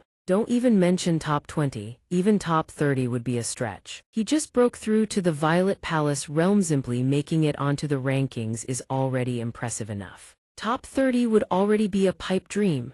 A male disciple recognizes the newcomers and exclaims, that's Zhao Rui, ranked 7th, and Wu Min, ranked 5th. Zai Yuanbai frowns with displeasure and quickly speaks up, Zhao Rui. Wu Min, you can't say that. Had junior brother Bai not been confined at Gichu Cliff for 3 months, he could certainly have broken into the top 20. Wu Min calls him out, Zai Yuanbai, don't think I don't see through you. You're only speaking up for this brat because you want the world-forgetting pill in his possession. Indeed, a mid-grade world-forgetting pill. For those of us at peak Violet Palace realm, consuming it gives a very high chance of breaking through to the divine ability realm. Zhao Rui laments, what a pity falling into the hands of a good-for-nothing with the lowest yellow-grade aptitude. Yifan reaches into his storage pouch and asks, oh, senior brother Zhao Rui, would you like it? He produces a pill bottle. Zai Yuanbai exclaims, that's the world-forgetting pill. Yifan says, I'm not particularly remarkable in any way. I just have a special love for my sons. That's all. As long as you kneel, kowtow 10 times and call me father 10 times, I'll give you this world-forgetting pill. How about it? Hearing this, Zhao Rui clenches his fists in fury and roars, Bai Yifan, you are courting death. Standing beside him, Wu Min quickly intervenes, Zhao Rui. This brat is deliberately provoking you. If you lay a hand on him, your tournament qualification will be revoked. He shoves her aside and answers coldly, HMPH, obviously I know that. Then he points a finger straight at Bai Yifan and threatens, brat, don't let me catch you on the arena stage, or I'll beat you so badly your own mother won't recognize you. I'll be waiting to see your little show. He folds his arms and replies, show. Wouldn't it be far more entertaining if someone with yellow-grade aptitude like me defeated a disciple from the top 10? In technical terms, this is what you call bringing things to a standstill. A beat of silence passes before the tide turns and everyone lives for a good comeback. He gnashes his teeth in fury, impressive. Staring daggers at him, the one standing beside her seethes with irritation and speaks with open arrogance. Sooner or later someone will beat you to death. Save that arrogance for the arena, kid. Yifan turns to leave, not forgetting to toss back one final line, if you wish to test your strength. This Bai Yifan is always ready to accept the challenge. Yi Xiaxia and Dong Linge perch on a tree branch above, one standing, one sitting quietly observing the situation below. Yi Xiaxia remarks, quite the arrogant brat. He doesn't seem the least bit worried that the peak disciples might scheme against him in the shadows. Dong Ling replies he is indeed somewhat arrogant. Then she murmurs softly, but I rather like that about him. Yi Xiaocha teases from beside her, you like him. Senior sister, don't tell me you have feelings for that brat. Dong Ling's cheeks flush crimson as she stammers, don't get the wrong idea. I mean like as in appreciate, that's all. Yi Xiaocha presses her advantage with a sly grin, then why is your face so red? At that very moment the crowd looks upward and gasps Xiao Jing. He hovers in midair, his robes billowing, and announces in a booming voice, this seat is the presiding elder of this outer sect martial tournament. The purpose of this tournament is to select talented individuals and encourage the pursuit of martial excellence. Hereafter I shall recite the rules of the tournament. 8,000 disciples shall compete in succession. Upon 4 martial stages, those knocked off the platform lose. The last 20 standing shall draw lots to determine one-on-one elimination duels. Furthermore, only through experiencing true life and death battles teetering on the razor's edge between life and death can one truly temper oneself. Only by heeding these words and truly competing can one temper the spirit, see through fear, achieve thorough enlightenment, and break through to the supernatural power realm, forging an unshakable foundation. Therefore, injuries are permitted in this tournament, even killing your opponent unless they formally surrender. The prizes for the top 10 are as follows: first place a spirit tool and a water fire dharma treasure. Second place a spirit grade movement technique and the blood surge rush. Third place a transcendent spirit grade violet yang pill. He begins listing the rewards in order. Yifan clicks his tongue in approval.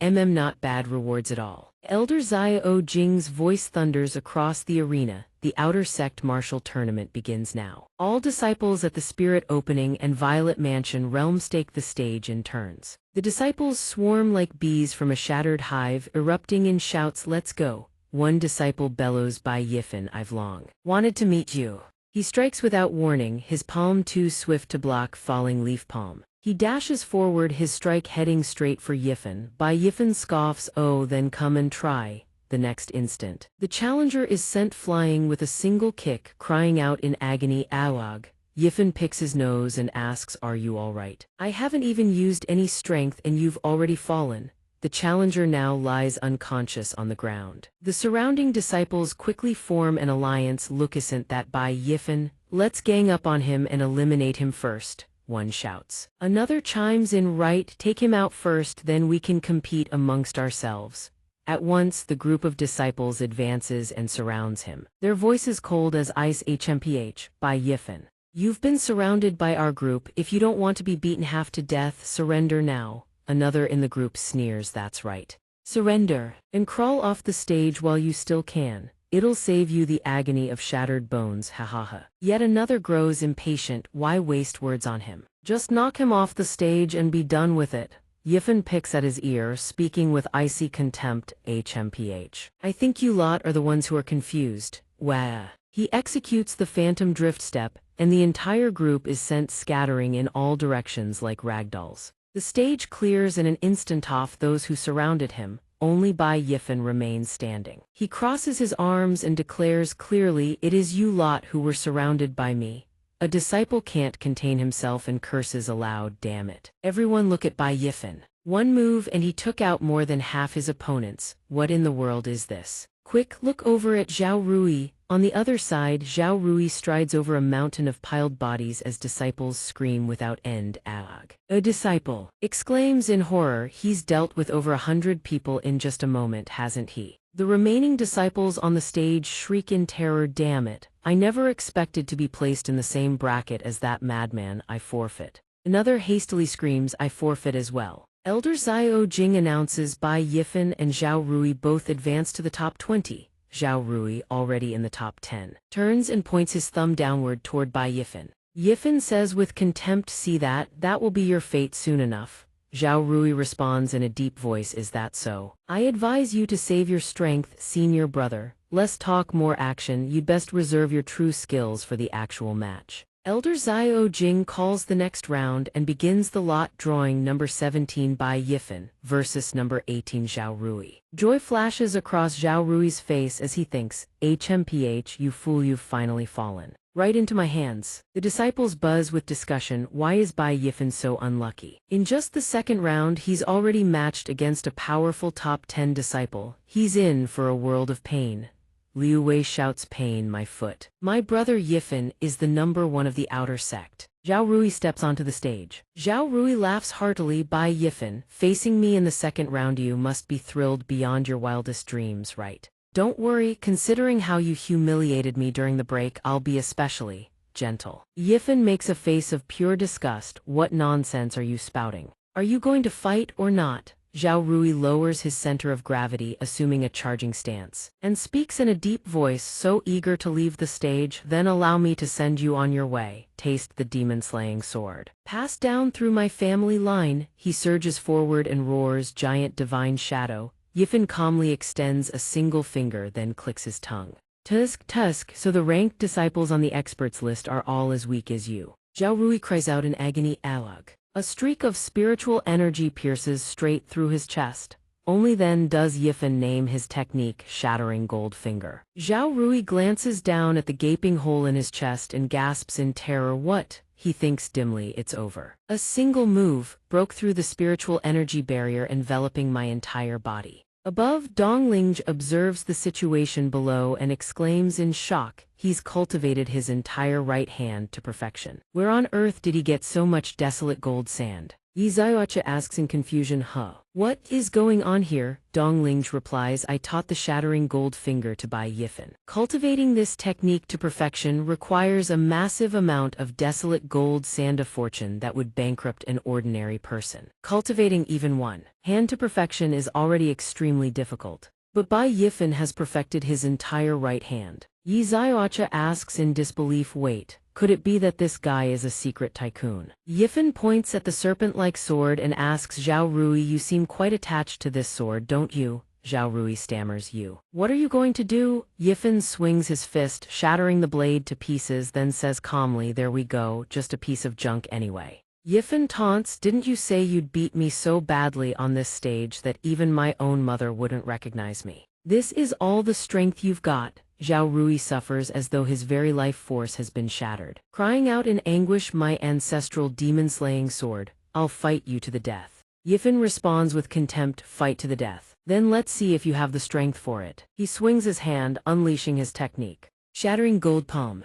Zhao Rui is beaten until consciousness slips from his grasp. He thinks dimly, wait, who am I? A fist slams into his face. He wonders, where am I? Another fist crashes down. He thinks, HRK, what am I doing? After finishing his assault, Yifan praises, I must say. Senior brother Zhao at the peak of the Violet Mansion realm can truly take a beating. Quite impressive.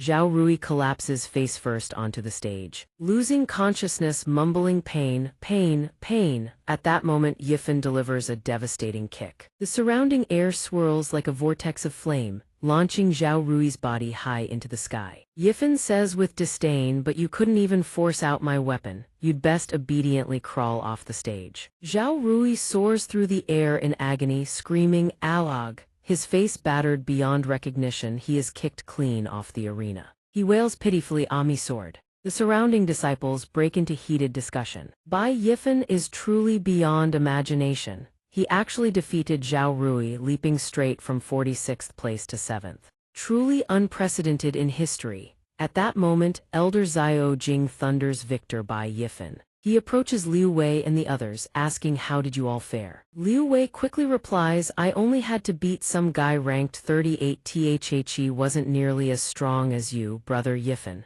I made it into the top 20 directly. Zhang Tai and the others exchange shy glances and reply, we stopped at 50th place. That's already our best result ever. At that moment, a pained cry echoes from above Ugha. The crowd looks up. Liu Wei exclaims, who is that? How miserable. The figure crashes face first before Bai Yifan's group. Yifan lets out a soft awe. He recognizes the young man and murmurs, it seems to be senior brother Zai. Shen Xinyu rushes forward to check on him, senior brother, are you all right? The spectating disciples erupt in shock. Look, Zai Yuanbai has lost too. Another disciple hears this and shouts, what? Zai Yuanbai, ranked 3rd on the power rankings, actually lost. How is that possible? The one who fought Zai Yuanbai was none other than the first-ranked outer sect disciple Zai. At this moment, Zai stands with a fan in hand, his bearing elegant as a jade tree in the wind, supremely aloof. Zai Yuanbai, his face covered in wounds, speaks through gritted teeth with iron resolve. Zai.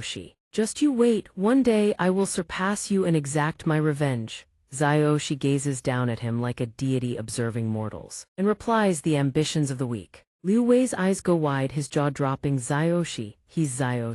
Wasn't he supposed to be in closed-door cultivation? Wasn't he going to miss this year's tournament? He actually came. Yifan crosses his arms, seemingly unconcerned, and asks, is he really that strong? Liu Wei replies, he's won the outer sect martial tournament 4 consecutive years running. You tell me if he's strong. Growing more interested in this man, Yifan appraises him with a nod. It seems he truly does possess some real skill. At this moment, Zai has also taken notice of him. Zai looks at him and asks, you are by Yifan? Yifan asks nonchalantly, do you have some guidance for me, senior brother Zai? Zai speaks, I recently emerged from seclusion and heard of your accomplishments. Truly impressive. I would welcome the opportunity to cross hands with you. A purple-haired man calls out in a booming voice, Zai. He speaks in a deep, commanding voice, your only rival in the outer sect is me, Zai Zhen. The entourage following Zai Zhen bellow, everyone out of the way. Move, all of you, make way. Liu Wei shouts in disbelief, that's Zai Zhen, he's back. The surrounding disciples take notice and say with excitement, this time, there's truly going to be a spectacular show. Zai maintains his dignified composure and steps forward. Oh, Zai Zhen. I hear that after I defeated you last year, you never stopped training hunting down dangerous wanted criminals across the land to temper yourself. I wonder what is your strength now? Zai Zhen strikes down a disciple and challenges in a deep voice, why not try and find out? Looking at the newly defeated disciple, someone murmurs in doubt, this corpse is. A moment later they exclaim in horror, I remember now. This is Shigang, the iron-headed lion ranked 105th on the Sacred Land's wanted list. Zai Zhen actually killed the iron-headed lion. Everyone murmurs in shock, that man was a peak powerhouse. A veteran Violet Mansion cultivator with a bounty of 20,000 spirit stones. It's hard to believe. Is it true, Zai Zhen? You really killed Shigang? Zai Zhen gnashes his teeth and snarls, it took me 7 days and 7 nights of relentless pursuit to finally kill him. Quickly. Carry him to the contribution hall and bring me my contribution points. The surrounding disciples rush forward to carry Shigang's body off the stage, replying respectfully, yes, senior brother Zai.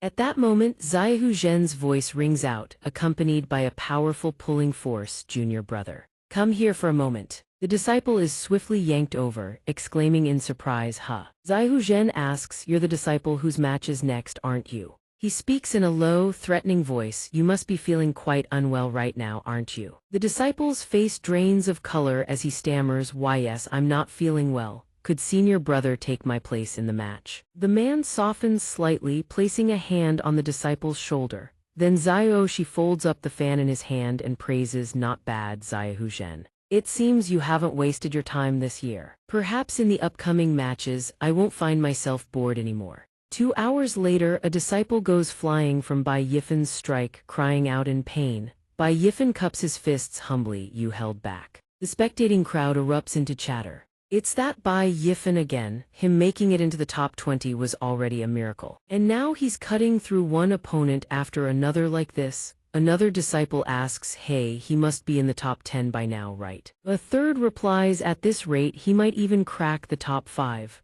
Bai Yifan sends a disciple flying with a kick and says, senior brothers, please don't go easy on me. Zhang Tai's group is overjoyed, shouting top 5, don't you dare underestimate our brother Fan. Then Elder Zio Jing steps forward and announces, next I shall declare the 3 finalists. The top 3 are, he begins calling out the names by Yifan, Zioshi, and Zai Zhen. Both step forward together. Up on a branch, Yi Zioachuo leaps to her feet in shock. Bai Yifan actually defeated that many powerful disciples and made it into the top 3. Zai Zhen remarks with a hint of appreciation, I didn't expect that after not returning to the outer sect for a year, such an interesting figure would emerge. Elder Zio Jing announces loudly the finals will be held tomorrow. First, lots shall be drawn among the 3 finalists. One of you shall receive a bai. Afterward, the three reach out and each grab a token plate, responding in unison, yes. Bai Yifan opens his token and sees the character for battle inscribed upon it.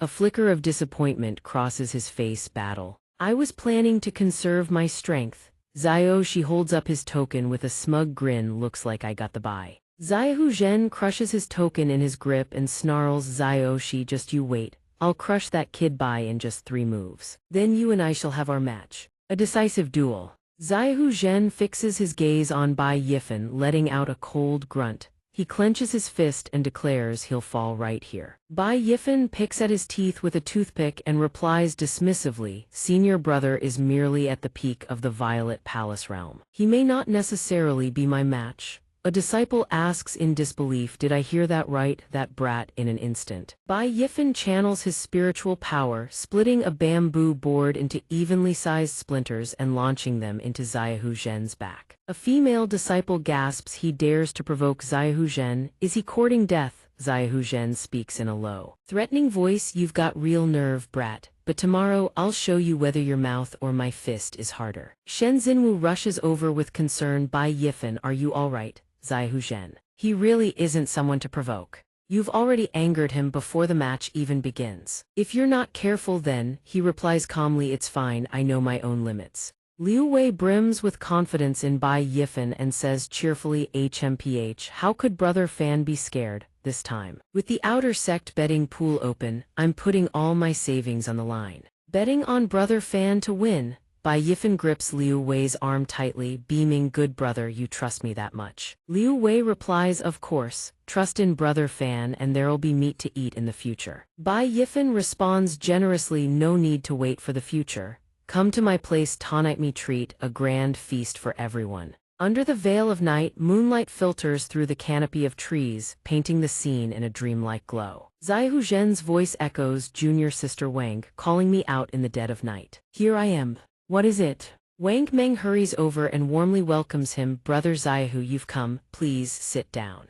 Xiaohu Zhen is a man of straightforward nature who despises beating around the bush. He cuts straight to the point, spit it out. She hastily pours him a cup of wine, then lays out her proposal, a pseudo-spirit grade cultivation technique, plus 20,000 spirit stones. I want senior brother to help me kill Bai Yifan in tomorrow's match. Xiaohu Zhen understands immediately, so that's what this is about. You want to borrow my blade to kill Bai Yifan and avenge your brother. She maintains her cheerful expression. It seems that despite wandering outside all this time, senior brother hasn't forgotten the affairs of the sacred ground. That's right, I want to avenge my brother. He sneers contemptuously, while a pseudo-spirit grade cultivation technique is indeed precious. I've been wandering the outside world for years. It's not as though I haven't obtained things of this caliber. This still hasn't caught my eye. Junior sister Wang.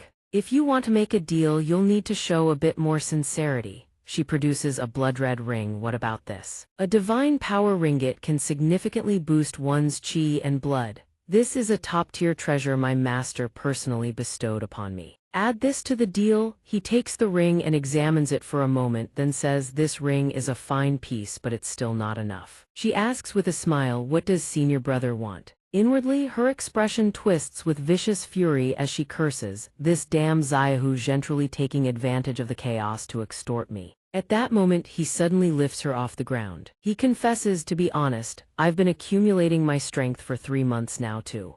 Defeat Xiaoxi, it's been far too long since I've touched a woman, especially one as beautiful as junior sister Wang. She replies shyly, alright, he sets her down. As long as senior brother helps me get my revenge once everything is settled, I'll let senior brother do as he pleases with me. He laughs heartily, ha ha ha, deal. Then he turns to toy with the other women nearby, his voice dripping with mockery, come here, little beauties. The girls scream in terror, ah. They dodge frantically and flee. Wang Ming calls out, wait, what are you doing? Xiaohu Zhen hoists 2 girls onto his shoulders, grinning, why? Enjoying the appetizers my dear junior sister prepared for me, of course. Appetizers first, the ha-ha. The 2 girls scream, senior sister Wang, save us. Their cries ring out desperately, no, don't. Wang Menged. Veins bulge across her face in fury, but she steadies herself and says, take your time. Tomorrow's the match, don't let it affect your stamina. He replies confidently, relax, one Bai Yifan isn't enough to make me break a sweat.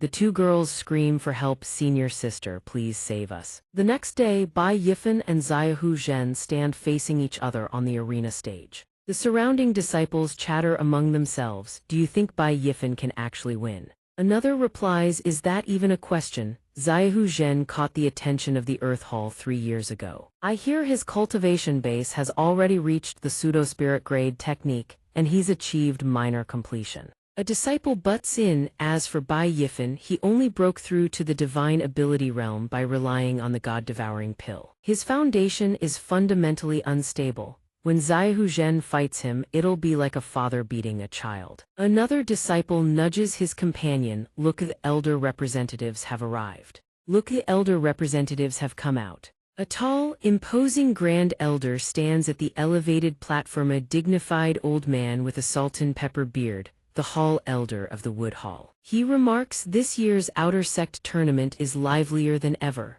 The Earth Hall's elder representative, an old man with brown hair, strokes his beard naturally so. I hear there are quite a few outstanding newcomers this time. The Water Hall's representative is a strikingly young woman with delicate features and long, lustrous brown hair. She speaks up, let me say this first, Zio, she is someone our Water Hall has already claimed.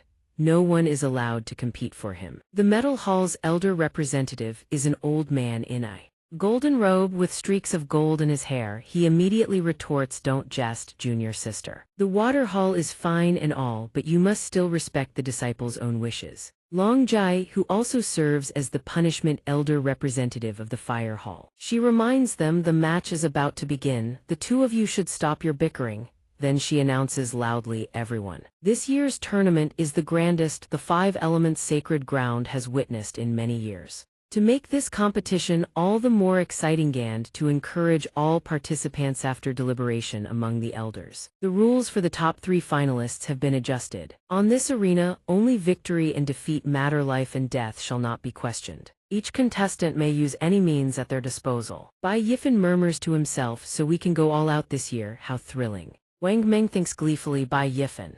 This is what I specifically requested before the match. The rules have been changed by my master, just wait and watch yourself die. She recalls the scene before the match, kneeling before Long Jai, pleading, master, please help your disciple one more time. She watches Bai Yifan and Xiaohu Zhen on the arena and thinks silently, you owe the Wang family. Today you will repay that debt in blood. Xiaohu Zhen speaks up, Bai Yifan, it's not too late to surrender. Save yourself from crying for your parents later and losing all face. At this, Bai Yifan begins channeling spiritual energy around his arms and replies, save those words for yourself. Xiaohu Zhen roars, take this. He condenses his fighting chi and slams his palm toward Bai Yifan. Their spiritual energies collide and intertwine, creating a heaven-shaking explosion. The surrounding disciples cry out, what a devastating punch. That kid Bai Yifan wasn't beaten to death just like that, was he? Another disciple tugs at his companion, look, the smoke is clearing. Bai Yifan's figure stands completely calm on the arena.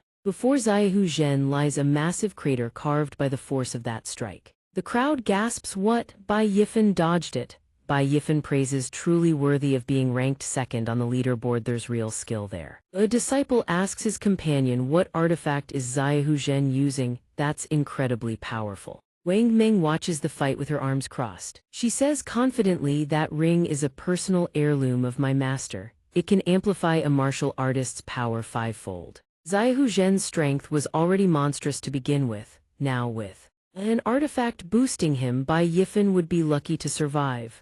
Xiaohu Zhen asks with a triumphant grin, well, still not using any artifacts. Let me see how long you can hold out. With that, he unleashes the 10 Tiger Force technique. A phantom tiger materializes behind him, its fanged maw roaring with savage fury. A disciple gasps, that's the 10 Tiger Force pseudo-spirit grade technique of the Earth Hall. So the rumors that Xiaohu Zhen was recruited by the Earth Hall 3 months ago are true. Elder Long sighs, the Earth Hall's 10 Tiger Force far surpasses the Whale Demon Great Strength art that Bai Yifan has merely trained to minor completion. It carries the primordial might of the Xuanwang Spirit Tiger, more than enough to trample the sweat blood fierce horse. With such a formidable technique among all outer sect disciples, he has long since surpassed everyone else's reach. Yet Bai Yifan remains utterly calm. He unleashes the gold-shattering claw. A wave of fighting qi envelops his hand, and in the next instant, the spirit tiger Xiaohu Zhen had condensed is shattered to nothingness.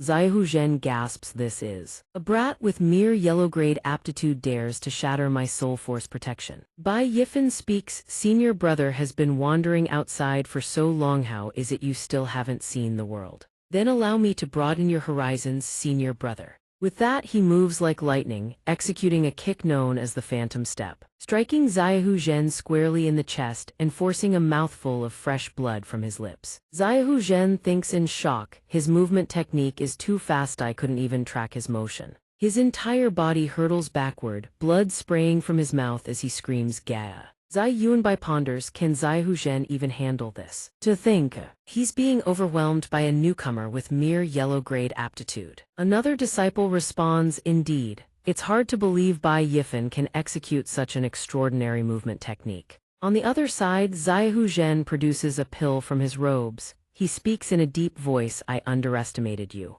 I never thought you could push me this far." On a nearby branch, Yi Xiaochuo cries out in alarm, "No, that's a combustion qi pill." Dongling says disdainfully, "Inconceivable. Just to win, Xiaohu Zhen has resorted to such underhanded means, stopping at nothing." Yi Xiaochuo explains, "I've heard that after consuming this pill it burns away half of one's qi and blood, granting a temporary surge in raw power. It's been banned as a prohibited substance by many sects. How does he have one?" At this moment, Xiaohu Zhen's aura erupts with terrifying intensity. He roars, "If you don't want to be blown to pieces, you'd better kowtow right now." In that very instant, Bai Yifan appears before Xiaohu Zhen like a bolt of lightning, softly reciting the technique's name, Opening Form Mountain. Xiaohu Zhen cries out, "What?" His expression turns ghastly, "This is bad." He immediately summons the 10 Tiger Force, barely managing to block Bai Yifan's descending punch. Feeling the crushing pressure of the strike bearing down on him, he thinks in utter panic, "It's over. This is a spirit-grade martial technique. This kind of power isn't something I can withstand." Just as he fears, Bai Yifan follows up with a devastating strike known as the Giant Spirit Punch. Its overwhelming momentum crashes down, sending Xiaohu Zhen flying backward like a broken kite. He screams in agony, "Arg!" His body is sent crashing off the arena stage, landing in a crumpled heap on the ground. The disciples scatter to the sides, their voices rising in heated discussion. Ugh! Xiaohu Zhen couldn't even withstand a single blow from Bai Yifan. Another disciple shouts in disbelief, How is this possible?" Bai Yifan retracts his spiritual energy and asks in a deep voice, "Soho's fist is harder." The spectating disciples cry out in shock, "What just happened? Wasn't that technique Bai Yifan used a spirit-grade martial skill?" Spirit-grade techniques can only be activated within divine ability secret realms, can't they? Bai Yifan has no spirit power, how could he possibly activate one? On a nearby branch, Yi Xiaochuo turns to ask, "Wait, have I never seen that technique before? Have you ever seen it, senior sister?" Ling ponders for a moment, then replies, "It doesn't seem so. This doesn't resemble the cultivation techniques of the 5 elements sacred ground." The water pavilion elder turns to the wood pavilion elder for confirmation, "Senior brother, Elder Mu." He confirms with certainty, "Indeed, that is a martial technique of the true martial sacred ground."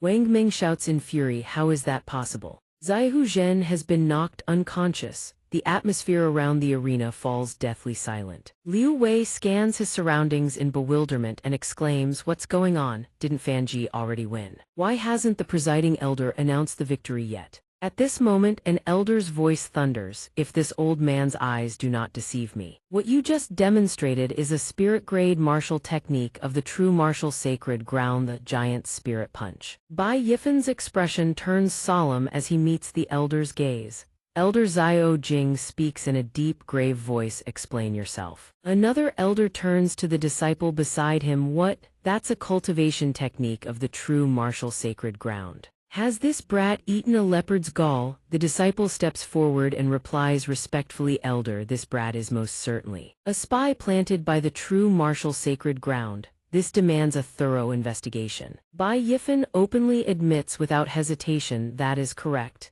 It is indeed a martial technique of the true martial sacred ground, elder. Allow me to explain, if I may. He begins his account during the previous trial at the demon pit. Wang Teng and Gao Yang conspired with Su Chun to scheme against me, causing me to plummet into the abyss. Apart from discovering the profound heaven fierce Yang, I also stumbled upon an Asura locked in fierce combat with a golden robe inner disciple of the true martial sacred ground. My cultivation base was far too low to allow me to assist in slaying the Asura. That golden robe disciple imparted several moves of a spirit-grade cultivation technique so I could combine our strength. Unfortunately, that Asura's power was overwhelming. The golden robe disciple suffered grave injuries before drawing his final breath. He had no choice but to impart the essence of the secret, the giant spirit punch technique, to me. Though I possess no spirit tools, my soul force is naturally potent. After fusing it with my chi and blood, I could barely activate the technique. Only by pushing myself to the absolute limit did I manage to slay the Asura and escape that ordeal alive. Hearing this, Elder Xiao Jing turns his head aside and falls into deep contemplation. 4 months ago, during the expedition to hunt the fire cloud demon monkey at the Wangu demon pit, indeed, the true martial sacred ground did report a missing inner disciple who wore golden robes. It appears Bai Yifan is not lying. Wang Meng presses her challenge. Even if you are innocent, you are a disciple of the 5 elements sacred ground. You should not be using techniques from the true martial sacred ground. He points out the fatal flaw in her argument, but before the match began, the elders stated very clearly, regardless of what methods are employed, only victory or defeat matters, not the means. Isn't that so? She is furious but cannot refute him. She spits through gritted teeth.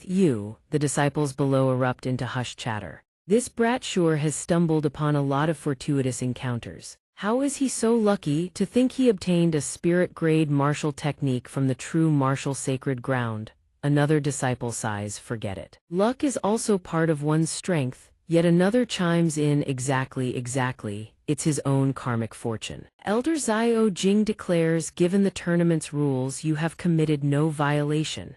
Elder Long also grinds his teeth in resentment, thinking, this damn brat, how does he have so many karmic encounters? Elder Xiao Jing admonishes sternly Bai Yifan. The elders have reached a decision. You are a disciple of this sect. You should focus on cultivating the sect's own supreme techniques. The giant spirit punch is temporarily permitted for use in this tournament, but afterward, once the tournament concludes, you had best refrain from using it. Otherwise, it will only invite calamity upon you. Is that understood? He clasps his hands respectfully and bows. This disciple obeys. Elder Xiao Jing then declares the victor is Bai Yifan. Liu Wei and the others erupt in cheers. Hooray, that fight was absolutely incredible. Amazing, Fanji. Meanwhile, Wang Meng seethes with rage, cursing under her breath. Damn it, to think Bai Yifan learned a spirit-grade technique. Your luck. But your luck won't last forever. The day will come when I take your dog head and offer it as a sacrifice to my brother's soul in heaven. Dongling says with relief, thank goodness. Beside her, Yi Xiaochuo teases, senior sister, you were that worried. Dongling blushes and retorts, you were worried too. Watch the match. Elder Xiao Jing loudly announces. Next, the championship match begins. Bai Yifan versus Xiao Shi. Xiao Shi speaks with absolute confidence. Junior brother Bai, your giant spirit punch is indeed formidable, but you are still no match for me. He roars in defiance. Who is strong and who is weak we'll only know once we fight. He immediately unleashes the giant spirit punch. Xiao Shi casually raises his fan to deflect the blow. He sneers, spirit-grade techniques may be powerful, but they devour energy at a tremendous rate. By my estimation, 4 or 5 punches at most and your soul force will be completely depleted. If you don't believe me, he hurls his fan aside. Then bellows, then let's put it to the test. He executes the spirit dispersal technique. A torrent of emerald spiritual energy erupts forward, launching Bai Yifan's body through the air in agony. He cries out in pain. The disciples below erupt in confusion. What is happening? Isn't Xiao Shi's weapon a fan? Then why did he throw it away? Another disciple shouts, look closely, that's spiritual power. Has Xiao Shi actually broken through to the divine ability realm? Yi Xiaochuo gasps in alarm. This is bad for martial cultivators. The gap between the divine ability realm and the violet palace realm is an insurmountable chasm. This is not something Bai Yifan can contend against unless he still has a hidden trump card. If not, Xiaoshi speaks in a low, grave voice, do you see now? This is the distance between us. He waves his hand and commands go. A dagger that had been frantically absorbing spiritual energy now soars into flight. The disciples cry out in astonishment, the word sword art. That's the inner sect supreme technique that only cultivators at the divine ability secret realm can possibly execute. A disciple shouts, everyone, look, that's a first-grade magical artifact. The crowd below the arena declares it's over. The daggers, crackling with spiritual energy, charge straight at Bai Yifan. Liu Wei cries out in alarm, Fanji. Bai Yifan crosses his arms to block the strike. His expression remains calm as he asks, is that all? He begins forming hand seals and says, Senior Brother Zio, your sword control leaves much to be desired. He thinks to himself, I originally intended to keep my trump card hidden, but now there's no choice but to use it. This is the perfect opportunity to test just how powerful my trump card truly is. The aura around him begins to surge violently. He activates the Jengjin sword manual and declares, how about watch this instead? Xiaoshi's momentum is immediately suppressed. He exclaims in shock, this is, Dongling says in astonishment, the Jengjin sword technique. He actually finished cultivating it. But I remember I only gave him a single vial without enough gold needles. It should have been fundamentally impossible to achieve this. Xiaoshi sneers, Junior brother, you do love to put on a show. That pitiful sword energy of yours is so feeble, how could it possibly withstand my magical artifact? You dare pull such a cheap trick in front of me. Then the two strikes collide. The space between them cleaves in two, one side bathed in emerald green, the other blazing with golden light. But in that fleeting instant, Xiaoshi's flying daggers immediately fall into a disadvantage. They are forced into retreat. At this moment, cracks begin to splinter across the blade. Xiaoshi screams in horror, what, my artifact? He thinks not good, me artifact is about to shatter. He furrows his brow in fury and bellows, impossible, this cannot be. His strength is clearly inferior to mine. Gritting his teeth, he commands, Spirit Origin sword return now. The blade shatters through the defensive barrier and flies back. He exhales in relief, phew, at least I managed to recall it in time. He gazes at the cracked sword in his hand and curses, damn it, I was careless. I never expected your sword technique to be this powerful. Bai Yifan hovers in midair, spiritual energy swirling around him, his silhouette appearing strikingly elegant. He calls out, Senior Brother Zio, if you don't go all out now, you truly will lose. Xiaoshi has yet to recover from the shock of that exchange. His hands tremble as he stammers, you mean that wasn't even your strongest technique? He begins forming hand seals once more and replies, Senior Brother, the true power of my sword technique has not yet been fully unleashed. He roars, Jengjin sword manual, full liberation. Countless swords explode outward in every direction. Xiaoshi cries out in terror, the number of sword energy several times more than before. The four elders of the four pavilions shout in unison, he can actually control this many swords. This is truly astounding. Liu Wei grins from ear to ear, Fanji is looking kinda badass right about now. Zhang Tai chimes in with a smirk, more like insanely badass.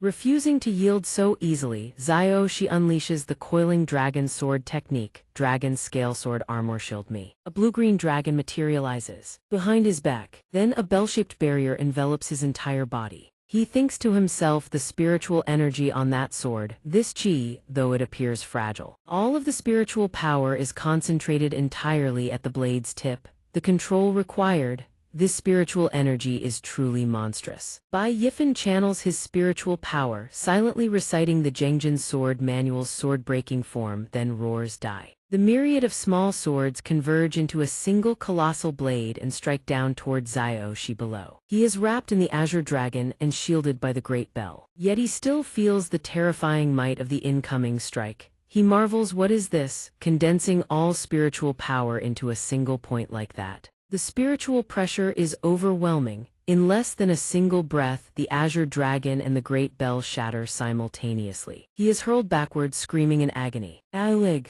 The onlookers gasp in disbelief. Holy Senior Brother Zio actually lost. He continues chanting, his voice deep and final, it's over, Senior Brother Xiaoshi. The golden sword streaks forward. When it is mere inches from Xiaoshi's face, he screams, wait. The blade halts instantly before his eyes. He collapses to his knees, clasping his hands toward Bai Yifan and says with a trembling voice, I admit defeat. Yi Xiaochuo stands on a tree branch watching from above, stunned. She covers her mouth and gasps, am I seeing this right? If Bai Yifan hadn't shown mercy, she would have lost an eye just now.